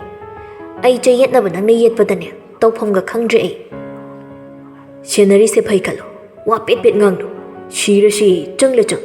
Nayambada sing bahay jani. Matamso sumtek tek chatpana nungdang su yokshin kiba khanghaude. Ningthi su numidangi lushin phamthok pasing lushin ba loiraba tungda enchang to mahi haptuna sauhalam laga leisi hen bina leiramba kaduda lai. Henja thoibi mane na leibiramba sanapot chingdo kolaga tumin leirame. Pikling ay matamdagi mama mapadagi maniga ni hena loinarakpani. Leisi hen bina chatkibado henja thoibi dadi awaba ama oiri. Leisi hen bi chatkibadagi nine nini haidana phana kuina su kapkhrabani. Mamai mamittu su ipom-pombi. Ningthi machadubu pamkhatli. Masadu su sabong tawi. Icha thoibiya. Kaidawrage minangbo. Nini to amuk laktoyni ba. Ngasaygi dumayna sanapot ichagi pamba achapot mayam ama leiraga. Mama. Hawne. Nini kaubiyo. Nini do amuk lakani icha thoibi. Ay nini pame. Siba. Mama ne. Nini do soidana kaugiba. Ichagi se. Kaisana sige. Haima. Icha thoibigi barbi se. Jiji macha kapena moisu kapeba. Mama ga punna sana sise. Icha di maram yamokpani. Mama gi thoibini. Mama, nini uge. Ningthi angang do masa sagali. Masa ngamdabagi hengo tawrini khangbana. Tapna manang ganda nanbi. Upay su laytabana. Leisi hen bigi number da call tawi. Nupi do de kitchenda kanghau kan na ngawri. Marsha na thabak chathokpa yadabagi online da loishinba yaba tawba yaba singdo laptop da tawrambani. Leisi hen bigi phone khinglibaduda ngaiha khanjani. Mayumgi mi oiramladi haina amuk su khalli. Ningjing mangjingnei Marshan phone do oktuna. Hello. Ningthi Marsha na pairakpaduda khawtak ama chai. Chahi di Marshan na bu helap lairamgani. Marshan ta draba khanduna amuk su hanjina. Hello. Ichan tombi laibra. Hoi je laye. Amta pahen birakpa yadoira. Angang se maray tawmanbagi upay laytadana tawbani. Hoi. Maki chanda laykibani. Yani ay pahelake. Ngagtang paibiyo. Wahay se haiduna Marshan su tawramliba mathawdo ngayhak leptuna makhado kumduna kitchen da lai. Abema, ꯌꯨꯝꯒꯤ ꯆꯦ phone ꯇꯧꯔꯛꯑꯦ ꯇꯧꯔꯛꯄꯒꯤ ꯃꯔꯝꯗꯨ ꯅꯨꯄꯤ ꯃꯥꯁꯨ ꯈꯪꯉꯤ ꯑꯗꯨꯕꯨ ꯃꯅꯦꯝ ꯍꯣꯏ ꯂꯩꯕꯗꯨꯗ ꯄꯥꯛ ꯍꯦꯛ ꯂꯧꯕ ꯉꯝꯗꯦ ꯃꯇꯧꯗꯣ ꯈꯪꯕꯅ ꯂꯩꯃꯅ ꯏꯟꯁꯥꯡꯁꯨ ꯂꯣꯏꯁꯤꯜꯂꯛꯇꯧꯔꯦ ꯀꯥꯔꯣ ꯑꯊꯨ ꯑꯀꯥꯏ ꯀꯔꯤꯅꯣ ꯋꯥꯔꯤ ꯁꯥꯅꯤꯡꯕ ꯑꯣꯏꯔꯝꯒꯅꯤ ꯏꯃꯥꯁꯤ ꯂꯣꯏꯁꯤꯟꯕꯤꯔꯒꯦ ꯏꯃꯥꯁꯦ ꯅꯨꯡꯉꯥꯏꯒꯗ꯭ꯔꯣ ꯌꯥꯅꯤꯗ ꯑꯩ ꯑꯗꯨꯝ ꯕꯦꯃꯥ ꯌꯨꯝꯒꯤ ꯃꯤꯅ ꯐꯣꯟ ꯇꯧꯔꯛꯄꯗ ꯑꯗꯨꯝ ꯇꯧꯕ ꯍꯧꯅꯗꯦꯀꯣ ꯅꯆꯟꯁꯨ ꯂꯩꯔꯤ ꯆꯣꯆꯣ ꯃꯊꯛꯇ ꯀꯥꯈꯠꯂꯣ ꯍꯥꯏꯅꯗꯧꯕ ꯁꯥꯟꯅꯗꯧꯕ ꯑꯗꯨꯝ ꯒ꯭ꯌꯥꯟ ꯇꯥꯅ ꯁꯥꯟꯅꯔꯨꯁꯣ ꯂꯩꯁꯤ ꯍꯦꯟꯕꯤꯁꯨ ꯆꯥꯛꯈꯨꯝ ꯐꯗꯤꯗꯨꯗ ꯃꯈꯨꯠꯇꯨ ꯁꯦꯡꯅ ꯀꯪꯅ ꯇꯩꯊꯣꯛꯂꯒ ꯂꯥꯛꯇꯨꯅ ꯐꯣꯟꯗꯨ ꯂꯧꯔꯒ ꯃꯊꯛ ꯀꯥꯔꯛꯏ ꯏꯅꯝꯃ ꯍꯥꯎ ꯅꯪꯕꯨ ꯌꯥꯝ ꯆꯤꯜꯂꯤꯕ꯭ꯔꯣ ꯆꯤꯟꯗꯦꯗ ꯌꯥꯔꯦ ꯍꯧꯖꯤꯛꯄꯨꯗꯤ ꯉꯁꯥꯏꯗꯣ ꯑꯩ ꯑꯦꯟꯁꯥꯡ ꯊꯣꯡꯂꯤꯕ ꯑꯗꯨꯒꯤꯅꯤ ꯏꯃꯥꯁꯤꯅ ꯇꯧꯕꯤꯍꯧꯔꯦ ꯏꯆꯥ ꯊꯣꯏꯕꯤꯁꯦ ꯀꯞꯄꯗ ꯑꯩ ꯒ꯭ꯌꯥꯟ ꯃꯦꯟ ꯑꯃ ꯇꯥꯗ꯭ꯔꯦ ꯃꯁꯥꯁꯤꯁꯨ ꯃꯩ ꯍꯧꯕ ꯃꯈꯩ ꯁꯥꯒꯠꯂꯝꯃꯦ ꯊꯦꯝꯐꯝ ꯇꯧꯐꯝ ꯆꯥꯐꯝ ꯈꯪꯗꯗꯅ ꯅꯪꯉꯣꯟꯗ ꯑꯣꯏꯅ ꯑꯗꯨꯝ ꯇꯧꯔꯛꯑꯕꯅꯤ ꯚꯤꯗꯤꯑꯣ ꯀꯣꯜ ꯇꯧꯔꯛꯀꯦ ꯑꯝꯇ ꯄꯥꯏꯈꯠꯂꯛꯑꯣ ꯃꯃꯧ ꯃꯁꯥ ꯅꯨꯡꯉꯥꯏꯇꯦ ꯇꯥꯕꯗ ꯅꯨꯄꯤꯗꯨ ꯌꯥꯝꯗꯤ ꯅꯨꯡꯉꯥꯏꯖꯗ꯭ꯔꯦ ꯑꯗꯨꯕꯨ ꯀꯩꯗꯤ ꯎꯄꯥꯏ ꯂꯩ ꯍꯣꯏ ꯇꯧꯔꯛꯑꯣ ꯍꯥꯏꯕ ꯋꯥꯍꯩꯁꯤ ꯈꯛ ꯍꯥꯏꯔꯤ ꯅꯤꯡꯊꯤꯁꯨ ꯅꯣꯔꯃꯦꯜ ꯀꯣꯜꯗꯨ ꯀꯛꯇꯨꯅ ꯋꯥꯆꯦꯞꯇ ꯇꯧꯔꯛꯏ ꯂꯩꯁꯤ ꯍꯦꯟꯕꯤꯁꯨ ꯑꯗꯨꯝ ꯐꯠ ꯄꯥꯏꯈꯠꯂꯤ ꯍꯦꯟꯖꯥ ꯊꯣꯏꯕꯤꯒꯤ ꯃꯇꯧꯗꯨ ꯎꯕꯗ ꯅꯨꯄꯤꯗꯨ ꯃꯄꯤ ꯏꯔꯥ ꯆꯦꯟꯈꯤꯕ ꯈꯪꯍꯧꯗꯦ ꯊꯣꯏꯕꯤ ꯍꯦꯟꯖꯥ ꯊꯣꯏꯕꯤ ꯀꯞꯂꯤ ꯃꯅꯦꯕꯨ ꯌꯦꯡꯗꯨꯅ ꯅꯤꯅꯦ ꯅꯪ ꯂꯥꯛꯑꯣ ꯂꯥꯛꯇꯣꯏꯅꯦ ꯅꯤꯅꯦꯅ ꯑꯗꯨꯝ ꯂꯥꯛꯀꯅꯤ ꯀꯞꯂꯝꯒꯅꯨ ꯁꯅꯥꯄꯣꯠꯀ ꯃꯌꯥꯝ ꯂꯩꯔꯛꯇꯣꯏꯅꯤ ꯍꯥꯏꯔꯒ ꯀꯩꯒꯤ ꯅꯤꯡꯉꯥꯏ ꯇꯧꯔꯤꯅꯣ ꯅꯪ ꯀꯥꯏꯗ ꯅꯥꯏ ꯍꯦꯟꯖꯥ ꯊꯣꯏꯕꯤ ꯃꯀꯣꯛ ꯃꯃꯥꯏ ꯃꯃꯤꯠꯇ ꯃꯈꯨꯠꯇꯨꯅ ꯇꯛ ꯊꯦꯡꯂꯒ ꯃꯀꯣꯛꯇꯁꯨ ꯃꯃꯤꯠꯇꯁꯨ ꯃꯃꯥꯏꯗꯁꯨ ꯅꯥꯏ ꯅꯥꯔꯤꯗꯣ ꯀꯞꯄꯒꯤꯅꯦ ꯊꯣꯏꯕꯤ ꯅꯤꯅꯦꯅ ꯍꯥꯏꯕꯤ ꯏꯜꯂꯨ ꯍꯌꯦꯡꯅꯦ ꯅꯤꯅꯦ ꯁꯣꯏꯗꯅ ꯂꯥꯛꯀꯦꯕ ꯀꯞꯄꯝꯒꯅꯨ ꯃꯃꯥꯅ ꯏꯟꯕ ꯆꯥꯛꯇꯣ ꯐꯖꯅ ꯆꯥꯊꯣꯛꯑꯒ ꯅꯤꯅꯦꯅ ꯄꯤꯕ ꯇꯦꯗꯤ ꯕꯤꯌꯔꯒ ꯃꯃꯥ ꯄꯄꯥꯒ ꯀꯣꯜꯂꯒ ꯅꯨꯡꯉꯥꯏꯅ ꯇꯨꯝꯊꯣꯛꯎ ꯏꯃꯧꯗꯤ ꯃꯔꯝ ꯌꯥꯝ ꯃꯣꯛꯄꯅꯤ ꯅꯤꯡꯊꯤꯅ ꯆꯥꯛ ꯍꯥꯏꯔꯒ ꯅꯪ ꯐꯣꯟ ꯄꯥꯏꯔꯤꯉꯩꯁꯤꯗ ꯑꯝꯇ ꯄꯤꯖꯍꯧꯈꯤꯒꯦ ꯃꯥꯅ ꯐꯅ ꯊꯦꯝꯂꯕꯁꯨ ꯆꯥꯛꯇꯣ ꯃꯅꯦ ꯌꯥꯎꯗꯅ ꯀꯌా ꯆꯥꯎ ꯌꯥꯗꯦ ꯑꯗꯨꯅ ꯂꯩꯁꯤ ꯍꯦꯟꯕꯤꯅ ꯐꯣꯟꯗꯣ ꯄꯥꯏꯔꯤꯉꯩ ꯀꯤꯆꯟ ꯆꯪꯗꯨꯅ ꯃꯆꯥꯒꯤ ꯆꯥꯛ ꯈꯔ ꯍꯥꯞꯊꯩ ꯄꯣꯅ ꯉꯥ ꯑꯇꯥꯎꯕꯒ ꯌꯦꯟ ꯊꯣꯡꯕ ꯈꯔꯒ ꯇꯣꯠꯇꯨꯅ ꯏꯟꯕꯤ ꯁꯤꯁꯦ ꯅꯤꯅꯦ ꯄꯥꯏꯔꯤꯀꯥꯟꯗ ꯆꯥꯍꯧꯔꯣ ꯇꯨ ꯅꯪ ꯆꯥꯗ꯭ꯔꯗꯤ ꯅꯤꯅꯦ ꯂꯥꯛꯑꯔꯣꯏꯌꯦ ꯂꯩꯁꯤ ꯍꯦꯟꯕꯤꯅ ꯊꯣꯏꯕꯤ ꯆꯥꯛꯇꯣ ꯆꯥꯔꯣ ꯅꯤꯅꯦ ꯂꯥꯛꯇꯣꯏꯅꯤꯀꯣ ꯇꯨ ꯎꯕ꯭ꯔꯥ ꯅꯤꯅꯦ ꯌꯦꯡꯒꯦ ꯆꯥꯔꯣ ꯂꯩꯁꯤ ꯍꯦꯟꯕꯤꯅ ꯂꯛꯅꯕꯗꯨꯗ ꯍꯦꯟꯖꯥ ꯊꯣꯏꯕꯤꯁꯨ ꯆꯥꯏ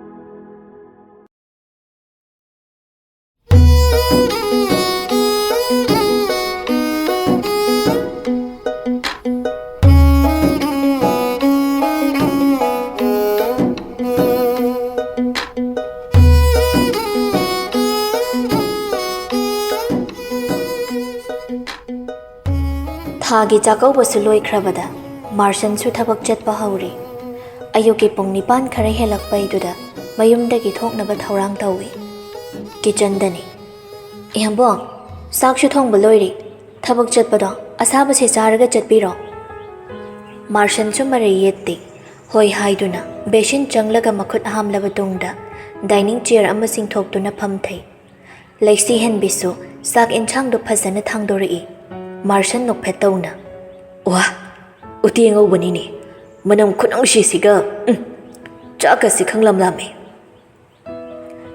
ꯋꯥꯍꯩꯁꯦ ꯍꯥꯏꯗꯨꯅ ꯆꯥꯛ ꯈꯔ ꯀꯣꯊꯔꯒ ꯏꯟꯁꯥꯡꯗꯣ ꯀꯣꯊꯗꯨꯅ ꯇꯣꯠꯂꯒ ꯆꯥꯏ ꯆꯥꯛꯈꯨꯝ ꯑꯃ ꯍꯨꯛꯄꯒ ꯆꯞ ꯂꯦꯞꯄꯤ ꯃꯄꯨꯔꯣꯏꯕꯒꯤ ꯃꯇꯧꯕꯨ ꯈꯣꯏꯗꯥꯅ ꯌꯦꯡꯂꯤꯕꯤ ꯑꯃꯔ ꯅꯠꯇ꯭ꯔꯒ ꯀꯔꯤ ꯑꯁꯣꯏꯕ ꯌꯥꯎꯈꯤꯅꯤ ꯍꯥꯏꯅꯕꯨ ꯌꯦꯡꯂꯤꯕ ꯃꯤꯠꯌꯦꯡꯅꯣ ꯈꯪꯗꯦ ꯃꯤꯄꯥꯏ ꯊꯤꯕꯤꯁꯤ ꯆꯥꯛꯈꯨꯝ ꯑꯃ ꯍꯨꯛꯂꯒ ꯂꯦꯞꯈꯤꯕꯗꯨꯗ ꯏꯇꯞ ꯇꯞꯅ ꯍꯪꯂꯛꯏ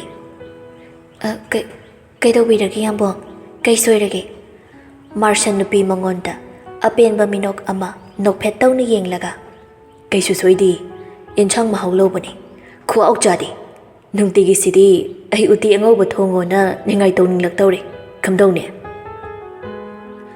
ꯂꯩꯁꯤ ꯍꯦꯟꯕꯤꯁꯨ ꯍꯧꯖꯤꯛꯇꯗ ꯃꯤꯄꯥꯏꯔꯝꯕꯗꯣ ꯀꯣꯛꯂꯕꯒꯨꯝ ꯅꯣꯛꯃꯤꯕ ꯃꯥꯏꯊꯣꯡꯅ ꯃꯍꯨꯠ ꯁꯤꯟꯗꯨꯅ ꯌꯥꯝꯕꯨꯡꯅ ꯊꯣꯡꯉꯣ ꯍꯥꯏꯔꯗꯤ ꯑꯩꯁꯨ ꯅꯨꯡꯇꯤꯒꯤ ꯊꯣꯡꯖꯕ ꯇꯥꯔꯦꯗꯅ ꯊꯦꯡꯈ꯭ꯔꯅꯤ ꯌꯥꯝꯕꯣꯡ ꯆꯥꯊꯣꯛꯄꯤꯔꯣ ꯃꯥꯔꯁꯟꯁꯨ ꯆꯥꯛꯇꯣ ꯆꯥꯕꯗ ꯑꯃꯨꯛ ꯃꯥꯏ ꯑꯣꯟꯁꯤꯟꯈ꯭ꯔꯤ ꯇꯥꯟꯖꯥꯗꯨꯗ ꯃꯆꯟꯅꯨꯄꯤ ꯃꯕꯨꯡꯒ ꯎꯅꯕ ꯁꯨꯛꯌꯥ ꯌꯥꯗꯕꯤꯗꯣ ꯆꯪꯂꯛꯏ ꯁꯤꯟꯊꯥꯅ ꯏꯅꯝꯁꯦ ꯑꯩꯈꯣꯏ ꯆꯥꯛ ꯂꯣꯏꯔꯕꯣ ꯍꯪꯒꯦ ꯌꯥꯎꯅ ꯍꯪꯂꯤꯕꯅꯤ ꯃꯕꯨꯡꯗ ꯈꯠꯅꯕ ꯍꯧꯐꯝ ꯊꯤꯔꯛꯄꯅꯤ ꯂꯩꯁꯤ ꯍꯦꯟꯕꯤꯅ ꯈꯨꯝꯕ ꯅꯪꯗ꯭ꯔꯤꯉꯩ ꯑꯃꯗꯨꯁꯨ ꯁꯠ ꯈꯨꯝꯂꯛꯏ ꯇꯣꯔꯣꯏꯕꯦꯝꯃ ꯅꯅꯥ ꯇꯥꯊꯤꯕꯗꯒꯤ ꯍꯦꯟꯗꯣꯛꯇꯅ ꯏꯆꯟꯒꯤ ꯃꯤꯠꯇꯨꯁꯨ ꯃꯊꯧ ꯇꯧꯕ ꯂꯦꯞꯄꯤꯈ꯭ꯔꯕꯣ ꯐꯣꯟ ꯌꯦꯡꯃꯟꯗꯅ ꯃꯤꯠꯇꯣ ꯑꯃ ꯁꯤꯟꯗꯣꯛꯁꯦ ꯍꯥꯏꯕ꯭ꯔꯣ ꯁꯤꯟꯊꯥ ꯃꯕꯨꯡꯗ ꯐꯩꯔꯦꯡ ꯇꯨꯔꯦꯡ ꯌꯦꯡꯗꯨꯅ ꯀꯩꯅꯣ ꯌꯥꯝꯕꯣꯡ ꯑꯩ ꯅꯪꯉꯣꯟꯗ ꯍꯪꯕ꯭ꯔꯣ ꯏꯅꯝꯁꯤꯗ ꯍꯪꯖꯕ ꯀꯨꯁꯤ ꯆꯥꯐꯝ ꯊꯣꯛꯄ ꯇꯨꯃꯤꯟ ꯆꯥꯎ ꯑꯩꯅ ꯀꯩꯅꯣꯝ ꯉꯥꯡꯕ ꯀꯩꯅꯣꯝ ꯇꯧꯕ ꯈꯨꯗꯤꯡ ꯌꯦꯡꯁꯤꯟꯗꯣꯏꯒꯤ ꯏꯅꯦꯝ ꯐꯠꯇꯕꯤꯁꯤꯡꯉꯥꯏ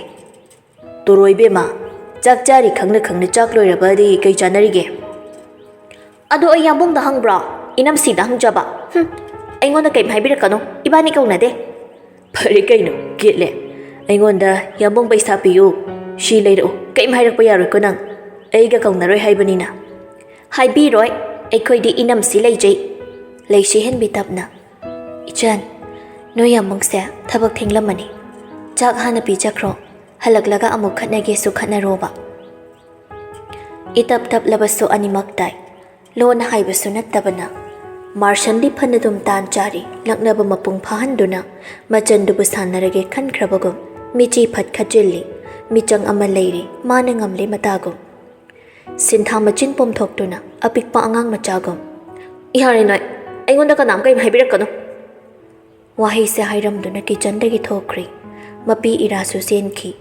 ꯃꯃꯥꯡꯗ ꯃꯕꯨꯡꯒ ꯀꯌꯥ ꯑꯃ ꯈꯠꯅ ꯂꯥꯎꯅꯕ ꯇꯧꯈ꯭ꯔꯕꯁꯨ ꯉꯁꯤꯗꯤ ꯃꯕꯨꯛꯅꯤꯡꯗꯣ ꯏꯅꯨꯡ ꯅꯨꯡꯁꯤꯖꯕꯒꯨꯝ ꯇꯧꯔꯤ ꯃꯥꯔꯁꯟꯗꯤ ꯍꯥꯃꯨ ꯈꯟꯖꯤꯜꯂꯨꯗ ꯆꯥꯛꯇꯣ ꯆꯥꯕ ꯍꯧꯈ꯭ꯔꯤ ꯃꯆꯟꯅ ꯃꯄꯤ ꯏꯔꯥ ꯆꯦꯟꯈꯤꯕꯗꯨꯗꯤ ꯃꯥ ꯇꯁꯦꯡꯅ ꯈꯪꯈꯤꯗ꯭ꯔꯤ ꯂꯩꯁꯤ ꯍꯦꯟꯕꯤꯁꯨ ꯃꯄꯨꯔꯣꯏꯕ ꯆꯠꯂꯝꯗꯥꯏꯗꯨꯗ ꯑꯃꯨꯛ ꯌꯦꯠꯄ ꯊꯣꯛꯑꯅꯤ ꯈꯟꯗꯨꯅ ꯆꯥꯛ ꯆꯥꯕ ꯂꯣꯏꯗ꯭ꯔꯤꯐꯥꯎ ꯀꯤꯆꯟꯗꯨꯗ ꯂꯩꯔꯤ ꯃꯥꯔꯁꯟꯁꯨ ꯆꯥꯐꯝ ꯊꯣꯛꯄ ꯈꯔ ꯆꯥꯔꯒ ꯃꯈꯨꯠ ꯍꯥꯝꯗꯣꯛꯇꯨꯅ ꯂꯩꯁꯦꯟꯕꯤ ꯅꯪ ꯀꯩꯀꯩ ꯑꯩꯉꯣꯟꯗ ꯍꯥꯏꯅꯤꯡꯕ ꯂꯩꯔꯁꯨ ꯀꯣꯜ ꯑꯗꯨꯝ ꯇꯧꯔꯛꯑꯣ ꯆꯠꯂꯨꯈꯤꯒꯦ ꯏꯃꯥꯁꯤ ꯄꯥꯕꯨꯡ ꯏꯆꯟꯒ ꯐꯖꯅ ꯂꯩꯃꯤꯟꯅꯔꯝꯃꯣ ꯍꯌꯥꯝꯕꯣꯡ ꯃꯥꯔꯁꯟꯁꯨ ꯋꯥꯍꯩꯗꯣ ꯍꯥꯏꯔꯝꯗꯨꯅ ꯊꯣꯛꯈ꯭ꯔꯤ ꯁꯤꯟꯊꯥꯒꯤ ꯀꯥꯗꯅꯤ ꯅꯨꯄꯤꯗꯣ ꯉꯁꯤꯗꯤ ꯃꯕꯨꯛꯅꯤꯡ ꯌꯥꯝꯅ ꯀꯥ ꯍꯦꯟꯅ ꯅꯨꯡꯁꯤꯈ꯭ꯔꯤ ꯃꯤꯀꯨꯞꯁꯤꯗ ꯊꯃꯣꯏꯗꯣ ꯆꯔꯥꯡꯅꯩ ꯋꯥꯈꯜꯗꯨꯅ ꯁꯨꯝ ꯈꯟꯖꯤꯜꯂꯛꯄꯗꯨꯗ ꯂꯣꯌꯥꯗ ꯑꯣꯏꯅ ꯐꯣꯟ ꯇꯧꯏ ꯑꯋꯥ ꯅꯨꯡꯉꯥꯏ ꯄꯥꯎꯗꯝꯐꯝꯅꯤ ꯃꯥꯒꯤꯗꯤ ꯂꯣꯌꯥꯁꯨ ꯑꯆꯤꯟꯕ ꯃꯊꯧ ꯀꯌꯥ ꯑꯃ ꯂꯩꯔꯕꯁꯨ ꯅꯨꯄꯤ ꯃꯥꯒꯤꯗꯤ ꯑꯆꯤꯟꯕ ꯍꯥꯏꯕꯗꯣ ꯂꯩꯖꯗ꯭ꯔꯕ ꯃꯤꯁꯛꯅꯤ ꯔꯤꯡꯗꯣ ꯈꯔ ꯆꯠꯄꯒ ꯑꯗꯨꯝ ꯄꯥꯏꯈꯠꯂꯛꯏ ꯇꯥꯕ꯭ꯔꯣ ꯂꯣꯌꯥꯒꯤ ꯃꯈꯣꯜꯗꯨꯗ ꯇꯥꯕꯗ ꯍꯦꯟꯅ ꯃꯕꯨꯛꯅꯤꯡ ꯅꯨꯡꯁꯤꯔꯛꯂꯤ ꯅꯨꯄꯤꯁꯤꯗꯤ ꯏꯇꯞ ꯇꯞꯅ ꯅꯨꯄꯥꯗꯨꯒꯤ ꯄꯥꯎꯈꯨꯝꯗꯨꯃꯗꯤ ꯄꯤ ꯀꯩꯗꯧꯔꯝꯃꯤꯅꯣ ꯅꯪꯕꯣ ꯀꯩꯁꯨ ꯇꯧꯗꯦ ꯈꯣꯟꯖꯦꯜꯗꯨꯅ ꯀꯩꯗꯧꯔꯒꯦ ꯅꯣꯏ ꯑꯃꯨꯛ ꯆꯤꯛꯅꯔꯨꯏꯔꯣ ꯇꯥꯃꯣꯆꯥ ꯍꯥꯎꯅꯦ ꯀꯩꯗꯧꯔꯒꯦ ꯃꯤ ꯈꯣꯟꯖꯦꯜꯒꯁꯤꯕꯣ ꯑꯩ ꯅꯨꯄꯤꯗ ꯀꯅꯥꯅ ꯂꯥꯛꯆꯪ ꯈꯨꯗꯨꯝ ꯑꯩ ꯂꯩꯅ ꯆꯠꯂꯛꯑꯒꯦꯕ ꯅꯪ ꯇꯥꯃꯣꯆꯥꯗ ꯍꯥꯏꯌꯨꯁꯤ ꯁꯤꯟꯊꯥ ꯑꯄꯤꯛꯄ ꯑꯉꯥꯡꯒꯨꯝ ꯄꯦꯔꯤ ꯄꯦꯔꯤ ꯇꯧꯗꯨꯅ ꯑꯩꯅꯀꯣ ꯏꯅꯝꯁꯤꯗ ꯆꯥꯛ ꯂꯣꯏꯔꯕꯣꯅ ꯍꯪꯕ ꯌꯥꯝꯕꯨꯡꯗꯣ ꯅꯥꯀꯟꯗ ꯆꯥꯛꯄꯨꯗꯤ ꯆꯥꯔꯤꯕ ꯑꯗꯨꯏꯁꯨ ꯁꯨꯝ ꯂꯛꯅꯕꯅꯤ ꯑꯗꯨꯗ ꯌꯥꯝꯕꯨꯡꯅ ꯃꯥ ꯆꯥꯛ ꯆꯥꯏꯁꯤ ꯎꯗ꯭ꯔꯥ ꯑꯩꯁꯦ ꯅꯥꯇꯥ ꯊꯤꯕꯗꯒꯤ ꯍꯦꯟꯗꯣꯛꯇꯅ ꯃꯤꯠꯁꯨ ꯐꯣꯟ ꯃꯦꯠꯃꯟꯕꯗꯒꯤ ꯎꯗ꯭ꯔꯕ ꯑꯃ ꯁꯤꯟꯗꯣꯛꯑꯁꯤꯔ ꯍꯥꯏꯔꯤꯕ ꯑꯗꯨꯗ ꯑꯩꯅ ꯌꯥꯝꯕꯨꯡꯗ ꯍꯪꯕ ꯅꯠꯇꯦ ꯏꯅꯝꯁꯤꯗ ꯍꯪꯖꯕꯅꯤ ꯇꯪ ꯍꯥꯏꯖꯕꯅꯤ ꯑꯗꯨꯒ ꯏꯅꯝꯁꯤꯅ ꯌꯥꯝꯕꯨꯡ ꯃꯤꯆꯪ ꯆꯪꯈ꯭ꯔꯤꯕ ꯏꯅꯝꯁꯤ ꯂꯥꯛꯄꯗꯒꯤ ꯌꯥꯝꯕꯨꯡꯁꯤ ꯌꯥꯝ ꯍꯣꯡꯕ ꯃꯥꯜꯂꯤ ꯑꯩ ꯊꯋꯥꯏ ꯌꯥꯝ ꯅꯨꯡꯉꯥꯏꯇꯦ ꯇꯥꯃꯣꯆꯥ ꯁꯤꯟꯊꯥꯒꯤ ꯑꯉꯥꯡ ꯃꯆꯥ ꯀꯥ ꯍꯦꯟꯅ ꯃꯥꯟꯕ ꯃꯇꯧꯗ ꯅꯨꯄꯥꯗꯨ ꯅꯣꯛꯁꯨ ꯅꯣꯛꯅꯤꯡ ꯅꯨꯡꯁꯨ ꯅꯨꯡꯁꯤ ꯅꯣꯛꯂꯨꯔꯒ ꯅꯨꯄꯤꯗꯨ ꯍꯦꯟꯅ ꯃꯊ꯭ꯋꯥꯏ ꯅꯨꯡꯉꯥꯏꯔꯔꯣꯏ ꯈꯟꯗꯨꯅ ꯅꯣꯛꯅꯤꯡꯕꯗꯣ ꯋꯥꯅ ꯈꯪꯖꯤꯜꯂꯒ ꯅꯨꯄꯤꯗꯨꯕꯨ ꯊꯦꯝꯖꯤꯜꯂꯛꯏ ꯑꯉꯧꯕꯤ ꯑꯗꯨꯒꯤꯕꯨ ꯅꯕꯨꯛꯅꯤꯡ ꯅꯨꯡꯁꯤꯔꯒ ꯅꯨꯄꯤ ꯇꯥꯍꯜꯂꯤꯗꯣ ꯄꯥꯝꯃꯨꯗ꯭ꯔꯣ ꯇꯥꯃꯣꯆꯥ ꯋꯥ ꯍꯥꯏꯒꯦꯁꯦ ꯅꯨꯄꯤꯗꯨꯅ ꯈꯨꯝꯂꯛꯇꯕꯗꯨꯗ ꯂꯣꯌꯥ ꯑꯃꯨꯛꯁꯨ ꯍꯟꯖꯤꯟꯅ ꯇꯥꯕ꯭ꯔꯣ ꯁꯤꯟꯊꯣꯏ ꯇꯥꯃꯣꯆꯥꯒꯤ ꯊꯣꯏꯊꯣꯏꯕꯤ ꯇꯥꯃꯣꯆꯥꯅꯦ ꯋꯥ ꯍꯥꯏꯒꯦꯕ ꯅꯪ ꯇꯥꯒꯗ꯭ꯔꯣ ꯍꯧꯖꯤꯛꯇꯗ ꯅꯨꯄꯤꯗꯨꯁꯨ ꯈꯨꯝꯂꯛꯏ ꯇꯥꯅꯤ ꯅꯪꯒ ꯅꯣꯏ ꯌꯥꯝꯕꯨꯡꯒꯗꯤ ꯊꯥꯏꯅꯗꯒꯤ ꯍꯧꯅ ꯎꯅꯕ ꯌꯥꯗꯦ ꯎꯅꯕ ꯈꯨꯗꯤꯡ ꯄꯛꯆꯤꯛꯇ ꯆꯤꯛꯅꯩ ꯑꯗꯨꯒꯤ ꯏꯃꯥꯁꯤꯅ ꯐꯨꯕꯁꯨ ꯌꯥꯎꯏ ꯆꯨꯝꯕ꯭ꯔꯥ ꯅꯨꯄꯤꯗꯨꯁꯨ ꯑꯗꯨꯃꯛ ꯈꯨꯝꯂꯛꯏ ꯆꯨꯝꯃꯦ ꯑꯗꯨꯅꯤ ꯅꯣꯏ ꯏꯅꯝꯁꯤꯅ ꯋꯥ ꯑꯃ ꯍꯥꯏꯕꯗ ꯅꯪꯅ ꯂꯥꯟꯅ ꯂꯧꯕꯗ ꯇꯧꯒꯅꯨ ꯃꯔꯝ ꯃꯣꯛꯄꯅꯤ ꯋꯥꯈꯜꯅ ꯐꯅꯕꯨ ꯈꯜꯂꯗꯤ ꯑꯐꯕ ꯉꯥꯛꯇ ꯑꯣꯏꯕꯅꯤ ꯃꯤꯠꯅ ꯐꯅꯕꯨ ꯌꯦꯡꯕ ꯇꯝꯂꯕ ꯈꯨꯗꯤꯡꯃꯛ ꯐꯖꯕ ꯅꯨꯡꯁꯤꯕꯣꯏꯕꯅꯤ ꯅꯪꯁꯨ ꯌꯨꯝꯗꯨꯒꯤ ꯅꯤꯡꯉꯣꯜꯅꯤ ꯑꯗꯨꯃꯥꯏꯅ ꯇꯧꯗꯅ ꯅꯣꯏ ꯏꯅꯝꯁꯤꯁꯨ ꯆꯞ ꯃꯥꯟꯅꯩ ꯃꯥꯁꯨ ꯌꯨꯝ ꯑꯃꯒꯤ ꯅꯤꯡꯉꯣꯜꯅꯤ ꯑꯗꯨꯒꯤꯁꯨ ꯃꯊꯛꯇ ꯌꯨꯝꯗꯨꯗ ꯅꯧꯅ ꯂꯥꯛꯆꯔꯤꯅꯤ ꯈꯨꯗꯤꯡꯃꯛꯇ ꯏꯀꯣꯏ ꯀꯣꯏꯖꯔꯝꯗꯣꯏꯅꯤ ꯁꯤꯟꯊꯥꯗꯨ ꯇꯨꯃꯤꯟ ꯇꯥꯏ ꯂꯣꯌꯥꯁꯨ ꯑꯐꯕ ꯄꯥꯎꯇꯥꯛ ꯀꯌꯥ ꯑꯃ ꯅꯨꯄꯤꯗꯨꯗ ꯄꯤꯕꯤ ꯌꯨꯝꯒꯤ ꯃꯧ ꯑꯃ ꯂꯥꯛꯄꯗꯒꯤ ꯏꯆꯤꯜ ꯏꯅꯥꯎꯒꯤ ꯃꯔꯤ ꯇꯠꯅꯔꯤ ꯈꯨꯗꯤꯡꯃꯛ ꯃꯥ ꯂꯥꯛꯄꯗꯒꯤ ꯍꯣꯡꯈ꯭ꯔꯦ ꯑꯣꯟꯈ꯭ꯔꯦ ꯍꯥꯏꯕ ꯋꯥꯈꯜꯗꯣ ꯁꯨꯈꯟ ꯈꯟꯒꯅꯨ ꯑꯗꯨ ꯍꯦꯛ ꯈꯜꯂꯤꯈꯩ ꯅꯁꯥꯅ ꯊꯟꯇ ꯃꯤꯀꯨꯞ ꯈꯨꯗꯤꯡ ꯇꯣꯏꯅ ꯑꯣꯜꯂꯛꯀꯅꯤ ꯑꯗꯨꯒꯤ ꯁꯔꯨꯛ ꯍꯧꯖꯤꯛꯇꯤ ꯅꯪꯅ ꯇꯣꯏꯅ ꯃꯃꯥꯡꯗ ꯑꯩꯉꯣꯟꯗ ꯍꯥꯏꯈꯤꯕ ꯑꯩꯒꯤ ꯄꯣꯛꯃꯤꯟꯅꯕ ꯏꯆꯦ ꯑꯃꯇꯪ ꯑꯣꯏꯁꯨ ꯂꯩꯖꯔꯝꯂꯕꯗꯤ ꯅꯨꯡꯉꯥꯏꯅꯤ ꯑꯋꯥ ꯅꯨꯡꯉꯥꯏ ꯇꯥꯅꯐꯝ ꯂꯩꯇꯦꯅ ꯌꯥꯝ ꯋꯥꯕꯗꯣ ꯑꯗꯨꯒꯤ ꯋꯥꯅꯤꯡꯉꯥꯏ ꯑꯣꯏꯗ꯭ꯔꯦ ꯌꯥꯔꯤꯈꯩ ꯅꯣꯏ ꯏꯅꯝꯁꯤꯗ ꯀ꯭ꯂꯣꯁ ꯑꯣꯏꯁꯤꯟꯅꯕ ꯍꯣꯠꯅꯧ ꯃꯥꯕꯨ ꯄꯣꯛꯃꯤꯟꯅꯕ ꯅꯆꯦꯃꯛꯅꯤ ꯈꯜꯂꯣ ꯃꯇꯝꯗꯨꯗ ꯀꯌꯥꯝ ꯅꯨꯡꯉꯥꯏ ꯌꯦꯡꯉꯨꯅꯤ ꯏꯃꯥꯁꯤ ꯄꯥꯕꯨꯡ ꯂꯩꯇ꯭ꯔꯕ ꯃꯇꯝꯗꯗꯤ ꯍꯌꯦꯡ ꯅꯅꯝꯁꯤꯒ ꯅꯣꯏ ꯌꯥꯝꯕꯨꯡꯒꯅ ꯅꯪꯒꯤ ꯏꯃꯥꯁꯤ ꯄꯥꯕꯨꯡ ꯁꯛꯇꯣꯏꯅꯤ ꯁꯤꯟꯊꯥꯗꯨ ꯇꯨꯃꯤꯟ ꯇꯥꯏ ꯂꯣꯌꯥ ꯑꯃꯨꯛꯁꯨ ꯅꯨꯡꯁꯤꯅ ꯑꯩꯒꯤ ꯊꯋꯥꯏꯗꯤ ꯅꯨꯡꯁꯤꯕꯅꯤ ꯇꯥꯃꯣꯆꯥꯅ ꯍꯥꯏꯕꯁꯨ ꯌꯥꯝ ꯏꯟꯕꯅꯤ ꯃꯔꯝꯒ ꯗꯃꯥꯗ ꯃꯣꯛꯄꯅꯤ ꯈꯔ ꯄꯦꯒꯜꯂꯁꯨ ꯑꯀꯥꯏꯕ ꯋꯥꯁꯨ ꯅꯠꯇꯕꯗꯨꯗ ꯍꯦꯟꯖꯤꯟꯅ ꯈꯟꯗꯅ ꯇꯧꯔꯨꯁꯤ ꯑꯗꯨꯏ ꯁꯔꯨꯛꯄꯨꯗꯤꯅꯦ ꯀꯦꯠꯊꯔꯒ ꯂꯣꯏꯁꯤꯜꯂꯝꯃꯨ ꯀꯩꯊꯔꯨꯁꯤ ꯉꯁꯤꯗꯤ ꯁꯤꯟꯊꯥꯁꯨ ꯃꯄꯤꯗꯨ ꯐꯠ ꯐꯠ ꯇꯩꯊꯣꯛꯏ ꯈꯜꯂꯛꯄꯅꯤ ꯂꯣꯌꯥꯒꯤ ꯅꯨꯡꯁꯤꯕ ꯋꯥꯍꯩꯁꯤꯡꯗꯨꯗ ꯆꯨꯝꯃꯤ ꯌꯥꯅꯤꯡꯂꯛꯄꯅꯤ ꯂꯩꯁꯤꯍꯟꯕꯤꯁꯨ ꯌꯨꯝ ꯑꯃꯒꯤ ꯅꯤꯡꯉꯣꯜꯅꯤ ꯅꯤꯡꯊꯤꯅ ꯃꯉꯣꯟꯗ ꯎꯠꯄ ꯅꯨꯡꯁꯤꯕ ꯃꯇꯧꯁꯤꯡꯗꯨ ꯀꯜꯂꯛꯆꯔꯛꯏ ꯃꯥꯁꯨ ꯃꯅꯝꯃꯒ ꯅꯛꯅ ꯌꯥꯔꯤꯕ ꯃꯈꯩ ꯅꯨꯡꯁꯤꯅ ꯂꯣꯏꯅꯒꯦ ꯈꯜꯂꯛꯏ ꯃꯥꯁꯨ ꯅꯣꯡꯃꯗꯤ ꯄꯣꯛꯅꯐꯝ ꯍꯦꯛ ꯄꯣꯛꯄꯗꯒꯤ ꯆꯦꯅ ꯆꯣꯡꯅ ꯃꯅꯤꯡ ꯇꯝꯅ ꯁꯥꯟꯅꯖꯔꯛꯄ ꯄꯟꯊꯧ ꯁꯪꯒꯥꯏꯁꯦ ꯊꯥꯗꯣꯛꯇꯨꯅ ꯑꯇꯣꯞꯄ ꯌꯨꯝꯅꯥꯛ ꯁꯥꯒꯩꯗ ꯄꯨꯟꯁꯤ ꯆꯨꯞꯄꯒꯤ ꯑꯣꯏꯅ ꯇꯤꯟꯈꯤꯒꯅꯤꯀꯣ ꯀꯧꯍꯧꯒꯅꯤ ꯃꯐꯝꯁꯦ ꯏꯄꯥꯝ ꯂꯝꯗꯝ ꯅꯨꯡꯁꯤꯕꯤ ꯂꯩꯒꯦ ꯍꯥꯏꯅ ꯂꯩꯔꯕꯗ ꯅꯤꯡꯉꯣꯜꯅ ꯀꯌꯥꯝ ꯀꯨꯏꯅ ꯌꯨꯝꯁꯤꯗ ꯂꯩꯕ ꯌꯥꯒꯅꯤ ꯂꯩꯃꯤꯟꯅꯔꯤꯉꯩ ꯃꯤꯀꯨꯞ ꯈꯔꯁꯤꯗ ꯍꯔꯥꯎ ꯅꯨꯡꯉꯥꯏꯅ ꯅꯨꯡꯁꯤ ꯆꯥꯟꯅꯅ ꯂꯩꯃꯤꯟꯅꯕꯅ ꯐꯩ ꯍꯥꯏꯅ ꯈꯟꯊꯔꯛꯏ ꯂꯣꯌꯥꯅ ꯂꯥꯏꯅ ꯁꯤꯟꯊꯥꯕꯨ ꯊꯦꯝꯖꯤꯟꯕꯤꯈ꯭ꯔꯦ ꯁꯣꯝꯗꯅ ꯆꯅꯨꯒ ꯊꯣꯏꯍꯟꯕꯤ ꯑꯅꯤꯁꯨ ꯃꯦꯁꯦꯖ ꯊꯥꯅꯩ ꯀꯨꯏꯔꯕꯒꯤ ꯇꯨꯡꯗ ꯆꯅꯨꯅ ꯂꯩꯁꯤꯍꯟꯕꯤꯒꯤ ꯅꯨꯄꯥꯗꯣ ꯐꯕꯗꯤ ꯃꯥꯟꯕ꯭ꯔꯣ ꯀꯃꯥꯏ ꯇꯧꯒꯦ ꯑꯦꯔꯦꯟꯖ ꯃꯦꯔꯦꯖ ꯑꯣꯏꯔꯁꯨ ꯑꯗꯨꯝ ꯐꯕꯗꯤ ꯃꯥꯜꯂꯤꯗ ꯃꯥꯏ ꯃꯅꯥꯎꯄꯤ ꯑꯗꯒꯤ ꯃꯃꯥ ꯃꯄꯥꯅꯁꯨ ꯂꯩꯁꯤꯍꯟꯕꯤꯗꯣ ꯌꯥꯝ ꯂꯨꯅ ꯇꯧꯕ ꯃꯥꯜꯂꯤ ꯃꯥꯗꯤ ꯂꯥꯏꯕꯛ ꯌꯥꯝ ꯐꯩꯅꯦ ꯊꯣꯏꯍꯟꯕꯤꯁꯨ ꯃꯦꯁꯦꯖꯇꯨ ꯎꯕꯗ ꯅꯣꯛꯐꯦꯠ ꯇꯧꯅ ꯇꯥꯏꯄꯤꯡ ꯇꯧꯗꯨꯅ ꯊꯥꯔꯛꯂꯤꯕ ꯃꯦꯁꯦꯖꯇꯨ ꯍꯜꯂꯤ ꯃꯤꯑꯣꯏꯕꯒꯤ ꯂꯥꯏꯕꯛꯁꯦ ꯇꯁꯦꯡꯅ ꯍꯥꯏꯔꯒꯗꯤ ꯀꯅꯥꯝꯇꯅ ꯇꯝꯕ ꯉꯝꯗꯦ ꯂꯩꯁꯥꯔꯤꯉꯩ ꯍꯥꯌꯔ ꯁꯦꯀꯦꯟꯗꯔꯤ ꯇꯝꯂꯤꯉꯩ ꯃꯥꯅ ꯈꯥꯡꯕ ꯑꯋꯥꯕ ꯃꯌꯥꯝꯗꯣ ꯑꯗꯣ ꯍꯧꯖꯤꯛꯇꯤ ꯄꯨꯔꯥ ꯅꯠꯇ꯭ꯔꯁꯨ ꯈꯔ ꯃꯈꯩꯗꯤ ꯐꯈ꯭ꯔꯅꯤ ꯑꯩ ꯈꯪꯉꯤ ꯃꯥꯗꯤ ꯁꯣꯏꯗꯅ ꯃꯌꯥꯝꯗꯒꯤ ꯄꯨꯝꯍꯦꯟ ꯍꯦꯟꯕꯤ ꯑꯣꯏꯅꯤ ꯆꯅꯨꯁꯨ ꯃꯦꯁꯦꯖꯇꯣ ꯄꯥꯔꯤ ꯊꯣꯏꯅ ꯃꯥꯗꯤ ꯅꯨꯄꯤꯗꯨꯗ ꯁꯤꯡꯅꯅꯤꯡꯂꯨꯕ ꯌꯦꯡꯊꯤꯅꯤꯡꯂꯨꯕ ꯂꯩꯇꯕꯅ ꯃꯃꯥꯟꯅꯕꯤꯗꯨꯒꯤ ꯑꯐꯕ ꯄꯥꯎ ꯇꯥꯕꯗ ꯅꯨꯡꯉꯥꯏꯕ ꯐꯥꯎꯖꯩ ꯀꯦꯔꯣꯂꯤꯟꯒ ꯄꯨꯟꯕ ꯃꯇꯝꯗꯅꯤ ꯍꯦꯛ ꯅꯨꯄꯤꯁꯤꯕꯨ ꯐꯠꯇꯅ ꯈꯟꯕ ꯂꯩꯁꯤꯍꯟꯕꯤꯒꯤ ꯋꯥꯗꯨ ꯊꯩꯗꯣꯛꯇꯨꯅ ꯊꯝꯈ꯭ꯔꯒ ꯇꯣꯉꯥꯟꯕ ꯃꯥꯒꯤ ꯑꯣꯏꯕ ꯋꯥꯔꯤ ꯑꯃ ꯑꯣꯏꯅ ꯇꯝꯂꯛꯏ ꯊꯣꯏꯍꯟꯕꯤ ꯑꯩ ꯗꯥꯅꯨꯡꯊꯥꯡꯒ ꯀꯥꯏꯅꯔꯦ ꯊꯣꯏꯍꯟꯕꯤ ꯏꯉꯛꯉꯛꯅ ꯀꯩꯒꯤ ꯑꯗꯨꯃꯥꯏ ꯀꯥꯏꯅꯗꯣꯏꯗꯤ ꯀꯩꯒꯤ ꯃꯤꯅ ꯍꯥꯏꯔꯛꯄꯗ ꯌꯥꯔꯣꯏꯅꯣꯕ ꯅꯪꯕꯣ ꯑꯍꯥꯟꯕꯗꯗꯤ ꯑꯩꯅ ꯗꯥꯇꯣꯝꯊꯤꯟꯗꯣ ꯀꯥꯎꯕ ꯉꯝꯅꯕꯅꯦꯅ ꯌꯥꯔꯨꯕꯅꯤ ꯁꯨꯝ ꯁꯦꯡꯅ ꯍꯥꯏꯔꯗꯤ ꯀꯥꯎꯊꯣꯛꯄ ꯉꯝꯅꯕ ꯃꯇꯝ ꯂꯦꯟꯒꯦ ꯈꯜꯂꯨꯕ ꯑꯗꯨ ꯑꯣꯏꯔꯁꯨ ꯑꯩ ꯃꯥꯏ ꯃꯑꯣꯡꯁꯤꯅ ꯍꯦꯟꯅ ꯀꯣꯛ ꯆꯥꯛꯍꯜꯂꯦ ꯀꯦꯌꯔꯅꯤ ꯍꯥꯏꯔꯁꯨ ꯌꯥꯝ ꯑꯣꯚꯔ ꯆꯠꯄ ꯑꯃ ꯌꯥꯎꯋꯤ ꯑꯩ ꯍꯩꯅꯗꯦ ꯈꯔꯒ ꯍꯩꯅꯗ꯭ꯔꯤꯉꯩꯗꯨꯗ ꯅꯨꯄꯤ ꯈꯨꯗꯤꯡ ꯍꯦꯛ ꯃꯃꯤꯠꯇꯣ ꯂꯩꯀꯥꯏ ꯀꯣꯏ ꯍꯥꯏꯕꯅꯤꯗ ꯊꯣꯏꯍꯟꯕꯤꯁꯨ ꯃꯦꯁꯦꯖꯇꯣ ꯍꯥꯏꯐꯦꯠ ꯄꯥꯔꯤ ꯅꯣꯛꯅꯤꯡꯕꯁꯨ ꯄꯣꯛꯏ ꯆꯅꯨꯒꯤ ꯈꯜꯂꯒ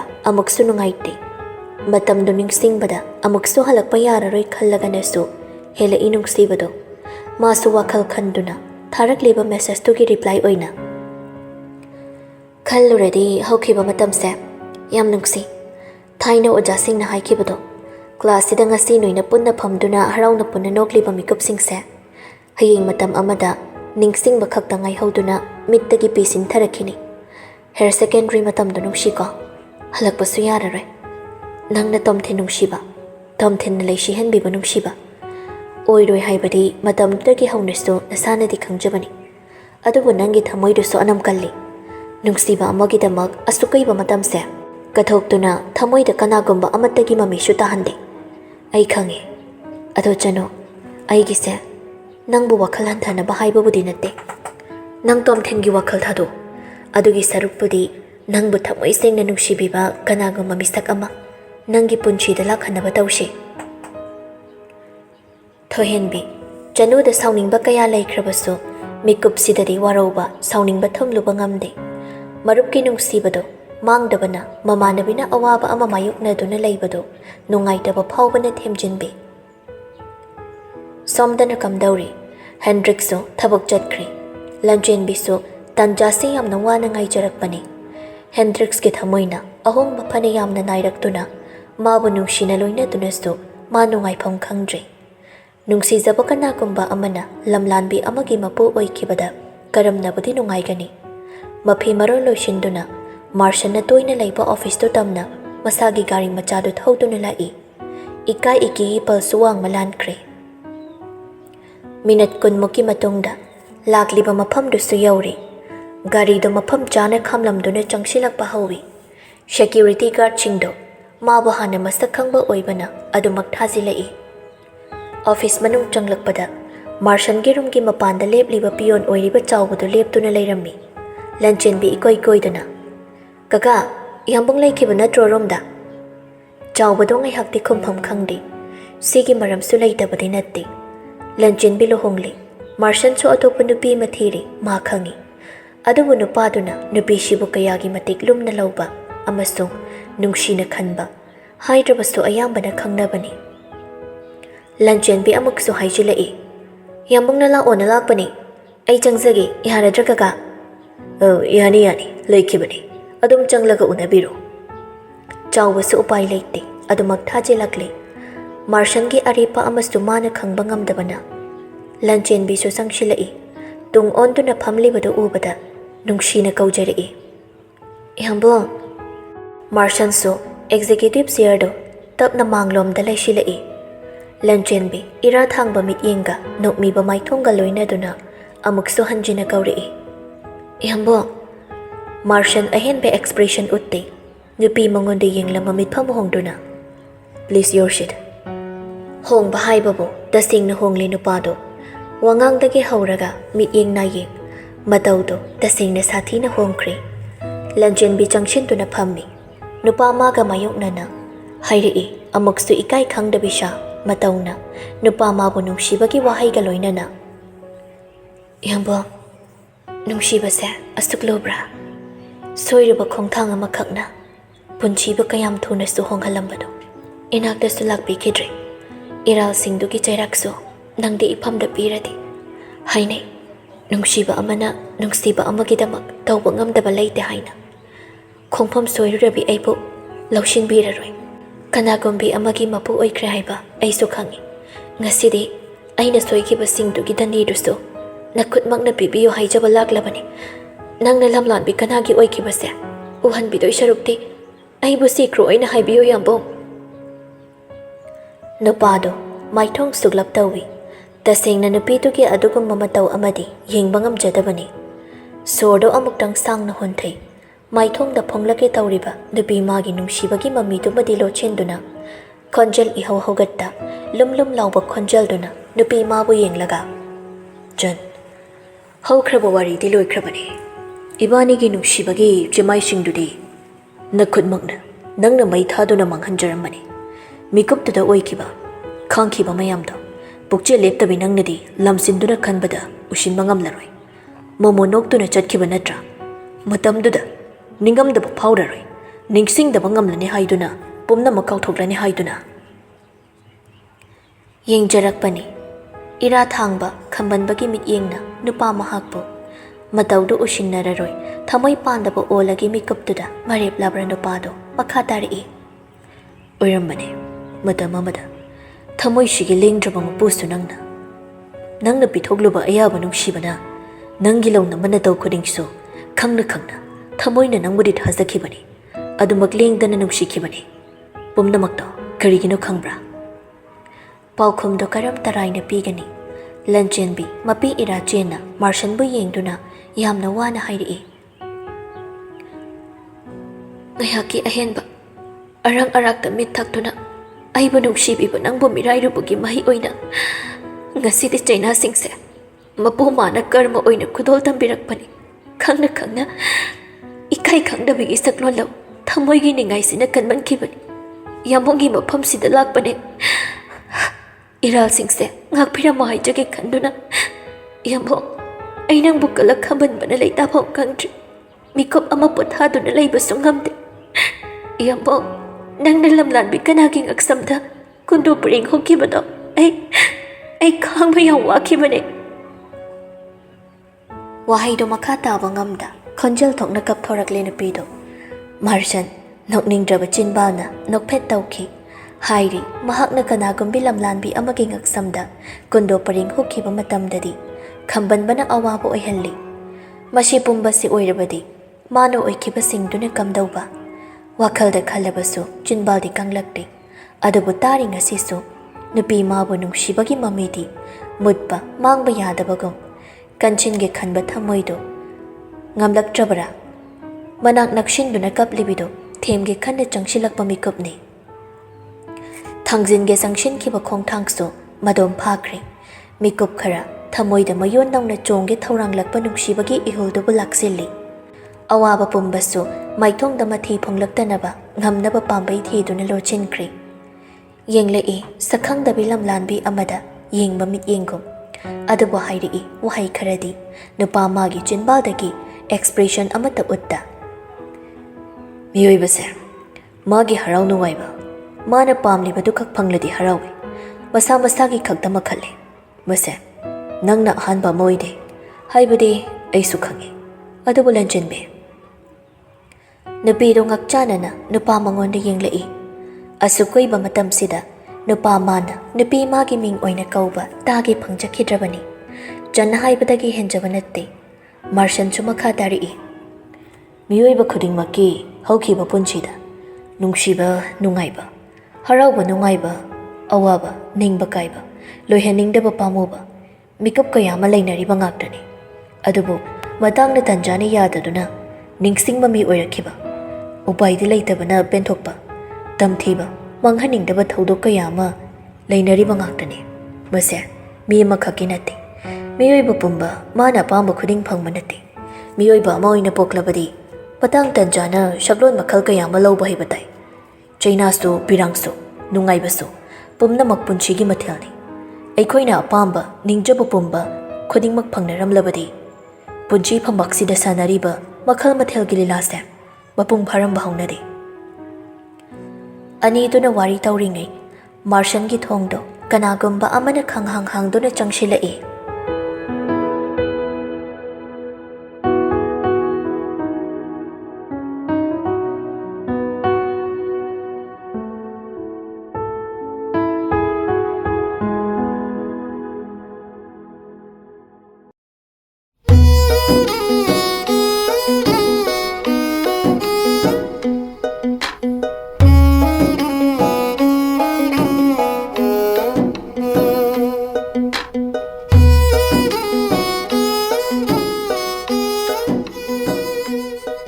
loyaga sintagasu kha pochangbamgi likla leima leikolda laktuna phaminei loyana aina haibado wakhal tawko nangna nungaitaba phana leirasu wa ngangdabi nangi phetpha hana lawbido tawgano adugi sarupudine inamsi imasi babung yambung aina nungaitrise sini pamtrise sini do adum sengna hayu nangna tumin leishiladi kanana khangdoino mi shutina bayaroi maramukpani tamuchagi nungsibidi phatte khangba thabakti tapna tapna semdok tawni gyan tabro sinthadu ike ke sinei nupa siga leiba mikup khuding mahapangnung tanungai charangnaba leita phang khanglamdaba chamamnaba kayama leidunasu nupa siga tanaraga nupa sigi wahai tajaraga khudingmak aphaba lambida lamjingbibagum phawi hoiba tamucha ai gyan taiba shum nauna inam sido lakpagi pungning inung nungsiba daw tawbaneba loya sunok minok mi dawduna sinthagi makokta nungsina nanthabi khangde tungi poloina laibakta karibu tamlamgani haibadi adubu mikupsigi oinadi awaba wakhal amatagi mami sutade sabi sanau anisi panthongi nungaiba manglangi ipakta punna tawthaminari ꯁꯣꯝꯗꯅ ꯀꯝꯗꯧꯔꯤ? ꯄꯤꯌꯣꯟ ꯑꯣꯏꯔꯤꯕ ꯆꯥꯎꯕꯅ ꯂꯩꯃꯗ ꯄꯥꯎ ꯇꯝꯈꯤꯕꯅ ꯃꯈꯣꯏ ꯑꯅꯤꯁꯨ ꯊꯕꯛ ꯑꯃ ꯆꯠꯂꯨꯕꯒꯤ ꯃꯆꯥꯅꯨꯄꯥꯒꯤ ꯑꯣꯐꯤꯁꯀꯤ ꯑꯅꯛꯄꯗ ꯂꯩꯈꯤꯕꯅ ꯊꯨꯅ ꯌꯧꯔꯛꯈꯤꯕꯅꯤ꯫ ꯅꯤꯡꯊꯦꯝꯗꯤ ꯆꯪꯂꯛꯇꯦ, ꯒꯥꯔꯤ ꯃꯅꯨꯡꯗ ꯂꯩꯍꯧꯏ꯫ ꯃꯆꯥꯅꯨꯄꯥꯒꯤ ꯃꯑꯣꯡꯁꯤ ꯃꯥ ꯀꯌꯥ ꯌꯥꯅꯤꯡꯕ ꯑꯣꯏꯗꯦ꯫ ꯂꯟꯆꯦꯟꯕꯤꯒꯤ ꯃꯁꯛꯁꯨ ꯃꯥ ꯁꯦꯡꯅ ꯎꯅꯤꯡꯕ ꯄꯣꯛꯇꯦ꯫ ꯉꯥꯁꯤꯜꯂꯝꯕ ꯊꯣꯡꯗꯨꯅ ꯁꯥꯐꯨ ꯑꯃꯗ ꯍꯥꯡꯗꯣꯔꯛꯄꯗꯣ ꯅꯨꯄꯥ ꯅꯨꯄꯤ ꯑꯅꯤꯃꯛ ꯊꯣꯡꯂꯣꯝꯗ ꯃꯤꯠꯐꯝ ꯊꯝꯂꯝꯕꯅꯤ꯫ ꯂꯩꯃ ꯑꯣꯏꯔꯝꯕꯗ ꯃꯥꯔꯁꯟ ꯍꯥꯟꯅ ꯇꯥꯍꯥꯅ ꯃꯃꯥꯒꯤ ꯃꯅꯥꯛꯇ ꯆꯪꯁꯤꯜꯂꯛꯏ꯫ ꯏꯃꯥꯁꯦ, ꯂꯩꯃ ꯁꯥꯎꯅꯤꯡꯕꯒꯤ ꯃꯌꯥꯏꯅ ꯃꯆꯥꯒꯤ ꯄꯥꯎꯈꯨꯝ ꯄꯤꯗ ꯅꯨꯄꯤꯗꯨꯒꯤ ꯅꯥꯛꯇ ꯆꯪꯁꯤꯟꯒꯦ ꯍꯣꯠꯅꯩ꯫ ꯃꯥꯔꯁꯟ ꯃꯃꯥꯒꯤ ꯂꯝꯕꯤꯕꯨ ꯊꯠꯇꯨꯅ, ꯏꯃꯥꯁꯦ, ꯀꯣꯟꯅ ꯌꯨꯝꯗ ꯏꯪꯅ ꯋꯥꯔꯤ ꯁꯥꯁꯤ, ꯍꯜꯂꯣꯕ꯫ ꯂꯩꯃ ꯃꯆꯥꯗ ꯏ ꯀꯥꯔꯕ ꯁꯥꯎꯅꯤꯡꯕꯒꯤ ꯃꯤꯠꯌꯦꯡꯅ ꯌꯦꯡꯂꯛꯏ꯫ ꯃꯤꯠꯌꯦꯡꯗꯨꯒ ꯃꯤꯠꯆꯥꯅꯕ ꯉꯝꯗ꯭ꯔꯕꯁꯨ ꯃꯃꯥꯏ ꯂꯨꯛꯊ ꯂꯦꯞꯂꯕꯁꯨ ꯂꯝꯕꯤꯗꯨꯗꯤ ꯊꯥꯗꯣꯛꯇꯦ꯫ ꯂꯩꯃ ꯃꯆꯥꯒꯤ ꯃꯇꯧꯗ ꯄꯦꯟꯗ꯭ꯔꯗꯨꯅ, ꯅꯪ ꯍꯧꯖꯤꯛꯁꯨ ꯅꯨꯄꯤꯁꯦ ꯀꯥꯎꯕ ꯉꯝꯗ꯭ꯔꯤ ꯅꯠꯇ꯭ꯔꯥ? ꯃꯥꯕꯨ ꯅꯨꯡꯁꯤꯔꯦ ꯍꯥꯏꯕ ꯅꯠꯇ꯭ꯔꯥ? ꯃꯤꯌꯥꯝꯃꯥꯡꯗ ꯅꯪꯕꯨ ꯆꯣꯞꯄ ꯏꯀꯥꯏꯕ ꯅꯪꯍꯟꯕꯇ ꯅꯠꯇꯅ ꯊꯥ ꯀꯌꯥꯅꯣ ꯅꯪꯅ ꯆꯥꯐꯝ ꯊꯛꯐꯝ ꯈꯪꯗꯅ ꯑꯉꯥꯎꯕ ꯑꯃꯒꯨꯝ ꯂꯩꯈꯤꯕ? ꯃꯇꯝꯗꯨꯗ ꯀꯌꯥ ꯋꯥꯅ ꯅꯄꯥꯒ ꯑꯩꯒꯅ ꯍꯣꯠꯅꯕ, ꯃꯗꯨ ꯄꯨꯝꯕꯗꯨ ꯅꯪꯒꯤ ꯃꯐꯝꯗꯗꯤ ꯃꯃꯜ ꯂꯩꯇꯦ꯫ ꯀꯔꯤꯁꯨ ꯊꯣꯛꯅꯗꯕꯤ ꯂꯝꯂꯥꯟꯕꯤ ꯃꯥꯅ ꯍꯧꯖꯤꯛꯁꯨ ꯅꯃꯥ ꯅꯄꯥ ꯑꯩꯈꯣꯏꯗꯒꯤ ꯍꯦꯜꯂꯤ꯫ ꯃꯇꯧꯁꯤꯅ ꯇꯥꯛꯂꯤꯕ꯭ꯔꯥ? ꯃꯥꯔꯁꯟ ꯈꯨꯝꯗꯦ, ꯇꯨꯃꯤꯟ ꯑꯗꯨꯃꯛ ꯂꯩ꯫ ꯃꯤꯀꯨꯞꯇꯨꯗ ꯄꯤꯅꯕ ꯃꯥꯒꯤ ꯃꯆꯤꯟꯗꯒꯤ ꯄꯥꯎꯈꯨꯝ ꯑꯃ ꯐꯥꯎꯕ ꯊꯣꯛꯂꯛꯎ ꯌꯥꯈꯤꯗ꯭ꯔꯦ꯫ ꯂꯩꯃ ꯃꯈꯥ ꯇꯥꯔꯛꯏ, ꯏꯃꯥꯅ ꯏꯆꯥꯒꯤ ꯈꯖꯤꯛꯇ ꯑꯣꯏꯔꯕꯁꯨ ꯁꯥꯐꯒꯗ꯭ꯔꯥ ꯈꯟꯗꯨꯅ ꯁꯤꯜꯂꯨꯕꯁꯤꯡꯁꯦ ꯅꯪꯒꯤ ꯅꯐꯝꯗꯗꯤ ꯃꯃꯜ ꯈꯖꯤꯛꯇ ꯐꯥꯎꯕ ꯂꯩꯔꯝꯗ꯭ꯔꯤ꯫ ꯌꯨꯝꯗ ꯂꯩꯍꯧꯔꯤꯕ ꯏꯃꯧꯗꯨꯅ ꯈꯪꯈ꯭ꯔꯒ ꯑꯩꯈꯣꯏꯕꯨ ꯀꯔꯤ ꯑꯣꯏꯅ ꯎꯈꯤꯅꯤ? ꯀꯩꯁꯨ ꯈꯪꯖꯗ꯭ꯔꯕ ꯑꯉꯥꯡꯗꯨꯒꯤ ꯄꯨꯟꯁꯤꯕꯨꯁꯨ ꯑꯩꯈꯣꯏꯅ ꯃꯥꯡꯍꯟꯕꯒ ꯆꯞ ꯃꯥꯟꯅꯔꯦ꯫ ꯑꯗꯨꯕꯨ ꯏꯃꯥꯁꯤꯅ ꯀꯔꯤ ꯍꯥꯏꯕ ꯉꯝꯒꯅꯤ? ꯅꯄꯥꯡꯒꯟ ꯁꯔꯦ ꯐꯥꯔꯦ꯫ ꯑꯩꯈꯣꯏ ꯌꯥꯎꯗ꯭ꯔꯕꯁꯨ ꯍꯤꯡꯕ ꯉꯝꯃꯅꯤ ꯈꯟꯗꯨꯅ ꯊꯥꯡꯖꯤꯜꯂꯤꯕ ꯈꯣꯡꯊꯥꯡꯅꯤ꯫ ꯁꯤꯡꯅꯕꯒꯤ ꯑꯩ ꯑꯃꯗꯤ ꯅꯄꯥꯕꯨꯡꯅ ꯃꯤꯌꯥꯝꯃꯥꯡꯗ ꯏꯀꯥꯏ ꯐꯤꯔꯨꯞ ꯈꯨꯝꯗꯨꯅ ꯈꯥꯡꯕ ꯉꯝꯗ ꯁꯤꯈꯤꯕ ꯃꯤꯀꯨꯞꯇꯨꯅ ꯂꯥꯛꯂꯕꯁꯨ ꯅꯪ ꯑꯩꯈꯣꯏꯒꯤꯗꯃꯛ ꯂꯩ ꯃꯅꯥ ꯑꯃ ꯐꯥꯎꯕ ꯀꯜꯂꯛꯄ ꯌꯥꯔꯣꯏ꯫ ꯏꯃꯥ ꯏꯆꯥꯒꯤ ꯃꯔꯤꯁꯨ ꯉꯁꯤꯅ ꯂꯣꯏꯔꯕꯅꯤ꯫ ꯅꯪꯒꯤ ꯑꯄꯥꯝꯕ ꯄꯨꯟꯁꯤꯗꯨꯗ ꯅꯅꯤꯡꯇꯝꯅ ꯍꯤꯡꯉꯨ, ꯑꯌꯦꯠꯄꯁꯨ ꯄꯤꯔꯔꯣꯏ꯫ ꯋꯥꯍꯩꯁꯦ ꯍꯥꯏꯔꯝꯗꯨꯅ ꯐꯤꯖꯤꯅ ꯇꯥꯔꯛꯂꯤꯕ ꯃꯄꯤꯗꯨ ꯇꯩꯊꯣꯛꯇꯨꯅ ꯀꯥꯗꯨꯗꯒꯤ ꯃꯈꯥ ꯇꯥꯔꯝꯗ ꯊꯣꯛꯈ꯭ꯔꯦ꯫ ꯃꯥꯔꯁꯟꯁꯨ ꯇꯧꯐꯝ ꯈꯪꯗ ꯃꯃꯥꯕꯨ ꯇꯥꯟꯅꯗꯨꯅ ꯈꯥꯝꯂꯨꯕꯁꯨ ꯉꯝꯂꯨꯗ ꯑꯁꯥꯕ ꯃꯤꯇꯝ ꯑꯃꯒꯨꯝ ꯇꯨꯃꯤꯟ ꯂꯦꯞꯇꯨꯅ ꯂꯩꯍꯧꯔꯦ꯫ ꯂꯟꯆꯦꯟꯕꯤ ꯍꯧꯖꯤꯛ ꯈꯛꯇꯗ ꯅꯨꯄꯥ ꯃꯥꯒꯤ ꯃꯅꯥꯛ ꯆꯪꯁꯤꯜꯂꯛꯏ꯫ ꯏꯌꯥꯝꯕꯣꯡ꯫ ꯃꯥꯔꯁꯟ ꯃꯃꯥꯏꯗꯣ ꯑꯃꯨꯛꯈꯛ ꯃꯈꯨꯠ ꯑꯅꯤ ꯆꯪꯗꯨꯅ ꯅꯥꯟꯊꯣꯛꯏ꯫ ꯂꯟꯆꯦꯟꯕꯤ ꯅꯤꯡꯉꯝꯗꯕ ꯃꯤꯠꯌꯦꯡꯅ ꯅꯨꯄꯥ ꯃꯥꯕꯨ ꯌꯦꯡꯗꯨꯅ, ꯏꯌꯥꯝꯕꯣꯡꯒꯤ ꯄꯨꯟꯁꯤꯁꯦ ꯑꯩꯅ ꯑꯁꯤ ꯌꯧꯅ ꯋꯥꯍꯜꯂꯕ ꯑꯣꯏꯔꯦꯀꯣ? ꯃꯥꯔꯁꯟ ꯂꯟꯆꯦꯟꯕꯤꯕꯨ ꯌꯦꯡꯂꯛꯏ ꯃꯨꯟꯅ꯫ ꯃꯤꯀꯨꯞꯁꯤꯗ ꯂꯥꯜꯂꯤꯕꯁꯤ ꯀꯅꯥꯅꯣ? ꯅꯨꯄꯤ ꯃꯥꯕꯨ ꯊꯃꯣꯏ ꯁꯦꯡꯅ ꯅꯨꯡꯁꯤꯖꯕꯒꯤꯗꯃꯛꯇꯤ ꯑꯐ ꯐꯠꯇ ꯈꯨꯗꯤꯡ ꯃꯥꯌꯣꯛꯅꯖꯒꯦ ꯈꯟꯅ ꯃꯤꯀꯨꯞ ꯈꯨꯗꯤꯡ ꯂꯦꯞꯂꯨꯕ ꯊꯃꯣꯏ ꯃꯥꯒꯤ ꯃꯔꯥꯜꯕꯨ ꯑꯣꯏꯔꯤꯕ꯭ꯔꯥ? ꯅꯠꯇ꯭ꯔꯒ ꯄꯨꯛꯆꯦꯜ ꯂꯦꯞꯄ ꯉꯝꯗꯕꯤ ꯅꯨꯡꯁꯤꯕꯕꯨ ꯀꯩꯁꯨ ꯂꯩꯇ ꯈꯟꯗꯨꯅ ꯃꯤꯀꯨꯞ ꯈꯨꯗꯤꯡ ꯏꯁꯤꯡꯅ ꯃꯆꯨ ꯑꯣꯟꯕꯒꯨꯝ ꯍꯥꯞꯂꯨꯕ ꯄꯥꯇ꯭ꯔꯗꯨꯒꯤ ꯁꯛꯂꯣꯟ ꯂꯧꯕꯒꯨꯝ ꯊꯃꯣꯏ ꯀꯌꯥꯕꯨ ꯁꯥꯟꯅꯔꯤꯕꯤ ꯅꯨꯄꯤꯁꯤꯔꯥ? ꯂꯨꯝꯊꯔꯤ ꯋꯥꯈꯜꯗꯣ ꯃꯥꯔꯁꯟ ꯇꯁꯦꯡꯅ ꯂꯣꯠꯁꯤꯟꯕꯁꯨ ꯉꯝꯂꯨꯗ꯭ꯔꯦ꯫ ꯃꯥꯏꯊꯣꯡꯗꯨꯗ ꯏꯁꯦꯡ ꯁꯦꯡꯅ ꯇꯥꯔꯤ꯫ ꯂꯦꯡꯅꯤꯡꯗ꯭ꯔꯕ ꯆꯤꯟꯕꯥꯜꯗꯣ ꯂꯦꯡꯗꯨꯅ ꯄꯦꯟꯊꯣꯛꯄ ꯋꯥꯍꯩꯔꯥ, ꯅꯨꯡꯁꯤꯕ ꯋꯥꯍꯩꯔꯥ, ꯅꯛꯁꯤꯜꯂꯛꯈꯣ ꯍꯥꯏꯔꯤꯕ꯭ꯔꯥ, ꯂꯥꯞꯊꯣꯛꯈ꯭ꯔꯣ ꯇꯥꯛꯂꯤꯕ꯭ꯔꯥ?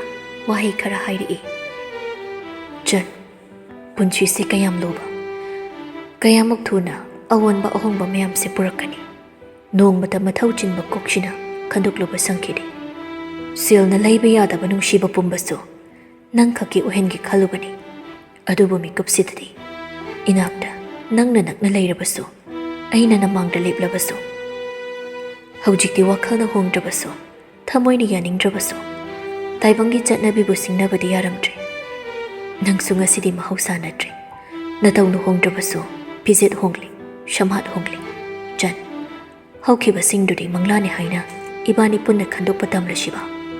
ꯄꯨꯟꯁꯤ ꯇꯥꯡꯀꯛ ꯑꯃꯒꯤ ꯈꯨꯗꯣꯡꯊꯤꯕ ꯊꯧꯗꯣꯛ ꯑꯃꯅꯦ ꯍꯥꯏꯅ ꯄꯨꯟꯅ ꯈꯟꯗꯣꯛꯃꯤꯟꯅꯔꯁꯤ꯫ ꯃꯥꯔꯁꯟ ꯁꯣꯔꯗꯣ ꯑꯃꯨꯛꯇꯪ ꯁꯥꯡꯅ ꯍꯣꯟꯗꯣꯛꯇꯨꯅ, ꯅꯪꯒꯤ ꯄꯤꯔꯥꯡꯁꯨ ꯇꯩꯊꯣꯛꯅꯤꯡꯉꯤ꯫ ꯅꯪꯅ ꯏꯃꯥꯡꯗ ꯑꯋꯥꯕ ꯁꯛꯐꯝꯒ ꯂꯣꯏꯅꯗꯨꯅ ꯂꯦꯞꯂꯔꯕꯗ ꯋꯥꯈꯜꯁꯦ ꯐꯥꯖꯤꯟꯗꯨꯅ ꯏꯍꯨꯜꯁꯤꯕꯨ ꯅꯝꯊꯗꯨꯅ hꯟꯅ ꯌꯦꯡꯂꯔꯣꯏ ꯈꯜꯂꯕꯁꯨ ꯊꯃꯣꯏꯁꯤꯅ ꯂꯝꯍꯦꯟꯕ ꯑꯣꯟꯗꯨꯅ ꯃꯤꯠꯁꯤꯅꯗꯤ ꯅꯪꯒꯤ ꯃꯥꯏꯀꯩꯕꯨ ꯍꯟꯅ ꯌꯦꯡꯅꯤꯡꯉꯤ ꯆꯟ ꯅꯪꯒꯤ ꯋꯥꯕ ꯑꯩ ꯌꯦꯡꯕ ꯉꯝꯗꯦ ꯅꯪꯒꯤ ꯄꯤꯔꯪ ꯁꯤꯟꯊꯔꯛꯀꯗꯕꯒꯤ ꯃꯍꯨꯠ ꯊꯋꯥꯏ ꯊꯥꯒꯤ ꯈꯟꯕ ꯑꯩꯅꯤ ꯂꯟꯆꯦꯟꯕꯤ ꯃꯥꯔꯁꯟꯒꯤ ꯃꯈꯥ ꯇꯥꯕ ꯋꯥꯍꯩꯁꯤꯡꯗꯣ ꯇꯨꯃꯤꯟ ꯇꯥꯗꯨꯅ ꯂꯩꯊꯣꯛꯄꯒꯤ ꯄꯥꯡꯒꯜ ꯌꯥꯎꯗ꯭ꯔꯕꯒꯨꯝ ꯅꯨꯄꯥꯗꯨꯕꯨ ꯆꯦꯠꯅ ꯀꯣꯟꯗꯨꯅ ꯀꯞꯊꯣꯔꯛꯂꯤ ꯃꯥꯔꯁꯟ ꯅꯨꯄꯤꯁꯤꯕꯨ ꯏꯟꯊꯣꯛꯄꯁꯨ ꯉꯝꯗ ꯀꯣꯟꯁꯤꯟꯕꯁꯨ ꯉꯝꯗ ꯃꯥꯁꯨ ꯃꯄꯤ ꯑꯣꯏꯅ ꯇꯞꯅ ꯁꯤꯟꯊꯔꯛꯂꯤ ꯌꯥꯝꯕꯣ ꯑꯩ ꯅꯪꯒ ꯄꯨꯟꯁꯤ ꯆꯨꯞꯄ ꯂꯥꯞꯊꯣꯛꯅꯕ ꯀꯥꯏꯅꯕ ꯀꯤꯖꯩꯌꯦ ꯑꯩ ꯂꯥꯜꯂꯦ ꯌꯥꯝꯕꯣ ꯏꯕꯥꯅꯤ ꯀꯥꯏꯗꯅꯣꯝ ꯆꯠꯈ꯭ꯔꯁꯤ ꯑꯩ ꯅꯪꯒ ꯂꯥꯞꯅꯕ ꯀꯥꯏꯅꯕ ꯉꯝꯃꯣꯏꯌꯦ ꯑꯩ ꯋꯥꯔꯦ ꯆꯣꯛꯊꯔꯦ ꯌꯥꯝꯕꯣ ꯑꯩꯕꯨ ꯍꯤꯡꯍꯟꯕꯤꯌꯣ ꯅꯨꯄꯤꯗꯨ ꯏꯟꯊꯣꯛꯇꯨꯅ ꯃꯅꯥꯛ ꯆꯪꯁꯤꯜꯂꯛꯀꯅꯨ ꯍꯥꯏꯅ ꯍꯥꯏꯔꯨꯕꯁꯨ ꯉꯝꯂꯨꯗ ꯌꯨꯝꯗ ꯀꯩꯁꯨ ꯈꯪꯖꯗ ꯃꯥꯅ ꯊꯕꯛ ꯆꯠꯊꯣꯛꯂꯝꯗꯥꯏꯗ ꯆꯥꯕ ꯅꯪꯅꯕ ꯄꯥꯝꯖꯕ ꯃꯊꯦꯜꯁꯨ ꯍꯔꯥꯎꯅ ലാꯡꯗꯨꯅ ꯃꯄꯨꯔꯣꯏꯕ ꯆꯠꯄ ꯅꯪꯅꯕ ꯇꯧꯖꯈꯤꯕꯁꯤꯡꯗꯨꯁꯨ ꯈꯜꯂꯛꯇꯕ ꯅꯠꯇꯦ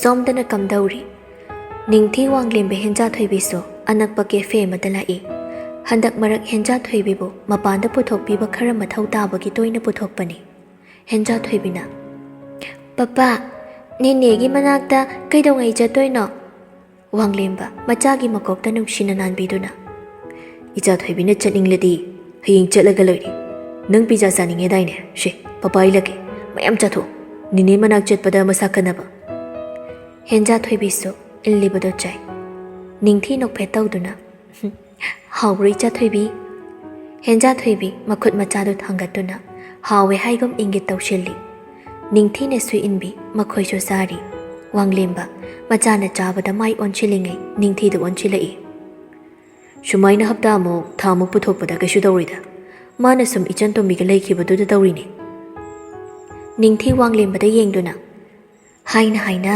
ꯏꯆꯥꯊꯣꯏꯕꯤꯒꯤꯗꯤ ꯈꯔ ꯐꯈ꯭ꯔꯦ ꯏꯃꯥꯒꯤ ꯃꯁꯥꯁꯦ ꯅꯣꯡꯃ ꯅꯣꯡꯃꯒꯤ ꯑꯩꯗꯤ ꯌꯦꯡꯕ ꯉꯝꯗ꯭ꯔꯦ ꯋꯥꯡꯂꯦꯝꯕ ꯅꯤꯡꯊꯤꯗ ꯌꯦꯡꯗꯨꯅ ꯑꯌꯥꯝꯕ ꯏꯃꯥꯒꯤ ꯃꯁꯥ ꯁꯣꯟꯖꯤꯜꯂꯤꯁꯦ ꯏꯆꯟ ꯇꯣꯝꯕꯤꯒꯤ ꯋꯥꯈꯜꯗꯅꯤ ꯑꯩꯁꯨ ꯀꯩꯗꯧꯗꯣꯏꯅꯣ ꯋꯥꯈꯜ ꯑꯃ ꯏꯊꯣꯛ ꯊꯣꯛꯆꯤꯜꯂꯛꯇ꯭ꯔꯦ ꯅꯣꯡ ꯅꯤꯅꯤꯗꯤ ꯌꯦꯡꯕ ꯇꯥꯕꯅꯤ ꯐꯠꯇ ꯐꯠꯇ꯭ꯔꯒ ꯀꯩꯅꯣ ꯈꯟꯅꯕ ꯍꯥꯏꯕꯗꯨꯅꯤ ꯅꯤꯡꯊꯤꯁꯨ ꯃꯄꯨꯔꯣꯏꯕꯅ ꯍꯧꯖꯤꯛ ꯁꯥꯔꯤꯕ ꯀꯣꯛꯇꯣ ꯈꯪꯕꯅ ꯑꯍꯦꯟꯕ ꯋꯥꯗꯤ ꯀꯥ ꯍꯦꯟꯅ ꯍꯥꯏꯖꯤꯜꯂꯨꯗ꯭ꯔꯦ ꯂꯣꯌꯥꯁꯨ ꯁꯤꯟꯊꯥꯕꯨ ꯅꯨꯃꯤꯗꯥꯡ ꯋꯥꯏꯔꯝ ꯇꯥꯁꯤꯜꯂꯛꯇꯣꯏ ꯇꯧꯕꯗꯨꯗ ꯃꯌꯨꯝꯗ ꯊꯤꯟꯕꯤꯔꯛꯏ ꯗꯥꯏꯔꯦꯛ ꯃꯌꯨꯝꯗꯕꯨꯗꯤ ꯊꯧꯖꯤꯟꯗꯦ ꯃꯌꯨꯝꯒꯤ ꯒꯦꯠ ꯌꯧꯗꯧꯕ ꯀꯣꯟꯊꯣꯡ 2-3 ꯋꯥꯠꯂꯤꯉꯩ ꯒꯨꯜꯃꯣꯍꯔ ꯄꯔꯦꯡ ꯍꯧꯔꯤꯕꯗꯨꯗ ꯈꯥꯝꯃꯤ ꯂꯣꯌꯥ ꯀꯨꯝꯊꯗꯨꯅ ꯊꯣꯡꯗꯣ ꯍꯥꯡꯂꯒ ꯅꯨꯄꯤꯗꯨꯕꯨ ꯀꯨꯝꯊꯍꯜꯂꯕ ꯇꯨꯡꯗ ꯁꯤꯟꯊꯥꯅ ꯆꯥꯅꯤꯡꯕꯁꯤꯡ ꯂꯩꯕꯒꯤ ꯍꯥꯞꯈꯤꯕ ꯆꯦꯔꯪꯈꯥꯎꯁꯤꯡꯗꯨ ꯄꯤꯗꯨꯅ ꯁꯦ ꯅꯨꯃꯤꯠꯁꯨ ꯇꯥꯔꯛꯇꯧꯔꯦ ꯌꯨꯝꯗ ꯐꯖꯅ ꯆꯪꯉꯣ ꯅꯪꯅ ꯒꯦꯠ ꯂꯥꯟꯁꯤꯟꯗ꯭ꯔꯤ ꯐꯥꯎ ꯑꯩ ꯁꯤꯗ ꯂꯦꯞꯀꯦ ꯁꯤꯟꯊꯥꯁꯨ ꯊꯦꯡꯖꯤꯜꯂꯛꯄꯗꯨꯗ ꯍꯣꯏ ꯍꯥꯏꯔꯝꯂꯒ ꯆꯠꯄ ꯍꯧꯈ꯭ꯔꯦ ꯂꯣꯌꯥꯁꯨ ꯁꯤꯟꯊꯥꯅ ꯒꯦꯠ ꯌꯧꯈꯤꯕꯒ ꯒꯥꯔꯤ ꯀꯥꯗꯨꯅ ꯊꯧꯅꯕ ꯁꯦꯝ ꯁꯥꯔꯤ ꯁꯤꯟꯊꯥꯅ ꯒꯦꯠ ꯂꯥꯟꯁꯤꯜꯂꯛꯄꯗ ꯂꯩꯁꯤ ꯍꯦꯟꯕꯤ ꯂꯥꯏꯗꯨꯛ ꯊꯥꯟꯗꯨꯅ ꯂꯩꯔꯝꯃꯤ ꯁꯤꯟꯊꯥ ꯃꯔꯩꯗꯨ ꯆꯤꯛꯂꯒ ꯋꯥꯈꯜꯗ ꯈꯜꯂꯤ ꯑꯁ ꯏꯅꯝꯁꯤꯅ ꯊꯕꯛ ꯂꯣꯏ ꯇꯧꯔꯝꯃꯅꯤꯅꯦ ꯉꯁꯤꯗꯤ ꯑꯩꯈꯣꯏ ꯆꯤꯛꯂꯥꯎꯕꯤꯒꯤ ꯏꯁꯧ ꯇꯥꯕ ꯁꯣꯏꯗ꯭ꯔꯦꯗꯅ ꯑꯩ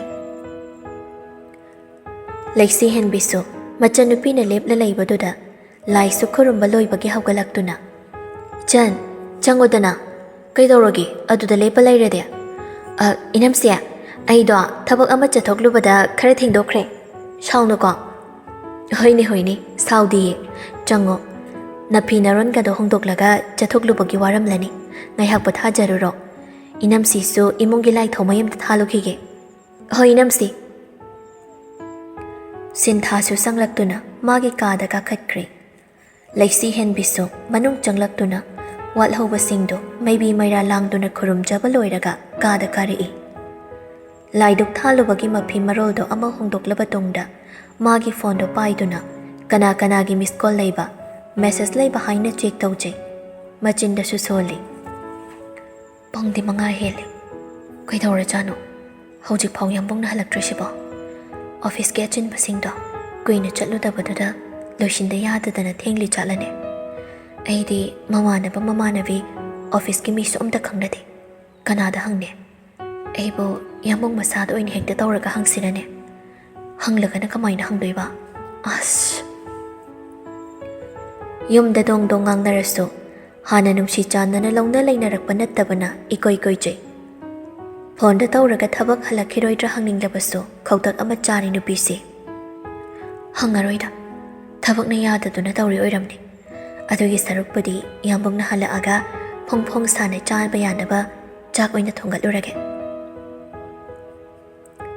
ꯋꯥꯈꯜꯁꯦ ꯈꯟꯗꯨꯅ ꯐꯣꯟꯗꯨ ꯃꯣꯟ ꯃꯈꯥꯗ ꯏꯟꯁꯤꯟꯗꯨꯅ ꯊꯝꯂꯝꯂꯒ ꯃꯈꯥꯗ ꯀꯨꯝꯊꯔꯛꯏ꯫ ꯃꯥꯅ ꯀꯨꯝꯂꯛꯄꯗ ꯂꯩꯃꯗꯣ ꯍꯥꯟꯅꯅ ꯆꯥꯛꯈꯨꯝꯗ ꯂꯩꯔꯝꯂꯦ꯫ ꯏꯃꯥꯁꯦ, ꯑꯩꯗꯣ ꯂꯥꯏꯗꯨꯛ ꯊꯥꯕꯒꯤ ꯐꯤꯔꯣꯟꯗ ꯑꯃ ꯍꯣꯡꯗꯣꯛꯂꯨꯕꯅꯤ꯫ ꯀꯩ ꯊꯣꯡꯁꯦ ꯍꯥꯏꯅꯣ? ꯅꯃꯧ ꯇꯧꯖꯔꯛꯑꯒꯦ꯫ ꯂꯩꯃ ꯗꯥꯏꯅꯤꯡ ꯆꯤꯌꯔꯗꯨꯗ ꯑꯗꯨꯃꯛ ꯐꯝꯅ ꯐꯝꯅ ꯆꯐꯨ ꯃꯍꯤꯕꯨꯗꯤ ꯔꯥꯏꯁ ꯀꯨꯀꯔꯗ ꯊꯥꯡꯒꯠꯈ꯭ꯔꯕꯅꯤ꯫ ꯑꯩꯈꯣꯏꯒꯤ ꯉꯔꯥꯡ ꯉꯥ ꯑꯇꯥꯎꯕꯗꯣ ꯀꯌꯥꯝ ꯂꯩꯔꯦ? ꯉꯥ ꯑꯇꯥꯎꯕꯗꯤ ꯈꯔ ꯑꯗꯨꯝ ꯂꯩꯔꯝꯈꯤꯅꯤ ꯏꯃꯥꯁꯦ꯫ ꯑꯗꯨꯗꯤꯅꯦ, ꯏꯃꯥꯅ ꯈꯣꯛꯂꯤꯕ ꯍꯋꯥꯏ ꯊꯔꯥꯛꯁꯤꯒ ꯑꯂꯨ ꯑꯅꯤꯃꯨꯛꯀ ꯈꯥꯃꯦꯟ ꯑꯁꯤꯟꯕ ꯈꯔꯒ ꯉꯥ ꯑꯇꯥꯎꯕꯗꯨꯒ ꯊꯥꯎ ꯉꯧꯔꯒ ꯊꯣꯡꯖꯤꯜꯂꯨ꯫ ꯏꯔꯣꯟꯅꯕ ꯃꯆꯜ ꯈꯔꯒ ꯑꯩ ꯁꯦꯝꯕꯤꯔꯛꯑꯒꯦ꯫ ꯆꯝꯐꯨꯠ ꯑꯃꯒ ꯌꯥꯎꯍꯜꯂꯨ꯫ ꯍꯣꯏ ꯏꯃꯥꯁꯦ꯫ ꯂꯩꯁꯤ ꯍꯦꯟꯕꯤꯁꯨ ꯂꯩꯃꯅ ꯍꯥꯏꯔꯤꯕꯁꯤꯡꯗꯣ ꯁꯠ ꯁꯠ ꯇꯧꯅꯕ ꯍꯣꯠꯅꯩ꯫ ꯁꯤꯟꯊꯥꯁꯨ ꯀꯣꯜ ꯄꯥꯏꯅ ꯄꯥꯏꯅ ꯀꯨꯝꯊꯔꯛꯏ꯫ ꯏꯅꯝꯁꯦ, ꯌꯥꯝꯕꯨꯡ ꯐꯣꯟ ꯇꯧꯔꯛꯑꯦ꯫ ꯂꯩꯁꯤ ꯍꯦꯟꯕꯤꯁꯨ ꯂꯩꯃ ꯂꯩꯕꯗꯨꯗ ꯃꯄꯨꯔꯣꯏꯕꯅ ꯇꯧꯔꯛꯄ ꯑꯣꯏꯔꯁꯨ ꯈꯤꯇꯪ ꯏꯀꯥꯏꯒꯨꯝ ꯇꯧꯏ꯫ ꯁꯤꯟꯊꯥꯁꯨ ꯃꯅꯝꯃꯗ ꯐꯣꯟꯗꯨ ꯄꯤ꯫ ꯃꯥꯔꯁꯟꯅ ꯐꯣꯟꯗꯒꯤ, ꯇꯥꯕ꯭ꯔꯣ ꯂꯩꯁꯤ ꯍꯦꯟꯕꯤ? ꯀꯩ ꯍꯥꯏꯒꯦ ꯌꯥꯝꯕꯨꯡ? ꯅꯪ ꯐꯣꯟꯗꯨ ꯀꯥꯏ ꯊꯝꯒꯦ?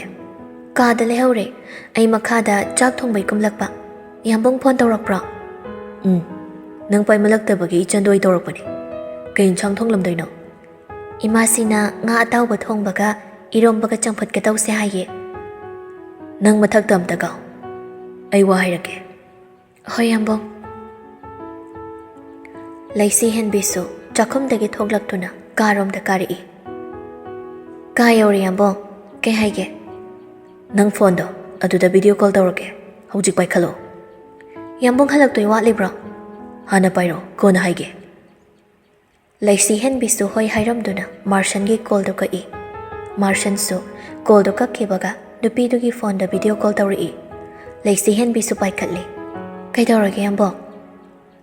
ꯃꯧꯅꯦ ꯇꯥꯛꯅ ꯊꯤꯜꯂꯤꯕ ꯇꯦꯟꯇꯛꯄ ꯆꯟꯗꯜ, ꯊꯕꯛ ꯇꯧꯔꯨꯕꯒꯤ ꯈꯖꯤꯛꯁꯨ ꯋꯥꯕ ꯃꯥꯟꯕ ꯅꯨꯄꯤꯗꯨꯒꯤ ꯁꯛꯇꯝꯗꯣ ꯅꯨꯡꯁꯤꯅ ꯄꯥꯝꯃꯨꯅ ꯌꯦꯡꯖꯩ꯫ ꯑꯕꯦꯝꯃ꯫ ꯅꯨꯄꯤꯗꯨꯁꯨ ꯅꯨꯄꯥꯗꯨꯗ ꯇꯔꯨ ꯇꯔꯨꯕ ꯃꯃꯤꯠ ꯑꯅꯤꯗꯨꯅ ꯌꯦꯡꯖꯔꯛꯏ꯫ ꯑꯁꯨꯛ ꯄꯥꯝꯃꯨꯕꯤ, ꯑꯁꯨꯛ ꯅꯨꯡꯁꯤꯕꯤ ꯅꯪꯁꯦ ꯂꯥꯞꯅ ꯊꯝꯅꯤꯡꯂꯛꯇ꯭ꯔꯤ꯫ ꯍꯌꯦꯡꯗꯩ ꯑꯣꯐꯤꯁ ꯆꯠꯄꯗ ꯑꯩꯒꯤ ꯄꯣꯀꯦꯠꯁꯤꯗ ꯍꯥꯞꯂ ꯍꯥꯞꯂ ꯆꯠꯂꯅꯤ꯫ ꯅꯨꯄꯤꯗꯣ ꯅꯨꯄꯥꯗꯨꯒꯤ ꯅꯍꯥꯟꯈꯩꯒ ꯃꯥꯟꯅꯗꯕ ꯃꯇꯧꯗꯨꯗ ꯏꯪꯉꯪꯉꯛꯏ꯫ ꯗꯤꯅꯔ ꯆꯥꯕ ꯆꯠꯂꯨꯁꯦ꯫ ꯂꯣꯏꯁꯤꯜꯂꯒ ꯅꯪꯒꯤ ꯍꯕꯤꯁꯦ ꯂꯥꯛꯄ ꯉꯥꯏꯔꯝꯃꯣ꯫ ꯂꯩꯁꯤ ꯍꯦꯟꯕꯤ ꯅꯨꯄꯥꯗꯨ ꯅꯣꯔꯃꯦꯜ ꯑꯣꯏꯗꯦ, ꯍꯤꯗꯥꯛ ꯉꯥꯎꯔꯤ ꯈꯪꯕꯅ꯫ ꯌꯥꯝꯕꯨꯡ, ꯄꯨꯡꯁꯨ ꯊꯦꯡꯉꯤ, ꯍꯜꯂꯛꯅꯕ ꯇꯧꯕꯤꯔꯣ꯫ ꯑꯩ ꯆꯥꯛ ꯏꯁꯤꯡ ꯊꯣꯡꯕ ꯂꯣꯏꯔꯒ ꯌꯥꯝꯕꯨꯡ ꯍꯜꯂꯛꯄ ꯉꯥꯏꯖꯔꯝꯒꯦ꯫ ꯃꯥꯔꯁꯟ ꯃꯁꯥꯗꯨ ꯇꯤꯡꯈꯠꯂꯛꯂꯒ, ꯀꯣꯐꯤ ꯗꯦꯠ ꯆꯠꯂꯨꯁꯦ ꯍꯥꯏꯔꯣ? ꯅꯨꯄꯤꯗꯨ ꯀꯔꯤꯅꯨꯡꯒꯤ ꯐꯣꯟ ꯄꯥꯏꯔꯨꯕꯅ ꯍꯦꯛ ꯌꯧꯏ꯫ ꯁꯠ ꯀꯛꯎꯕꯁꯨ ꯌꯥꯗꯒꯨꯝ ꯑꯣꯟꯊꯣꯛꯅ ꯋꯥꯅ ꯈꯥꯡꯂꯤ꯫ ꯃꯥꯔꯁꯟꯗꯤ ꯃꯣꯟꯗꯥ ꯑꯃꯗ, ꯔꯦꯗ ꯁ꯭ꯋꯤꯠ ꯇꯧꯔꯒ ꯅꯪ ꯌꯥꯝꯕꯨꯡꯁꯦ ꯍꯜꯂꯛꯄ ꯉꯥꯏꯔꯝꯃꯣꯀꯣ꯫ ꯋꯥꯍꯩꯗꯣ ꯍꯥꯏꯔꯝꯗꯨꯅ ꯐꯣꯟꯗꯣ ꯃꯥꯅ ꯑꯣꯏꯅ ꯀꯛꯈ꯭ꯔꯦ꯫ ꯂꯩꯁꯤ ꯍꯦꯟꯕꯤ ꯋꯥꯈꯜꯗ ꯈꯜꯍꯧꯏ꯫ ꯀꯔꯤ ꯅꯤꯁꯥꯅꯣ ꯅꯨꯃꯤꯗꯥꯡ ꯋꯥꯏꯔꯝꯁꯤꯗ ꯈꯥꯏꯔꯛꯏꯁꯤꯅ? ꯑꯁ, ꯑꯣꯐꯤꯁ ꯆꯠꯄ ꯈꯨꯗꯤꯡ, ꯃꯤ ꯄꯨꯟꯕ ꯈꯨꯗꯤꯡ ꯑꯁꯨꯃꯥꯏꯅ ꯑꯗꯨꯝ ꯍꯤꯗꯥꯛ ꯊꯛꯆꯥꯠꯂꯣ? ꯑꯩꯗꯤ ꯑꯣꯟꯊꯣꯛ ꯍꯩꯅꯔꯣꯏꯗꯧꯔꯤꯗ꯫ ꯋꯥꯍꯩꯁꯦ ꯃꯆꯤꯟꯗ ꯁꯣꯟꯅ ꯁꯣꯟꯅ ꯋꯥꯈꯜ ꯀꯌꯥ ꯑꯃ ꯈꯜꯂꯤ꯫ ꯊꯥꯏꯅꯗꯩ ꯍꯧꯅ ꯃꯥ ꯌꯨ ꯊꯛꯄ ꯅꯨꯄꯥꯁꯤꯡꯁꯦ ꯍꯩꯅꯗꯦ꯫ ꯑꯗꯨꯕꯨ ꯈ꯭ꯋꯥꯏꯗꯒꯤ ꯌꯥꯅꯤꯡꯗꯕ, ꯄꯥꯝꯖꯗꯕ ꯂꯤꯆꯠꯁꯤ ꯃꯄꯨꯔꯣꯏꯕꯃꯛꯅ ꯇꯧꯔꯛꯄꯁꯤꯗ ꯃꯥ ꯏꯅꯨꯡ ꯅꯨꯡꯉꯥꯏꯖꯗꯦ꯫ ꯍꯥꯟꯅꯗꯒꯤ ꯍꯧꯅ ꯈꯪꯅ ꯆꯥꯟꯅ ꯇꯧꯔꯒ ꯋꯥ ꯉꯥꯡꯅꯕꯗ ꯀꯣꯏꯅꯗꯕꯗꯨꯁꯨ ꯑꯣꯏꯗꯕꯅ ꯍꯦꯟꯅ ꯃꯊꯥ ꯁꯥꯕꯅꯤ꯫ ꯆꯥꯛꯈꯨꯝꯗꯁꯨ ꯃꯃꯥ ꯃꯆꯥ ꯑꯅꯤꯗꯨ ꯋꯥꯔꯤ ꯇꯧꯏ꯫ ꯁꯤꯟꯊꯥꯅ, ꯌꯥꯝꯕꯨꯡꯅ ꯏꯅꯝꯁꯤꯗ ꯑꯃꯨꯛ ꯀꯩꯀꯩ ꯍꯥꯏꯕꯤꯔꯤꯖꯥꯠꯅꯣ? ꯌꯨꯁꯨ ꯊꯛꯄ ꯃꯥꯜꯂꯤ꯫ ꯒ꯭ꯌꯥꯟ ꯌꯥꯝ ꯇꯥꯖꯗꯦꯗ, ꯑꯉꯥꯡꯁꯨ ꯅꯠꯇꯦ꯫ ꯉꯁꯤ ꯃꯥꯒꯤ ꯑꯣꯐꯤꯁꯇ ꯅꯨꯄꯤꯗꯣ ꯂꯥꯛꯑꯝꯕꯅꯤ꯫ ꯃꯥ ꯏꯆꯥꯅꯤ ꯍꯥꯏꯗꯨꯅ ꯉꯁꯤꯗꯒꯤ ꯑꯩꯅ ꯍꯟꯅ ꯌꯦꯡꯕꯒꯤ ꯋꯥ ꯂꯩꯇ꯭ꯔꯕꯅꯤ꯫ ꯉꯥꯎꯒꯦꯔ ꯇꯥꯒꯦꯔ, ꯅꯤꯁꯥ ꯆꯥꯒꯦꯔ, ꯁꯤꯒꯦꯔ ꯆꯪꯒꯦꯔ ꯃꯅꯤꯡ ꯇꯧꯁꯅꯨ꯫ ꯃꯃꯥ ꯃꯄꯥꯅ ꯍꯥꯏꯔꯤ ꯉꯥꯡꯉꯤ ꯍꯥꯏꯕꯒꯤꯁꯨ ꯈꯤꯇ ꯐꯥꯎꯅ ꯆꯨꯡꯗꯕ ꯑꯁꯨꯛ ꯐꯠꯇꯕ ꯃꯆꯥ꯫ ꯁꯤꯟꯊꯥꯗꯨ ꯁꯥꯎꯅꯤꯡꯅ, ꯀꯩꯒꯤ ꯃꯥꯗꯤ ꯑꯩꯈꯣꯏ ꯌꯥꯝꯕꯨꯡꯒꯤ ꯑꯣꯐꯤꯁꯇ ꯂꯥꯛꯏꯕ? ꯏꯃꯨꯡꯁꯦ ꯏꯀꯥꯏ ꯐꯤꯔꯨꯞ ꯅꯪꯒꯗꯕ ꯁꯝꯅꯥꯗ ꯂꯤꯠꯍꯧꯕꯅꯤ꯫ ꯑꯍꯦꯟꯕ ꯃꯧꯋꯥꯗꯨꯅ ꯀꯥꯎꯊꯣꯛꯄꯤꯔꯛꯑꯖꯥꯠꯂꯣ? ꯌꯥꯝꯕꯨꯡꯗ ꯑꯃꯨꯛ ꯃꯣꯏꯊꯦꯝ ꯂꯥꯝ ꯊꯥꯛꯄ ꯂꯥꯛꯄ ꯁꯣꯏꯗꯅ ꯑꯣꯏꯔꯝꯒꯅꯤ꯫ Masamda, Kudangira Haitelaga, Miyamang the Congoin and Bayadabro. I am painted. Adugam Ikai Kandabanupi. I already Nahana Torian bra, who Jabra Matawarga sees a cranny. Lame to Pendana. Nabung Yarudana, Nebiduna Mapum to the Lapongam Bahunedi. Beyond Jaubanesu, Nabung la o Hairakpani Haidana. Ikai Kanga Biduna Haidamihai. Aina Jangduna, Shingit Urbasu, Imangsid Nabungduna Tatliribani. Equina Migi Mamangna, Jopi Ikai Banamba. Mini Itakta, Machawarakpangam de Haina, Atiba Kondat Habado, Oiramal, Mane Yam Pam the Tajaning Libasima, Magi Pamba Dawson. Laimadi Wangang Nangangna, Mapi Tari, Pizi to Nanan Toklaka to Minley. Makata was Sungang Bangamda, Sintasu, Mamagi Mananganda, Nanduna. Yam Sukanjinga no Imase. Yambungso, Ado Hangna Wakal Kan Bangam the Baminate. Magiso, Manunda, Mana to Mina Kanba, Wakalamasoy than a Liramgani. Yambung na Kaidaununda, Imung Stigi Maikuna Batabak Tauri. Lanchen Bido. I coined to minchum lation basida, Yara ni Matagum, Usitawidaba. Kodimak Manangam ni Kanba, Napala Maloinari. Napaldo, Aina Soitana to Decani. Haujik I koi cup to Naleka the Banati. Lak Badangari be inams in the Dakraganungai Bahunadi. She warisha to Osi. Lacy hen become Lakpati Koirabani. Mama Machagi wari duda, Ayet po oirani kan, Mapandu the Tumin Labani. Aniduso, Makoyanigi warida, Pukning Lupsin Kibana. Lacy hen binatagin Kibado Uhaudabani. Sintarak de Pirangso, Awabastuloina bo Ode. Tamoy to the Jaina Madudi, Supau Kidabra, Haibadudi, Tamoy Mapu Oiriba, Mashatana Kanglani.